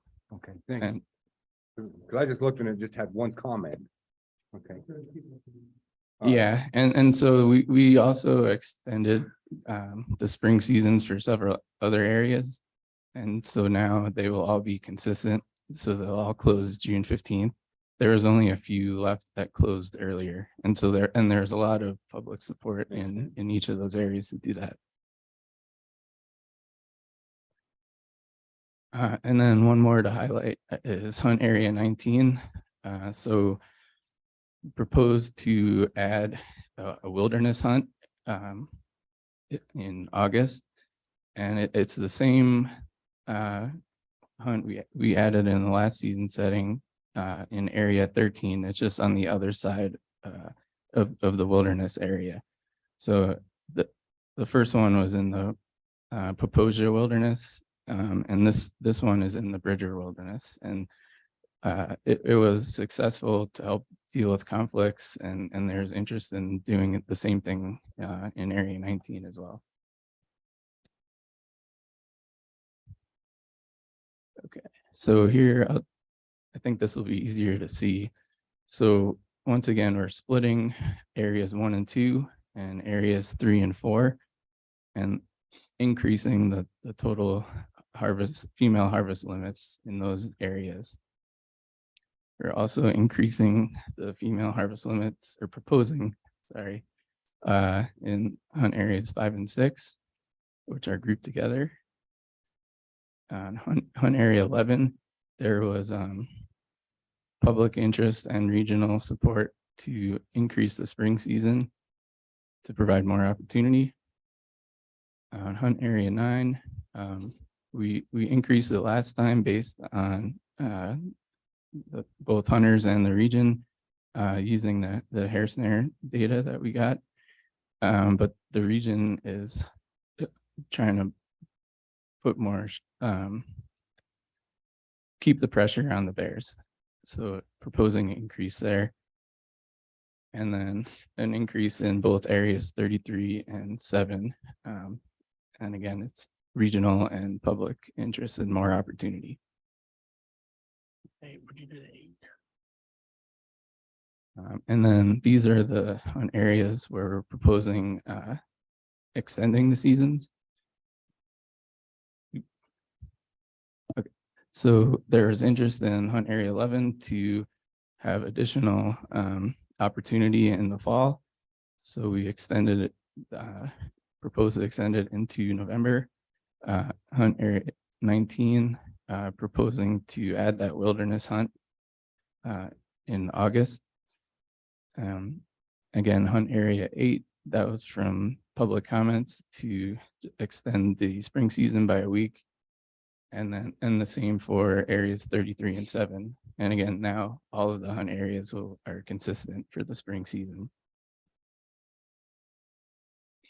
So our public meetings, we did not have a lot of attendance in comparison to our last bout of public meetings. But one main reason for that, in chapter 3, there was also changes made to antler hunting. And so a lot of people came out just for that. And I think there's several meetings that didn't even address black bears, but only were targeted for antler hunting.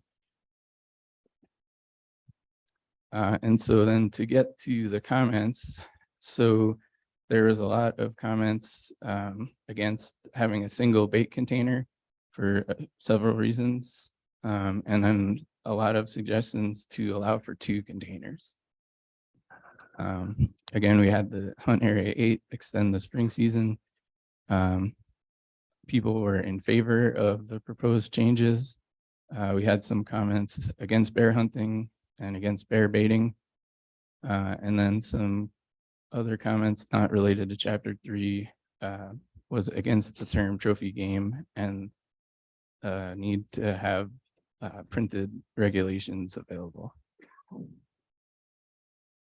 And so to circle back to the revisions to the changes for the baiting regulations. So now it reads, all black bear baits placed on a registered bait site shall be enclosed in a container. Bait containers shall be rigid and constructed. And then no more than 2 bait containers shall be placed at a registered bait. And that was to take into account the feedback we received from the public. And then again, on Area 8, the spring season extended. So yeah, like I said, we've been using a lot more monitoring on the ground in addition to our harvest data. And it's been successful to provide insight on what's going on with our bear populations and to make better decisions and provide more data to our regional folks to feel good about what pursuing the management strategies that they have. And then we're always going to listen to local input from the public, and we always continue to do a lot of outreach and education, which you guys I think are very familiar with. And so with that, I will take any questions. Do in the regulation, do we have the definition of anchored? Is that in there? Yes. Okay. And what's that? And I wonder if we had more of a definition on anchored, what, I mean, because we talked a little bit about what is and what's not. I'm wondering if we have a more definitive. It's President Roberts, that's the same word that was in the regulations before. Was just anchored, or did it have a definition to what, I mean, because we're gonna. So, sorry. Thank you, Ryan. So the anchored was the term that was used. It's not, as far as I know, it's not defined in those regulations. It's used in trapping regulations as far as anchoring to a fence. And now is this the verbiage used? And the intent is that it has to be fastened in some way so that it can't be drug off by bears or other wildlife. But if we're citing it, if we don't have a definition exactly to it, and are we looking for, do you feel comfortable with just the way it's said anchored? Or do we need more? I mean, because if we're emphasizing what is and what's not anchored, I think we need to be more definitive on how we say that. Because anchored could be subjective. It's like, I guess if you drugs it off clear down there, it's not anchored, of course, but then said, well, I had it anchored here, but it just. Sure. And I get, we don't, rather than defining anchored, we would be happy to entertain another word such as secured or something like that. No, I just wondered if we had something that's more of so instead of anchored, we could say black bear bait containers shall be secured in such a manner that the bait container cannot be moved, etc. Would that please? Yeah, I mean, to me it would, but yeah. I mean, that's something, where's Mike? Correct. So we would need a motion to change, or you would have to propose a change from anchored to. Yeah, I don't know if it's that big to of a secured. tit for tat. I don't know. I'm just. I think anchor is a wonderful word. Yeah. I just. The intent is that wildlife can't drag it off. Right. Yeah, and no, I agree. I What's just your, was curious about Mr. it. President, what's your take on anchor? That's not up to me to determine that. But I mean, I guess to me, the intent is it's anchored, it's used in other regulations. That's why it was proposed. And so I think if the intent is that it's in a manner that it can't be removed, I'm okay with it. If there's public comment or request to change, I would be very fine changing it to secured. It's No, the same intent. Anchor's fine. I mean, I just wondering, somebody says, well, I anchored my bait and then it drug off and then they get cited for it. They're gonna say, well, it was anchored. Big bear. Bear anchor. Yeah. I mean, we're very open to changing that to secured if you feel. I mean, the intent is No, to. I think Commissioner Jolovich said, there's no him anchored saying, so. Yeah. I'm happy with it. Okay.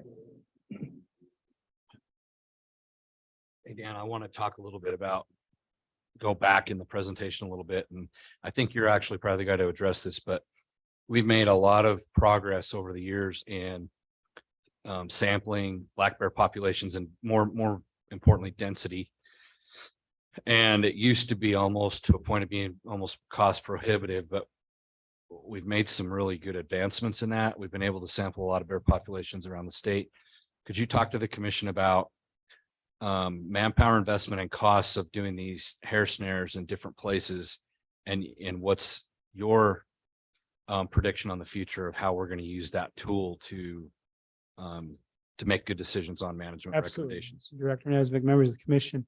So this is something that started in the Grays River, and this is basically Ryan's summer job.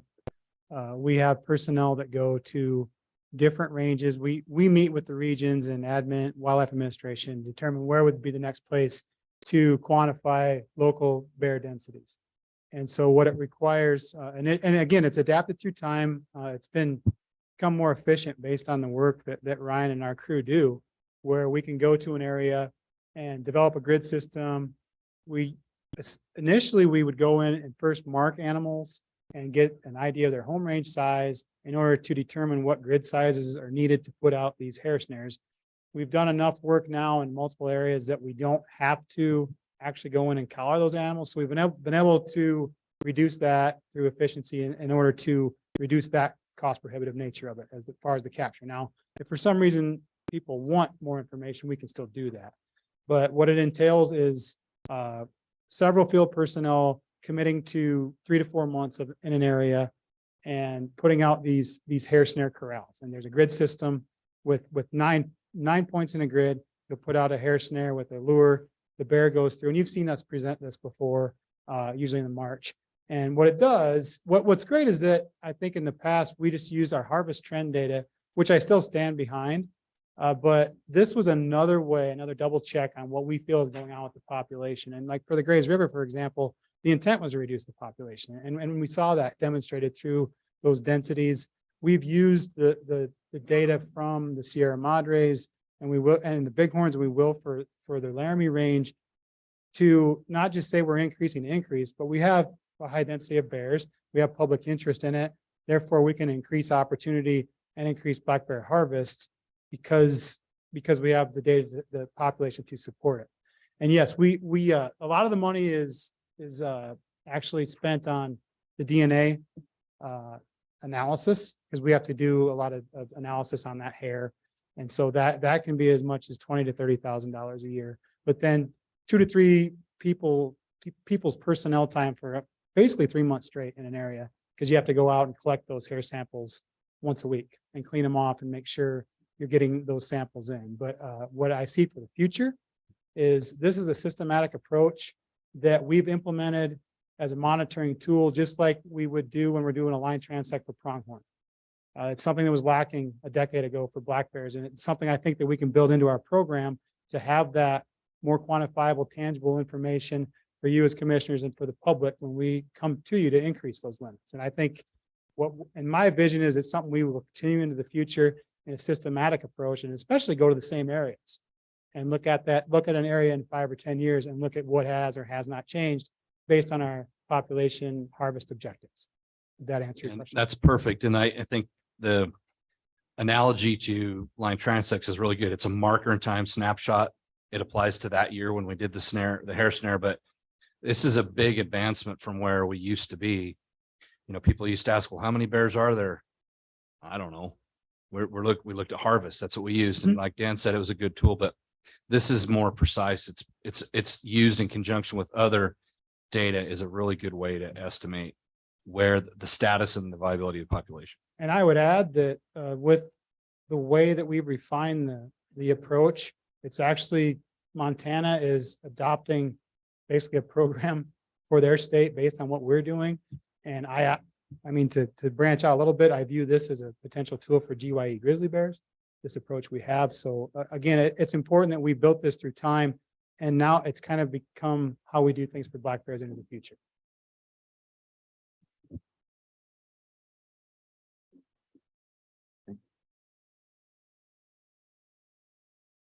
Mr. President.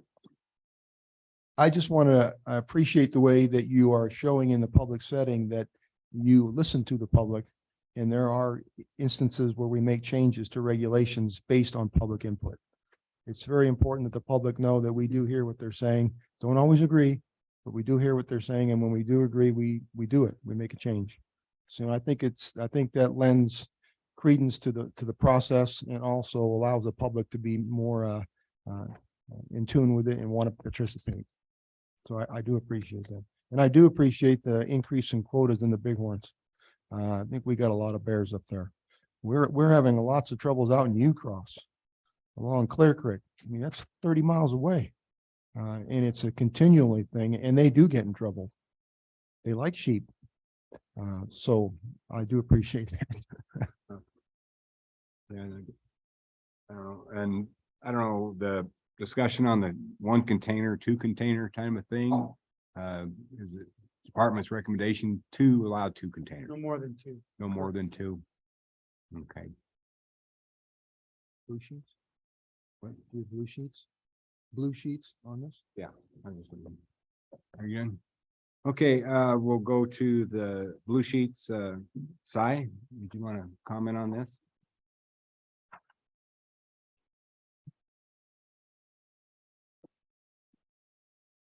President Roberts, Commissioners, Director Nesbitt, thank you for allowing me to comment on the proposed bear regs. And I'll start with the barrel thing because when the regs first came out, the initial proposal was for 1 barrel.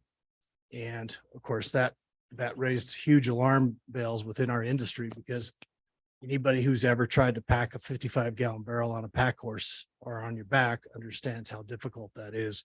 And so there was going to be some huge user issues with that. So I contacted Dan and I said, why are we doing this? What is the logic behind that? He said, well, we're trying to get rid of plastic buckets and the garbage dump approach to bear baiting. And that's true. And that is a good thing to get rid of. Our company, the company that I own, hunts more black bears in Wyoming than anybody does. We take about 30 black bear hunters a year between the spring and the fall in the Grays River. 3 years ago, because of 5-gallon buckets and the bears destroying them, they take them away from the tree, they chew the lids off of them, they just raise hell with them, and it is a litter problem. So we started with our employees not allowing them to leave plastic buckets behind at these bear sites on our own. We didn't have to have the department to tell us that. We just did it because it was unsightly. So I totally get why we would want to eliminate that. But we kind of went overkill on this thing. It's like, okay, if the problem is eliminating plastic buckets, then let's eliminate plastic buckets. And we went to this huge extreme. Okay, we can only have 1 container, but we still haven't really fixed the problem because those 2 containers could be still made out of plastic. One of my friends that does a lot of bear hunting too, him and I talked about this the other day. Plastic breaks down over time, it freezes, and then pretty soon those 20 or 25-gallon plastic barrels deteriorate and bears destroy them. They chew them up, and then the next thing you know, you got a bear site. Game warden comes in and checks it. It's been pulled away from the tree that it was anchored to because the plastic is broke down, and now you got plastic all over the meadow. So by still allowing plastic containers, you still haven't eliminated the pollution problem. If you look back at the reg and say, okay, let's make containers steel or metal, then you have significantly less damage from bears. I know this because we run significant numbers of bear baits, and so do the other outfitters that I talk to. And we use chain on them and we secure them to trees. I really don't like the word anchor, and I really don't like the word that it cannot be moved from that location. That is just ripe for us to get a citation, because bears take things, they pull them off trees. Even if you chain them to a tree, we use heavy orange baling twine to secure our metal barrels to the tree. And the reason we use that is because we can double it up, triple it up. It's light to carry in. A lot of the baits that we go in are going in by horseback. And then we use ratchet straps to secure the barrels to the tree in an upright fashion so that they're not tipping over and dumping all that bait on the ground, which we're not supposed to do. All of our bait's supposed to be contained within containers. We have an incredibly, bear baiting is just ripe for a place to get a citation. It's so easy to get a citation from doing things wrong. So you have to really work hard at it. So when you put words in the language or in the regulations, they cannot, and a bear comes in and rips your barrel off the tree and it rolls 100 yards down the hill. Game warden comes in there, he checks your GPS location. It's obvious the bait is here because the area is covered in grease, and the tree, if you use these bait sites for years, it's obvious that that's a bait site. And then your barrel is 100 yards down the hill. He's having a bad day, whatever, you get a citation. And so I really caution you to that. And I also caution you to the fact that of limiting us to 2 containers in the fall. In particular, a lot of our bait sites we take in by horseback, and they're an hour and a half, 2-hour ride one way. And you just don't go check those baits every day. You're going to check them on a 3 or 4 day cycle. You're going in with pack horses to fill them back up. If we're limited to 2 containers, and you can check the Uline catalog, they don't sell 25-gallon metal containers. They sell 15 and 20s and 17s. It's really hard to get that formula right. So we use 20s and we use 15s to try to get close to that 55-gallon container. So we have as much capability to store as much bait as we can there so that we can be successful for our hunters. So I would ask you to look at the reg and understand that the problem with pollution comes around that one word of plastic. That's what the problem is. Metal containers don't have the same issues that plastic containers do. And I would ask you to consider lettuce to have put a cubic storage on it, say no more than 8 cubic feet or whatever for the storage, and let us get as close to that as we can, especially in the fall, because this is about the user experience, and it is about, customer service and hunter opportunity. And that's one of my issues with this reg is when this was written, and the reason the industry hit such alarm bells is there had not been a single outfitter that had been contacted prior to this reg being written to ask us, is this feasible? Is this something that works for you guys? And I really regret that didn't happen. But let me tell you why it didn't happen. We were in the same situation 3 years ago. We have asked for the opportunity to have Dan hates this word, task force like situation of user groups to sit down with the trophy game section of the department to come up with management schemes and regulations and that sort of stuff that work for the benefit of the bear, the wildlife resource, the user groups. And that did not happen. Then every time we get to this point, it's like, well, wait a minute, it's season setting time. We don't have time to deal with that. And so here we are. And let me tell you what our frustrations are. And there's not just about this particular reg, but we want to sit down with the department, talk about archery seasons. Why do we have an archery season for bear hunting when almost every single bear hunter hunts over a bait, correct? So if you're hunting over a bait, why is there a pre-season for an archery season when everybody's over a bait and you can get close enough, whether you're with a rifle or with a bow? Archery seasons are to give an advantage or give an opportunity for somebody because they're using a primitive weapon during the time when ahead of rifle hunters. But when you're hunting over a bait, there's no logic to that. It's like, and archers will get in there ahead. A lot of times it's not happened as much as it used to, but and close a season before a rifle hunter ever even has a chance to hunt his bait. So we wanted to look at the archery seasons. We've wanted to look at the season length of managing bears by season length versus female mortality quotas. And Dan and I have had this discussion a bunch of times, spring quotas versus fall quotas. In the fall, we hunt bears in the fall too. And you can go back to the Game and Fish's numbers and you can see that we kill a significant larger number of bears in the fall percentage wise than we do in the spring. And that's because it's just indiscriminate shooting. Somebody's got a license in their pocket. They see a bear when they're out deer hunting and they smoke that bear. It's hard to tell females from males. And a lot of times those 2-year-olds have been kicked off from the south. So in the spring, she's still packing her 2-year-olds with her at the bait. So she's not available to be harvested. They leave her, and then in the fall, she's got no 2-year-olds at her side and she gets killed. And the reason we know this is because we hunt significant number of bears in the fall, and the number of sows that our company kills for our clients is higher in the fall than it is in spring. So we want to talk about some of these things.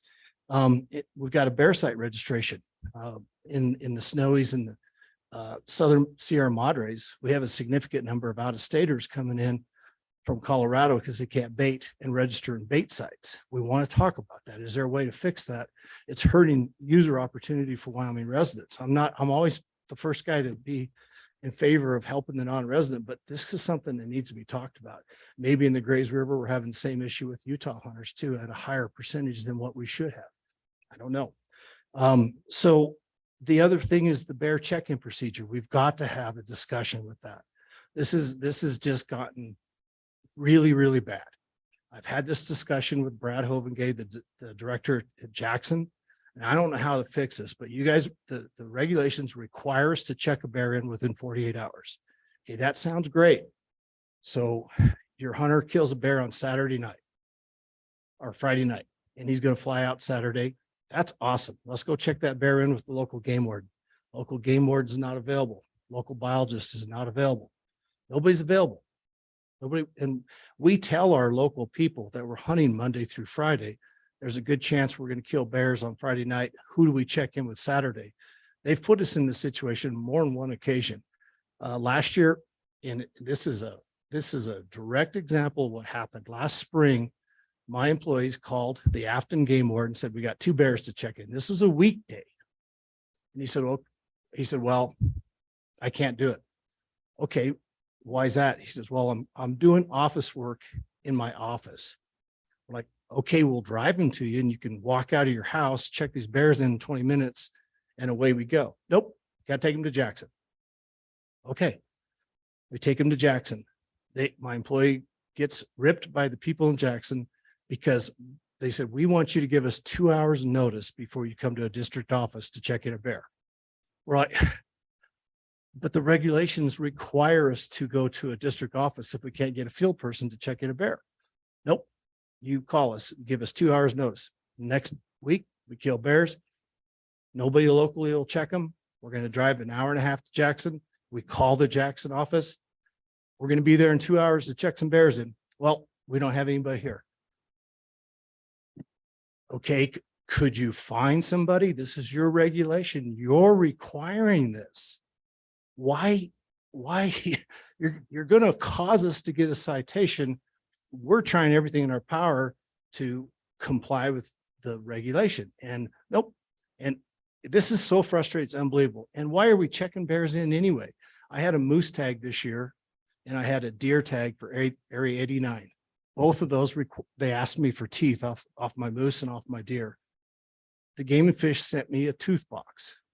So apparently I'm capable of pulling teeth from a moose and pulling teeth from a mule deer, but I'm not capable of pulling teeth from a black bear. I'm having a hard time following that logic. And then, so they want to check the sex. So why not just send them a picture of the genitals of the bear? Let us pull the teeth of those bear, write it down on a packet and send it in. We've met their biological needs. They're able to age the bear, and they know that it was a male or a female because I sent them the picture of it. And everybody gets their information. My hunters can go fly home on Saturday and we're all happy. So we've requested this in the past, and I'm begging you as commissioners to ask the trophy game section to seriously set up some sort of user group format where we go through this stuff over this 3-year period. So the next time we have a season setting round, we've hammered all this stuff out. We've looked at some possible changes to the regulations. We've looked at some different things that work for the user groups so that we do not have to have this thing that's going on. I don't like it. I'm tired of it. And it's not necessary. It's super frustrating. And so my first ask is that you reconsider the number of containers at a site, you reconsider what they're made out of. let's anchor them or secure them the best of our ability. Please don't give us a citation when a bear rips it off the tree and it rolls 100 yards down the hill. When the words cannot, that's a bad word in regulations. There's no wiggle room there. And then please ask that we can sit down and have some really serious discussions with the user groups like the bow hunters, the bear guys, Joe Condoleezza and the outfitters and the citizens that hunt these bears, and come up with some regulations and some management strategies that long-term work for all of us. That's all my asks are. I know those are big asks, but I'll stand for questions.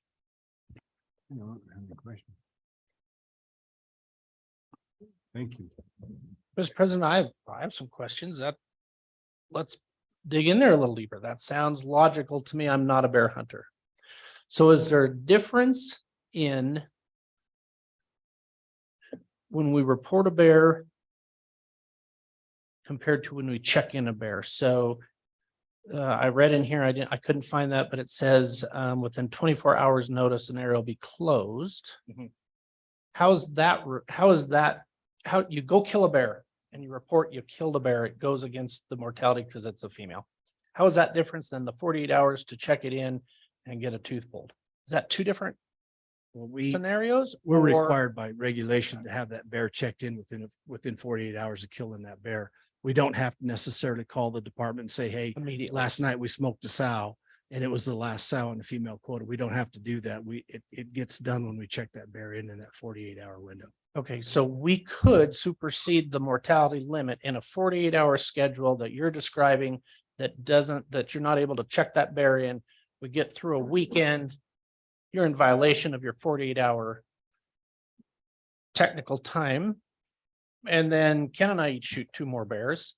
We could go over our mortality in this situation, our Correct. mortality And limit. that does happen. Yeah. Okay. Okay, We go over it, take out the fall. It's not the fault, as long as everybody registered legally. It doesn't. Okay. There's no harm in- there's not a phone number you call in and that quota keeps moving. 48-hour check is a different check. Okay, got that clarified. Your comments about a steel container, totally practical to me. My comments that I got locally was about the number of containers, concern about a specific GPS location. But I see in here that there's a 50-foot perimeter from that exact spot. My comments were about we're hunting a ridge line, depending on the thermals, morning or night. We want to be on this side of the ridge or that side of the ridge, but there's that 50-foot parameter. So that doesn't seem as tight. That seems to be addressed. The other thing, archery season. That's an aha moment for me. Very practical. Why a special season? I don't know why we have a special season just because it got started years ago. But if you really think about it, when you're bear baiting, there's no need for it. We're all on an equal footing. We're all sitting there watching a bear bait.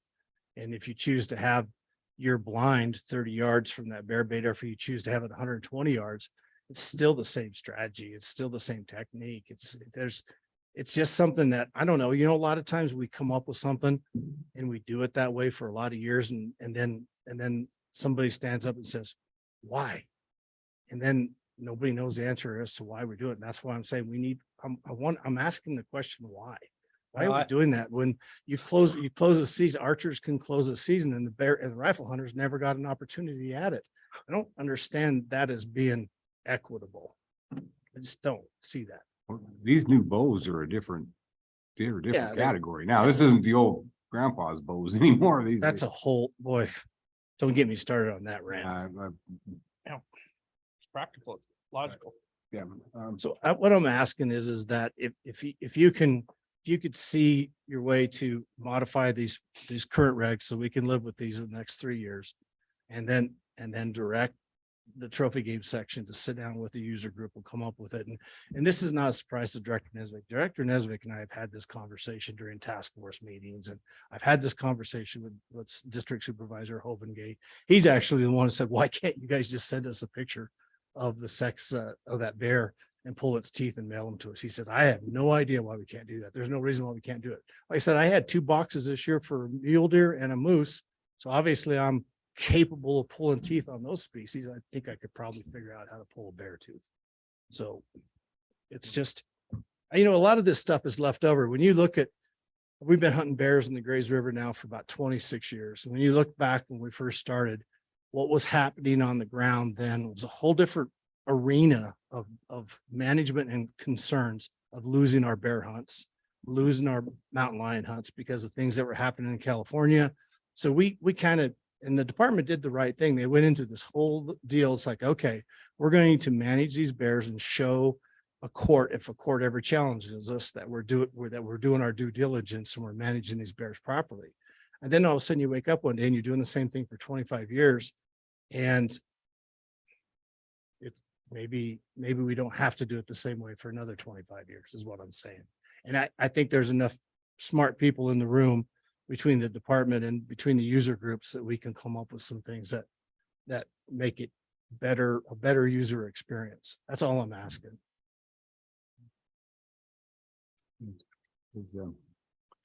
Any questions? Mr. President, I would like to hear from our director. He's a wise man, steeped in all things wildlife. Yeah, so I will start by saying that, I don't want to respond at all to any of the specifics with regards to incidents that happened last year with size hunters. There's always another side of the story. I want to hear the other side of the story. But I will respond to, I'll commit right now to convening a group of the right people, schedule out a timeline to put the right people in the room to have these discussions with our experts. I think that's a reasonable request, and I'm glad to do it. The one thing I think we need to keep in mind is that for the bighorn mountain, the snowy range hunter that's from Laramie or Sheridan that carries their bait in, sometimes a metal container is not very practical for those folks, and those little car wash 30-gallon plastic container they can throw over their shoulder for those kind of folks is probably pretty practical, and metal may not be. But I hear Cy on the plastic thing. I mean, there's a challenge here for sure. And I think it's important to remember too that not all hunting is over bait. We have most of the Absaroka front. Those bears are harvested not with bait. They can't bait there in a lot of those places because of the grizzly bear stuff. So I think we got to keep that in mind. But the archery season, I've had the same questions myself. And I think that we had, I don't know if we still have bow hunters of Wyoming here. I guess we don't. I don't see Harvey. Be interested to see what they think about archery seasons for bears. But I think there's a discussion to be had there. So those would be my thoughts. The securing the bait to a tree sounds like a really good idea to me. I wonder why we can't figure out a way to require that, but not place an onerous requirement on the hunter. An attempt to secure bait using heavy baling twine, sounds pretty reasonable to me. It works. Bears don't chew it off, but they could. I don't know why they don't, but they don't chew it off. We use chain around our barrels and then use that orange twine around the trees. And we've never had one chew through it. Yeah, and I don't know why. Mm-hmm. Anyway. Okay. Those would be my thoughts, Commissioner Brokaw. Yeah, and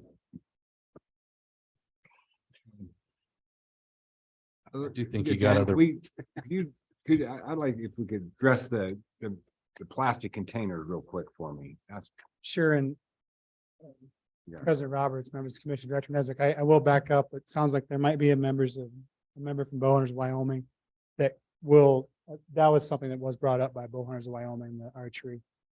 The plastic, as Director Nesbitt said, we did talk about that, but outlawing plastics in general, we felt would be another impedance to certain people who are trying to do it correctly. And so that's why we didn't go that route. We didn't want to limit that opportunity, at least right now. And I did talk to Cy I did a lot of listening when he called me, but we talked at length and yes, there were some things that should have been addressed earlier. And I mean, but we will commit to meeting. We were doing good about that. And then I'll own that one. What didn't happen this year. We tried to meet in October. We met with several user groups, but October is obviously a very busy time for Wyoga. we met with Bo and American Bear Foundation and other user groups, but that did not happen with Wyoga. I'll own that, and I'll commit to doing that. Absolutely. We've done it before. And so as far as the plastic, we didn't want to take that ability away from people with especially some of the heavy duty plastic, as you mentioned. But it's something we could definitely look to in the future. That was our rationale anyway, as an agency. Okay. Let's hear from Ted Jenkins if we can real quick. We got to get a few through these. Here.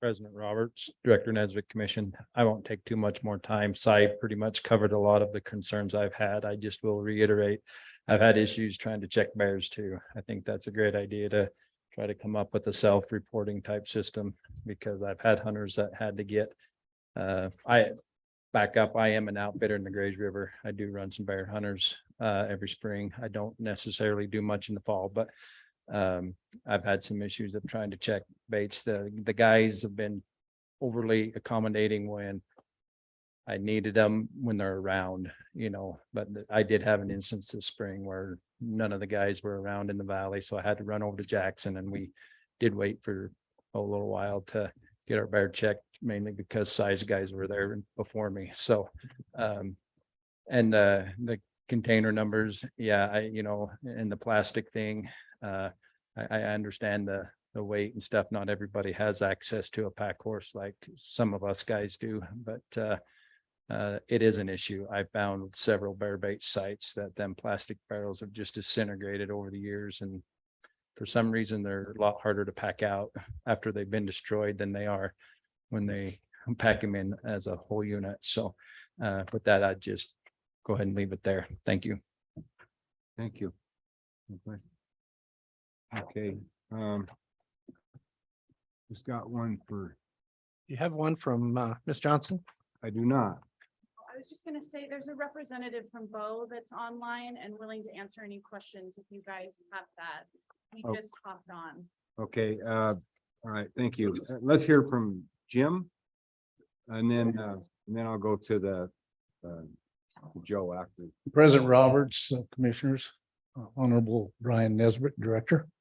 I just want to expound a little bit on what you've already heard from Cy. And as far as number one, I want to give the department and the biologist kudos for the fact that they have listened to the public, just like we've been told by Pete, and that they've actually raised those quotas in a number of areas where I feel like they're way past due being raised. So thank you for that. I appreciate the biology that goes into that. And so my main thing I'd like to reiterate that Cy's already touched on right now is that doggone checking them in. It is a major problem. And especially when you've got hunters that are coming in, they're like, just a scenario. My hunters come in on a Monday morning as a rule, and they leave on a Saturday morning. And they don't have, if we kill a bear on Friday night, sometimes we can't even get the bear to camp by Saturday morning. It's a bear. Why can't we, as Cy says, pull the tooth and age them and sex them and give that to the department, or not at all? Or maybe a very simple solution, go ahead and keep them checked in, but any licensed guide or the outfitter that hunter was with, let them take it in and check it in. They're not out poaching bears and taking them in to check them in for their hunter that had to fly out Saturday morning. Why not let the outfitter, the guide that accompanied that hunter that shot that bear, take it in his behalf for the aging and sexing? Simple as that. There's no need. It's a damn bear. It's a predator. It used to be a predator only, just like a lion. There was not even a license required, for crying out loud, till what, 25 years ago or so. We don't need to make a big federal case out of getting them checked in and keep some poor devil off of his flight home, or even if he's driving and he wants to get a head start. Shoot, we just need to get them checked in somehow, or that data to the department, however, to make it work. In the story. But I can tell you, year after year, year in and year out, at least one or two of my hunters faces this difficulty, and it's a stressful thing on not only them, but it's on us. Because we know that as the rules are written right now, that hunter has to be there now to be legal. We've even made calls. Is there any way this guy's got to be in Denver at 4 o'clock today? Well, and the biologists are all busy. I get it. Everybody's overworked and underpaid. The warden, he's out of town. Well, you can drive it to Laramie. Well, shoot, nobody's on staff in Laramie on Saturday morning. It's tough.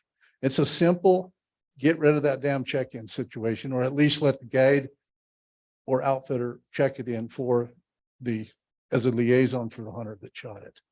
And then I guess one other thing, I didn't think I'd want to talk about this, but right now I see there was only 31 comments, 31 public comments on something that as to me as big a deal as spring bear hunting.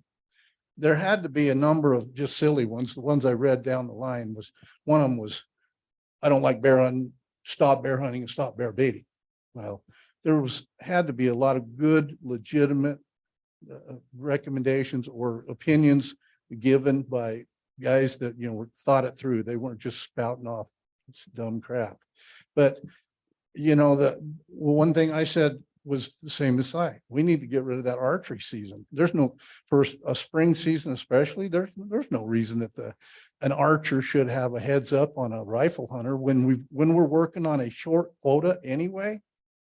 Now, we're not talking about deer and antelope and elk. Obviously we need this preseason for archery elk, archery antelope, even archery deer, but archery bear, when 90% of the shooting is 20 to 40 yards, choose your weapon. It's your choice what you want to try to harvest your bear with. But just because you choose to do it with a sharp stick instead of a bullet should not give you a 2-week leg up on the quota. That's the big deal right there. It's not that we're begrudging a bow hunter of the opportunity. It's that they got the leg up on the short quotas that we were already talking about. That's the problem. It isn't because we've got a vendetta with bow hunters. I'm tickled to death for any sportsman to pick their weapon. It's the quota that we're worried about, or we're concerned about, giving them a leg up on 50% of the quota potentially. And in area 9, that's one of my areas that I operate in. As a rule, there will be a full 50% of that quota filled by archery hunters. And I'm not saying that was all preseason archery, but they will be filled with archery hunters. That's their choice. That's any legal means of harvesting that bear is up to them. That shouldn't give them a edge on the rest of the guys. And then finally, just last year, it come to my attention. When there was a time when outfitters had a chance to get bait sites registered prior to the public even asking. And then it used to be a first come, first serve, and outfitters had a head start on the public land bait sites. Well, that went away with I believe it was, the reason being was because of COVID. Because of COVID, there was no more going into the department, each district office and registering bait sites. Wasn't allowed. They went to a draw for registered bait sites. Maybe that's something you all don't even know. The bait sites are on a draw. You apply for XYZ and you've got priority X and Y, and then a couple extra ZYT, and you hope for the draw. Little did I know, last year I find out non-residents are on the same playing field for registering and for drawing those bait sites as residents. They are on the same field. They don't have to wait till the residents get done picking what they want or anything. And again, I'm not picking on non-residents, but I'm just telling you, that's the only thing I know of in the state of Wyoming with the residents are on the same playing field as a non-resident when it comes to registering a bait site. That's the only thing I know that's the same. And I don't feel, and the reason I don't feel that's right is because competition got me last year. When you got a whole crap load of guys coming out of Colorado baiting in the Southern Sierra Madres because they're not allowed to do it in Colorado no more. And there's plenty of them. A bunch of those bait sites are registered to Colorado boys. There's even in the Snowy Range, a bunch of the Snowy Range baits registered to Nebraskans that literally drive over on weekends. So Now, I'm not begrudging the non-residents of Bateside either.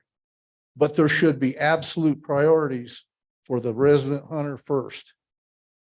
And if there's any bait sites left, and if you'll take a look, any one of you can get right on the department's registered bait site map, it will astound you how many bait sites there are. If there's a public road on public land within any piece of high country that they can get to before June 15th, I guarantee it's registered. There are hundreds and hundreds of bait sites in the Snowies and the Sierras. Now, I'm only talking about that because that's what I'm intimately familiar with. Now, you go to Area 7, tons of bears. Thankfully, we've raised that quota, but there's not a ton of activity there. And what little there is, there's mostly just doing it on private land. But I'll trust you. I mean, there's just places that bear baiting is super popular in certain areas.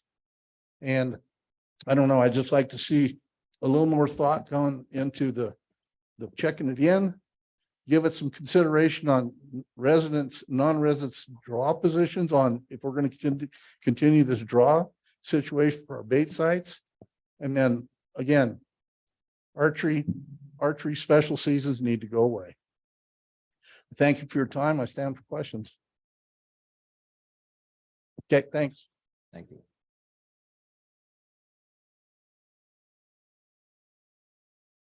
Okay, thank you. Joe, are you online? Yeah, I'm here. American Can Bear you guys Yeah. hear me okay? Yeah, we can hear you. Great, thanks. Yeah, Commissioner Roberts, President Roberts, I should say, members of the commission and Director Nesvik. I want to apologize first for not being there in person. It's difficult. It gets difficult to shuffle careers and nonprofits and everything else. And that was a bit of a drive for me. So thank you for giving me the chance to speak. My name is Joe Candelas, and I am representing the American Bear Foundation and its members across Wyoming. First, we want to thank you, the commission, for all your work for Wyoming sportsmen and wildlife. I know it's no easy task doing what you guys do. So we appreciate your efforts for sure. I'd also like to thank Dan and Ryan and the large carnivore team for their efforts with the population monitoring study. That's a lot of work. And I think it's crucial going forward for black bears in this state. And I want to thank them for allowing us to be a part of that work. Specifically speaking on the black bear regulations, we want to offer our support and thank them for changing the bighorn units. That's something that we've asked for a very long time, and a lot of our members come to us year over year on those units. So we want to offer our support of that and increasing the limits in several of the units across the state and increasing hunter opportunity.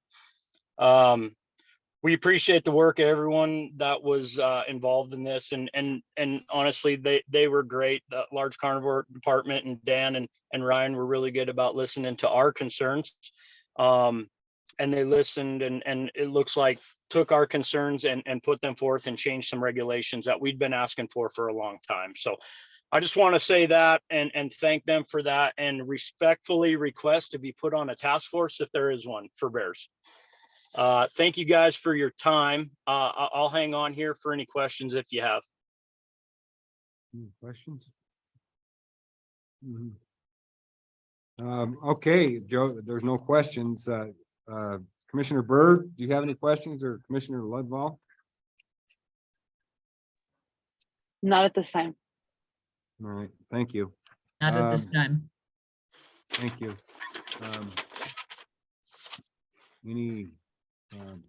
At this time, on this, I'll do a call to the public on this issue. If anybody else from the public would like to address the commission on this. Okay, hearing none. It's Wayne has something. oh, Well, they're coming in late.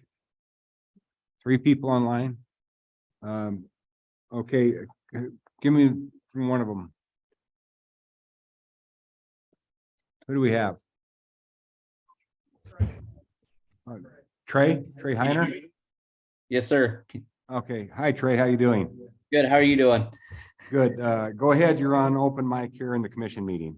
Hey, yeah. So I tried to get on for that lion deal too, and it wouldn't let me on for some reason, but anyways, I'm just really concerned. All these bear quotas that we're talking about, we're not taking our deer herd are taking a beating. We're below objective. Why are we? I have a hard time understanding why we're trying to save so many bears and we're managing for trophy bears, but yet we won't manage for trophy deer. Like, this is really frustrating to me.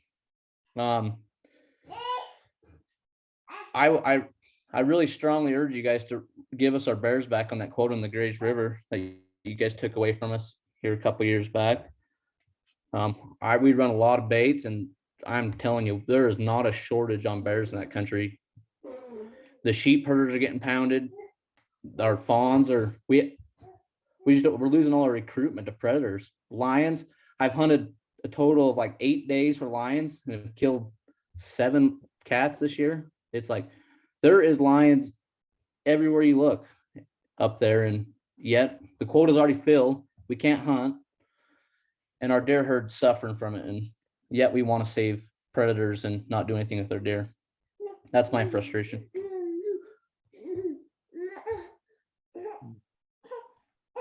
Okay, thank you. Any commissioners have any questions? Yeah, clarification, Mr. President. Uh-huh. What hunt area is the Grays River? For lion or for bear? For bear is 16 and 30 is the Salt River and Grays River, and lions to area 26. Yeah.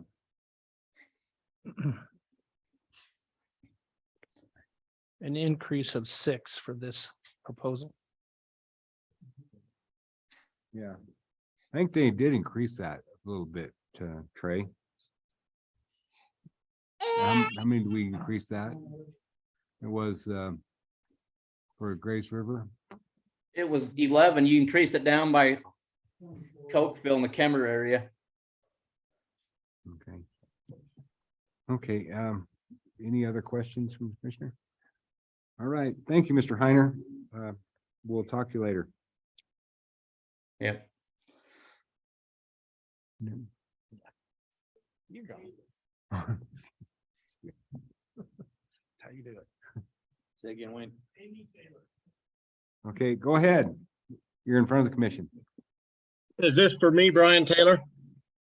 Yes. Okay, this is Brian Taylor. I outfit in the Growlont drainage, and I want to thank the commission and Director Nesvik for being able to comment online like this. I would echo the concerns that Cy has had about the container limit.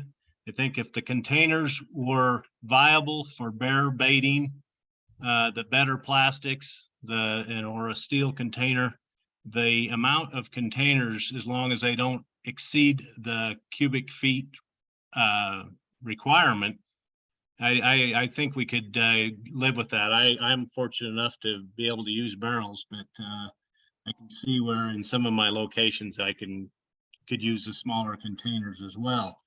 And to follow up a little bit on what Jim commented on in regards to the re-registering the bait sites, I think if you held a bait site, at least where I'm at, if you held a bait site, you had the first right of refusal for those re-registering those bait sites you had like a 2-week grace period in our area. So I don't know if that's the case down there on the Colorado border or not, but up here we have the opportunity to re-register our bait sites year after year, but hopefully that would work down there for those guys on the southern border as well. But that was my comments mainly about the container limit. If we could not set a hard limit at 2 and just make it a viable plastic that would hold up if that's the route some of these people choose to go. Thank you. Thank you. Any questions from the commission? Okay, thanks for comment. Okay, Tom, can you hear me? Yep, can you hear me? Yes. All right, thanks. I'll try to make it brief. I know you guys have had a long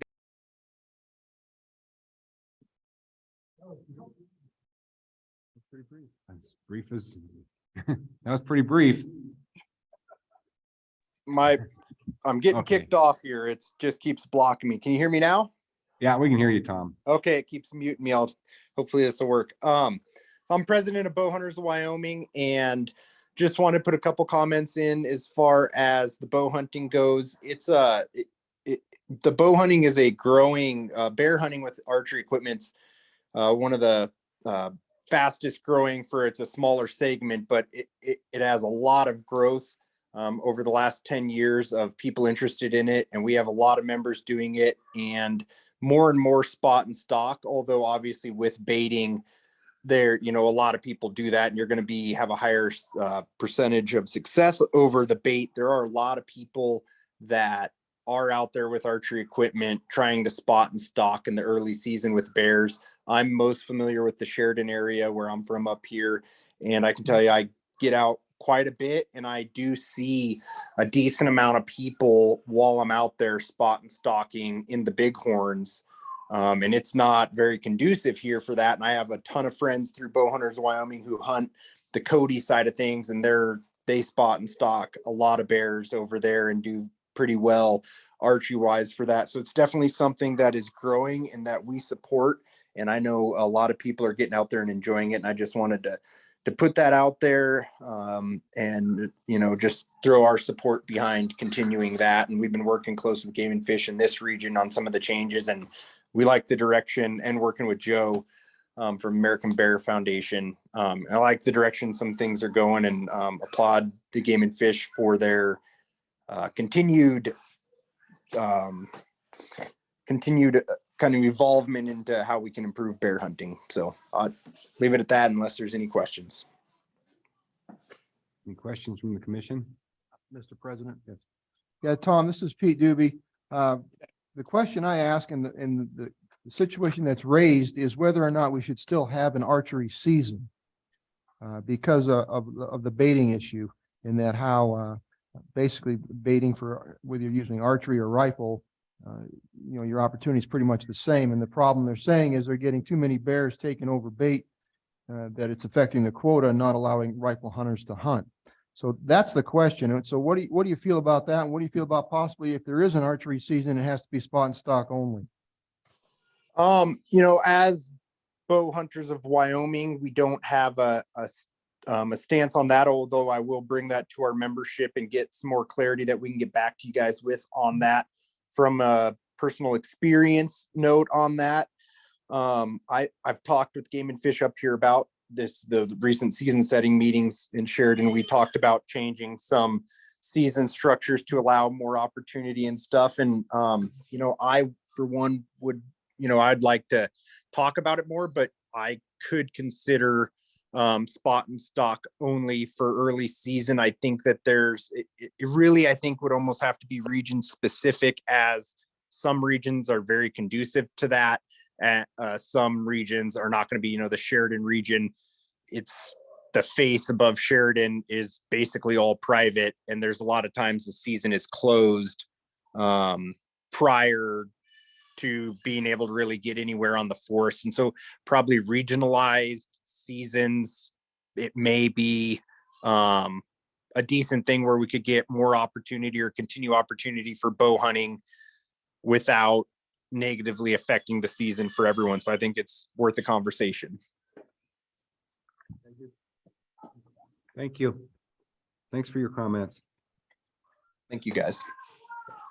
Okay. Anybody from, we done? Or we someone? Okay.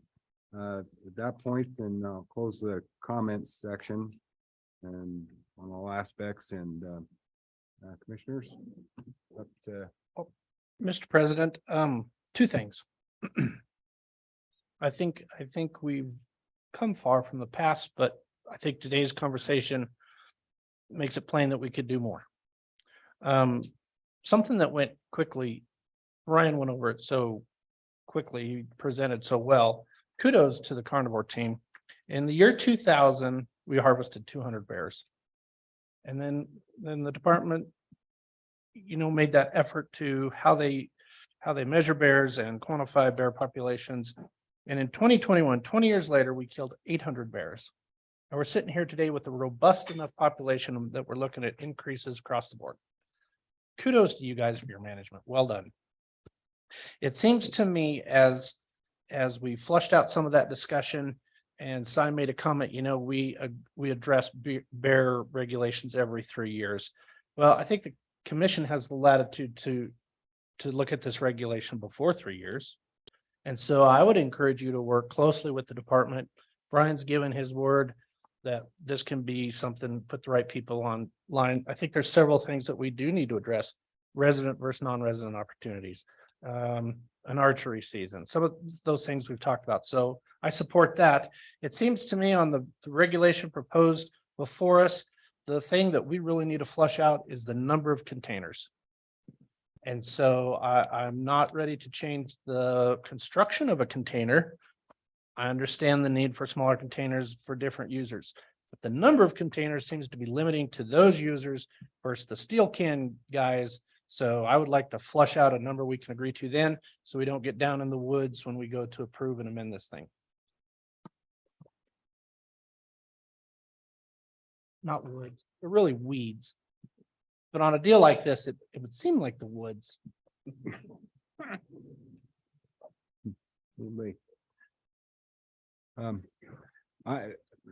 I myself think that 2 containers is plenty. But that's my thoughts. Okay, my thoughts are, I don't care how many containers you are, but you're capped at 8 cubic feet. What is 8 cubic feet?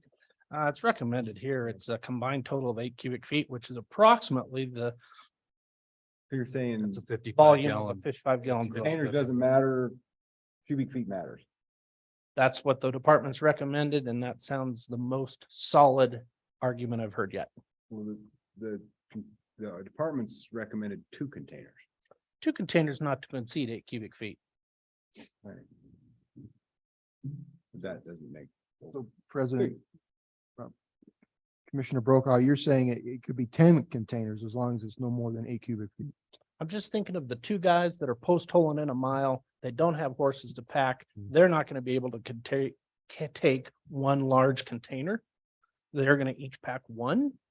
The And problem maybe with the this, next week or I the next hear day, exactly they what you're saying. The pack 2 problem we more. have with this is there's just so many different scenarios, and we can't make a regulation for every single person. I think a lot of the things that were raised here today are very valid, extremely valid, and need to be checked out. The problem with that is I'm not comfortable making changes right now because those things need public comment as well. Those are significant changes, how we check a bear and those types of things. That's something that needs a little more research and done whatsoever. I'm more inclined to go the route that you suggested earlier, although I won't be part of it, is that we can revisit this sooner than 3 years. And so the department can go back and direct and look at all these different situations and come up with some ideas that present to the commission and maybe come back next year or the year after. So you can totally get that. So the public's aware of that. I just think they're extremely valid concerns. They make a lot of sense, but it's hard for us to make that decision right now without the public getting involved. Good point. And as far as the containers concerned, and outfitters can carry whatever they want. They want to carry steel cans, they can do it. But we also got to remember there's a lot of other people that are hunting bears besides just outfitters. And so we have to make it so that everybody has that same opportunity. It seems to me that it's not a significant issue. I mean, it's a big issue, but it's not significant enough. We can't get by it for a year or two to come up with something better. So so that I would make the motion that we approve the department's recommendation for Chapter 3 black bear hunting season. Motion is made to approve the Chapter 3 by Commissioner Doobie, seconded by Commissioner Jolovich. Do we have any discussion? Good work. It's good work. All those in favor? Aye. All opposed? All right, it carries. The recommendation is adhered to. Thanks. Okay. Thanks, everybody. That was a little longer than we suspected, but I think it was valuable for everybody to take that time on it, because I think we flushed a lot out and gave a lot to consider to do it. Okay. Just do this one and then be done. Okay, what we're going to do is, this is going to be the last thing on the agenda today. And this is, Sheets on this item. yes, Okay, so we have people here that, I'm assuming we have people here that are here just for this item. I'm assuming that. well, it's Cyan Ted. Yeah, so we should do it now. Yeah, so. Thank you, Mr. President, members of the Commission, Director Nesvik. I promise that this next issue, by the time we're done getting public comment, all the comments will fit into two 9-foot cubic foot containers. So. So following up on our timeline that we presented to you in November and in September, we wanted to give the commission an overview of where we're at with some of the comments. And so to date, we've received 400 comments on the task force recommendation. And we were kind of reluctant to send these in the notebook that you guys that we submitted to you the end of December. And the reason for that, it was extremely dynamic. So at that time, we had about 150 comments and it was changing daily. And so what we want to do is we'll put the comments into a PDF format and we'll get them emailed out to you guys, and we'll also post them on the website so the public can see them. But just in general, this is just the first phase of commenting. And so as we get into the regular season setting cycle coming up in March, we'll go ahead and we'll file some more draft regulations, and the public will again have some opportunity to provide that comment on this, on the regulation. I'll cover that a little bit at the end of my talk, so it won't take very long here. But of those 400 comments, 53% were from residents, 47% were from non-residents. The residents basically 27% of those did not want the cap removed, and 85% or 27% supported removing the cap, and 85% wanted to keep it. But the comments, as you see them when we send them out to you, you'll see that there's a lot of misunderstanding and people venting on different aspects of the proposed regulations and the opportunity for people to hunt. When it came to the residents, 34% of them supported going to regions, 66% opposed the regions. And if you looked at the non-resident component, 75% wanted the cap removed, 25% thought that it should be kept. But again, there was a lot of misunderstanding of what the real proposal was. Again, with the non-residents, 66% supported going to regions, and then 34% were opposed to it. We'll get you that draft document so you can take a look at it. From our standpoint, our next steps are to provide additional outreach on the website. We'll try and get a talking point list together that provides a little more clarity of what this really is, how some of the impacts are for that. You probably saw some of the media, news media channels that came out with some things on the task force recommendation. Even those media releases that came out showed a lack of understanding of what is being proposed. So once that outreach is done, we'll provide additional information in March at the commission meeting, and then we'll have some draft regulations that will go to the public during our March season setting meetings. And that draft regulation, of course, the chapter 44, we have to have that in place in July of next spring or next summer, this coming summer, so that that regulation can be in place for the non-residents to apply next year this time. So we want to have that regulation in place. And again, that draft regulation will come out in late March. Mike Choma's office will file it with the governor's office. And then in March and April, they'll start the official public comment period. And to us, that'll be the next phase of this cycle of public opportunity to give us some feedback on this proposal. That regulation will be out for a 50-day comment period, and then it'll be brought to you in July. And that chapter 44 will include a map of the regions that we're proposing. And we're still weighing alternatives on how we show that and what the regions look like. So we're going to have that by the March public meetings. And then we'll have the quotas as well in that document. And along with that, I guess that's pretty much it for what I wanted to provide some cover for you guys, but I'll stand for any questions if you have on the process. Mr. President, I just want to support some of the conclusions that Doug drew there. There is no doubt. This is a complex issue. You know, we've been studying this thing for many, many years now. We've developed white papers. We've studied it during the task force. And even with all of that work and that public messaging, it's still complex and confusing for many members of the public. And there's no doubt when you read through those comments, that people don't actually understand the real proposal. And as Doug said, there's been some major media organizations that haven't understood it either and haven't helped. To be very clear, the proposal does not reduce the number of resident licenses that are issued for elk. To be clear, the proposal does not reduce, or it does not reduce the number of non-resident elk licenses issued down to 4,000. That was out there. And so I think Doug's right. We've got to re-engage. We've got, the best way that folks I think can understand this is the proposal is very similar to the manner in which non-resident deer licenses have been allocated for decades. There's no cap. It's a by region decision on how many non-resident general licenses it'd be. That's really what we're talking about here, is general licenses. So I know that the public's confused, and I appreciate that and respect it.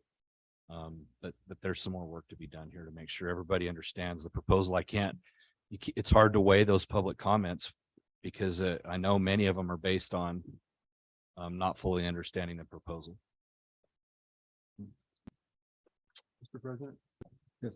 Doug, how are you handling feedback on area size, region size, where lines should be drawn, whether there should be 2 big areas in the state, 4 areas in the state? I mean, right now we have a clean slate, basically. We can come up with a great system. Yes. So how are we handling that? Yeah, Mr. President and Commissioner Dubie, I think the opportunity here is for us to circle back and before our March meetings and get our supervisors to kind of go through some of the public comments. And then we'll reevaluate where we're at with those current regions. And then we'll have those available during the March season setting meetings for the public to again give us some thoughts. And Yeah, so 'cause I think, each area is different. When you have Eastern Wyoming is primarily private, there's different considerations, different situations. When you have areas over by the thoroughfare where it's primarily wilderness, those types of things, they all have different circumstances, and I don't think they should all be treated equally as to how we manage those areas. We need to worry about how we get a harvest in some of those areas and not worry so much who's doing the harvest in some of those situations. And I just would hope that the department looks at all the different variables rather than strictly a line on a map. yeah, I agree. And I think Rick and I will commit to, and Craig will get our supervisors kind of revisit some of this stuff. I think we'd also like to look at, you made some comments in the July meeting as well about looking at what some of that opportunity might be, because we know it's not going to be fair around the state, but we want to do the best that we can to make it so that there's a chance for people to put in and have a chance to hunt. So, and we'll take a look at that stuff. Mr. President, Doug, I remember from your July presentation,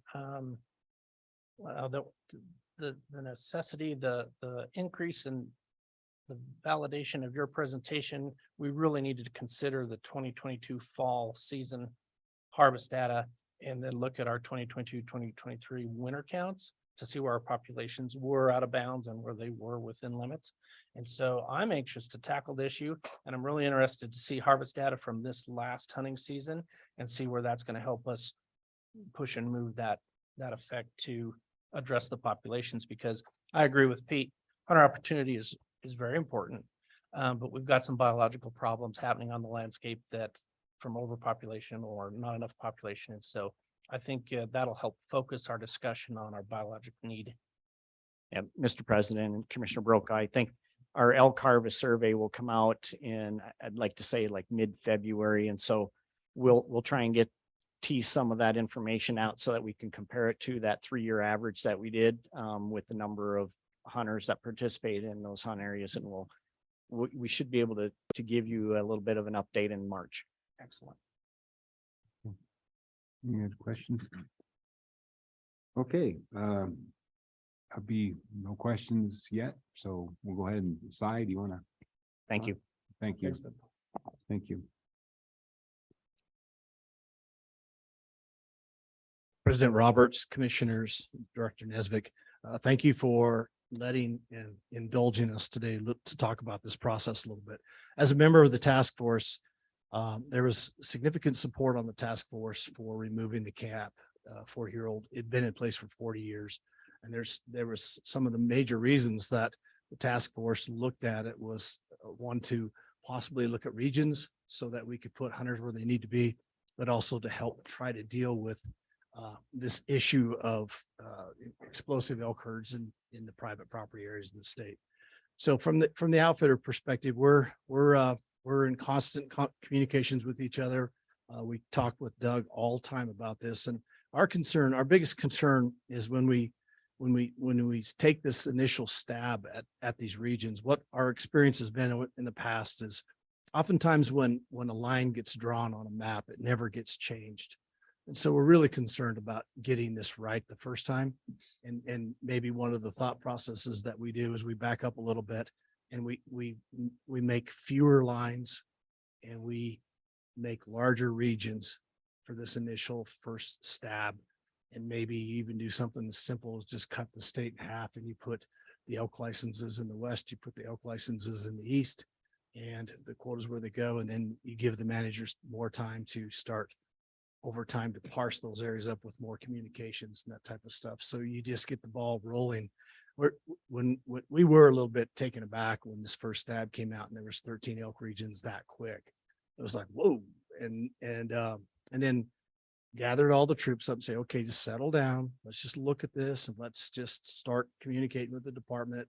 And let's, instead of thinking about how does this affect me, let's think about the big picture of it. So we applaud the effort. We're fully engaged. The department's fully engaged with us. We're going to be here at every one of these meetings. We're meeting with Doug. We've met with Doug. We're going to meet with Doug more and the department as a whole. We talk to the supervisors, but know that we support this process. We're just like, maybe the best approach is not such a surgical approach initially when we start. That's all we're asking. Thank you. Appreciate it. Thank you. Mr. Jenkins?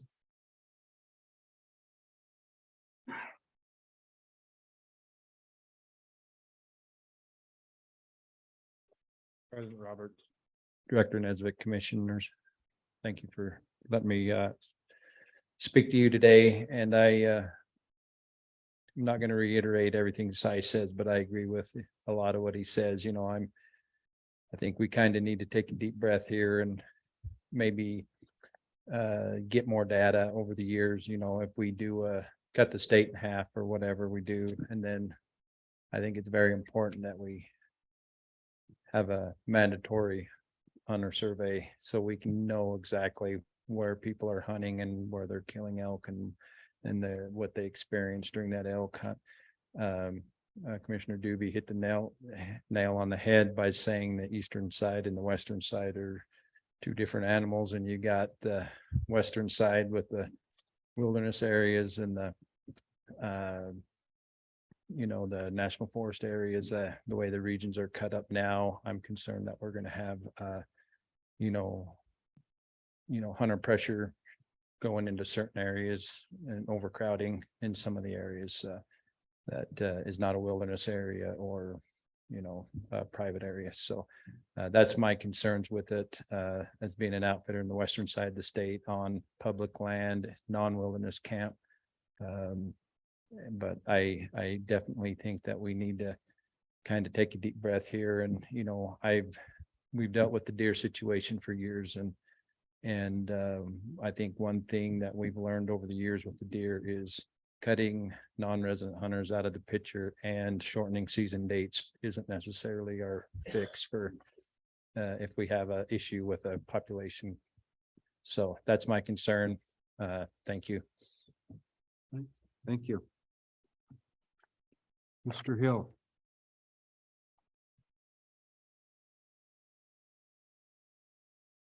Yeah, I'm BJ Hill, President Roberts, Commission.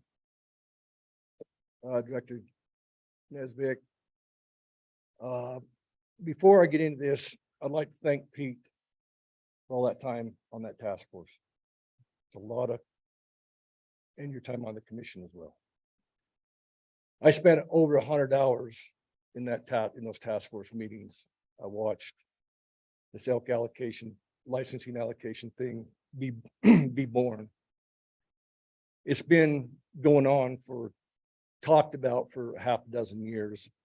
I was opposed to it in 2017. I went to the commission and talked against it. But having listened to the evidence of the task force and the department on our eastern elk problem. And I think we've lost the narrative of what started this thing with even bringing it up to begin with, the 30,000 acre ranchers testifying to the task force that they're getting pounded with these elk and the department can't control them and they can't, they're tired of the complaints and et cetera, et cetera, et cetera. So when this proposal came out for the West, I feel like the West is okay. These district supervisors, they've got it dialed in. And I don't like how it's looking where we're micromanaging for like what the deer are. To not get into the weeds on this thing, I think we need to keep our focus on the East. And I have talked to my district supervisor, Brad Hovengay, who I have a lot of respect for. He wants to cut this state in half. He told me, he says, the last thing I need, why should we create a problem in the West? We don't have a problem in the West. So as we compile all this and having listened to that task force, recommended this out to you guys, we've got some work to do, but let's not lose the narrative that it's the East that started this thing, the Eastern elk. So I know it's going to be a long, lengthy process from here on out, and we'll tweak it and twist it, and there'll be a million things coming at it. And I want this and I want that. Well, let's not get out in the weeds on this. It's actually pretty simple. The West is okay and the East isn't. So that's what I've got to say. I thank you for your time and taking all this time to come here and talk to us guys and do your part for little pay, no pay.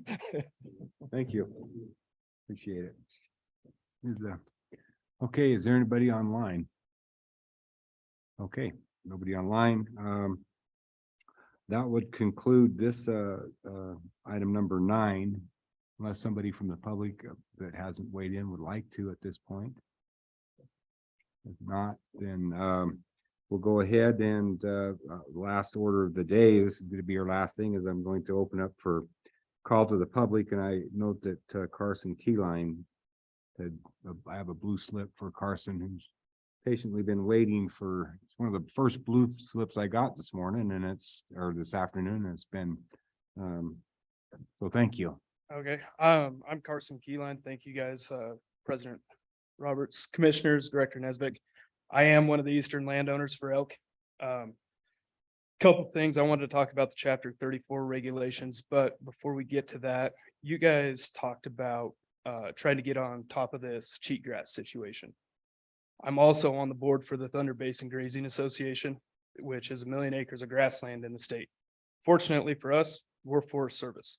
So Commission, if you guys would like to work with an agency that can get on this cheatgrass problem, I would love you guys to come to a board meeting and sit down and talk with us and see if we can get something going, because we got 1 million acres of public ground that we can get started on while we're waiting on the rest of the BLM to come. Do you have a card or something you could leave with the? I can get you guys Get something. him something for it. I know. Yeah. Okay. I spent a lot of time at the task force meetings, and I also am the chairman of the Weston County Predator Board. So Chairman of, I didn't hear you, Chairman what? the Weston County Predator Board. Thank you. So I get to see Director Nesbitt. But we're all every year. about trying to get rid of that cheatgrass, so. Yep. I came here today, at our landowner meeting in December, you guys passed this regulation for auxiliary elk tags. And I brought it up to our regional director, our biologists, our game wardens, about maybe getting some of these tags so we can start doing something to get elk numbers under control. They're not all the way out of control yet, but they're closely on their way, and we're not taking numbers. You go look at harvest reports. We're taking 70 to 80 cows a year out of a herd that's 1,500. We're on a bad trend right now. So I was coming to get some clarification that could get reached down to some of the regional guys and everything else about what these tags are for, because we were told at that meeting, it's for crop ground only. So I was just coming to you guys to get some clarification so we can get some hands on these tags to get some numbers taken down. And we're proposed general, but general is not a good thing in my ground. It's vastly private. The area is 438,000 acres. There's 20,000 acres that public have access to that have elk on it. However, there's a lot of oil field and a lot of roads. And it's 6 landowners that basically comprise this area. So we don't have the manpower to be sitting there keeping an eye on every person that has a general tag in their pocket. It's just not an effective tool for us. And I feel these auxiliary tags would be an effective management that we can get guys that we trust out there. The draw's hard. There's only 150 cow tags. They're spread out to everybody. And I got documentation trying to take guys. I took 1,500s this year, and I get messages from people, I can only go these days. Well, the elk aren't always on my ground because I hunt. I'm next to people that don't hunt the elk. So I feel the pain of people that have to go against landowners that don't hunt. I got to wait till elk are on me, and I need guys that can be there for an extended 4 or 5 days and go out there and get an elk when they're on me, because I'm trying to get ahead of this problem to avoid the mess that we have in all these areas farther south and even over right along the Black Hills.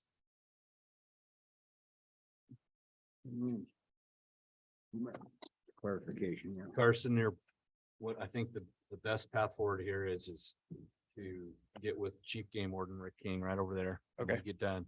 And he is the expert on that. Okay. And he can help you understand at least where the regulation that's passed is today so that you're very clear. Okay. Yeah. Questions? Mr. President, I have a question for Carson, but I have a comment that, looking in my region, we're looking at a couple of these anyways. It starts to grow with my region supervisor, so I think it's going to become a thing. And so I just echo that you get with Chief King and get in, get early, and get effective. Yeah, and one thing I think that needs to be pointed out to people, there are gonna be guys that, yeah, they're gonna make some money on trespass fees or something. But I think with these tags, that's one of the ways you're gonna be able to force those landowners' hands that don't wanna actually hunt. You guys have talked about HMAs and things like that. Well, the guys that don't wanna hunt, that's not their concern. Being able to, maybe if they could get some extra money out of it, that might put the pressure on them to actually hunt. I know in your guys' November meeting, you guys were asking Mr. Nunn about ways to how are we gonna get guys to hunt? And he said one of his neighbors doesn't have an interest in per se hunting. He likes to hunt it himself. Well, I talked with him about this, asking him, hey, if that guy was able to get tags, would he maybe be more interested in hunting? It's a harder to draw area for him. Yeah, if he could get some tags, he said he's not looking at the money end of it, but he would like to be able to send his friends out there. They could all go hunting as a group and stuff like that. So yeah, there's some bad things about it, but I think to get the hands forced of guys that aren't wanting to kill elk and creating this big problem, we're gonna have to look past some of those things and get tags into the hands of everybody around so we can get numbers down. Just normal tags is not doing it. We got to be able to get some of them. Some bull tags out there and a lot more cow tags, and you guys have a lot of discretion on that. There's not a lot of language in it. Maybe you make it so, yeah, if you've got to kill X amount of cows before you can have one bull tag. And if you don't do that, no, the tags are off the limit for you. And Commissioner Roberts, you were talking, you guys didn't like Mr. Nunn's claim that the person that he was leasing from wouldn't let him shoot bulls. Well, everything eats. So, but population is based off of the cows.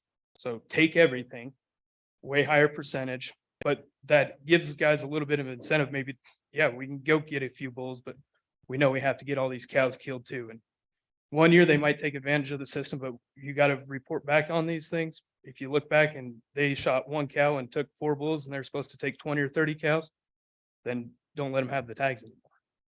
But you can force a guy's hand, and this is kind of, it seems like an option to force a hand, because HMA money is not a big deal to a guy that's made a fortune in construction like that guy's neighbor has. He doesn't care about hunting.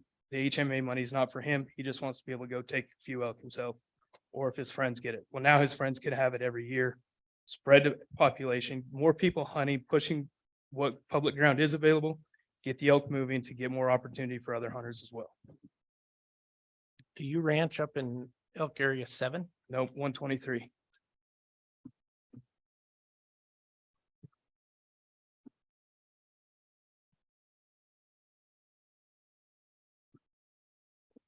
Excellent. Any questions? All right, thank you. Thank you for your patience today.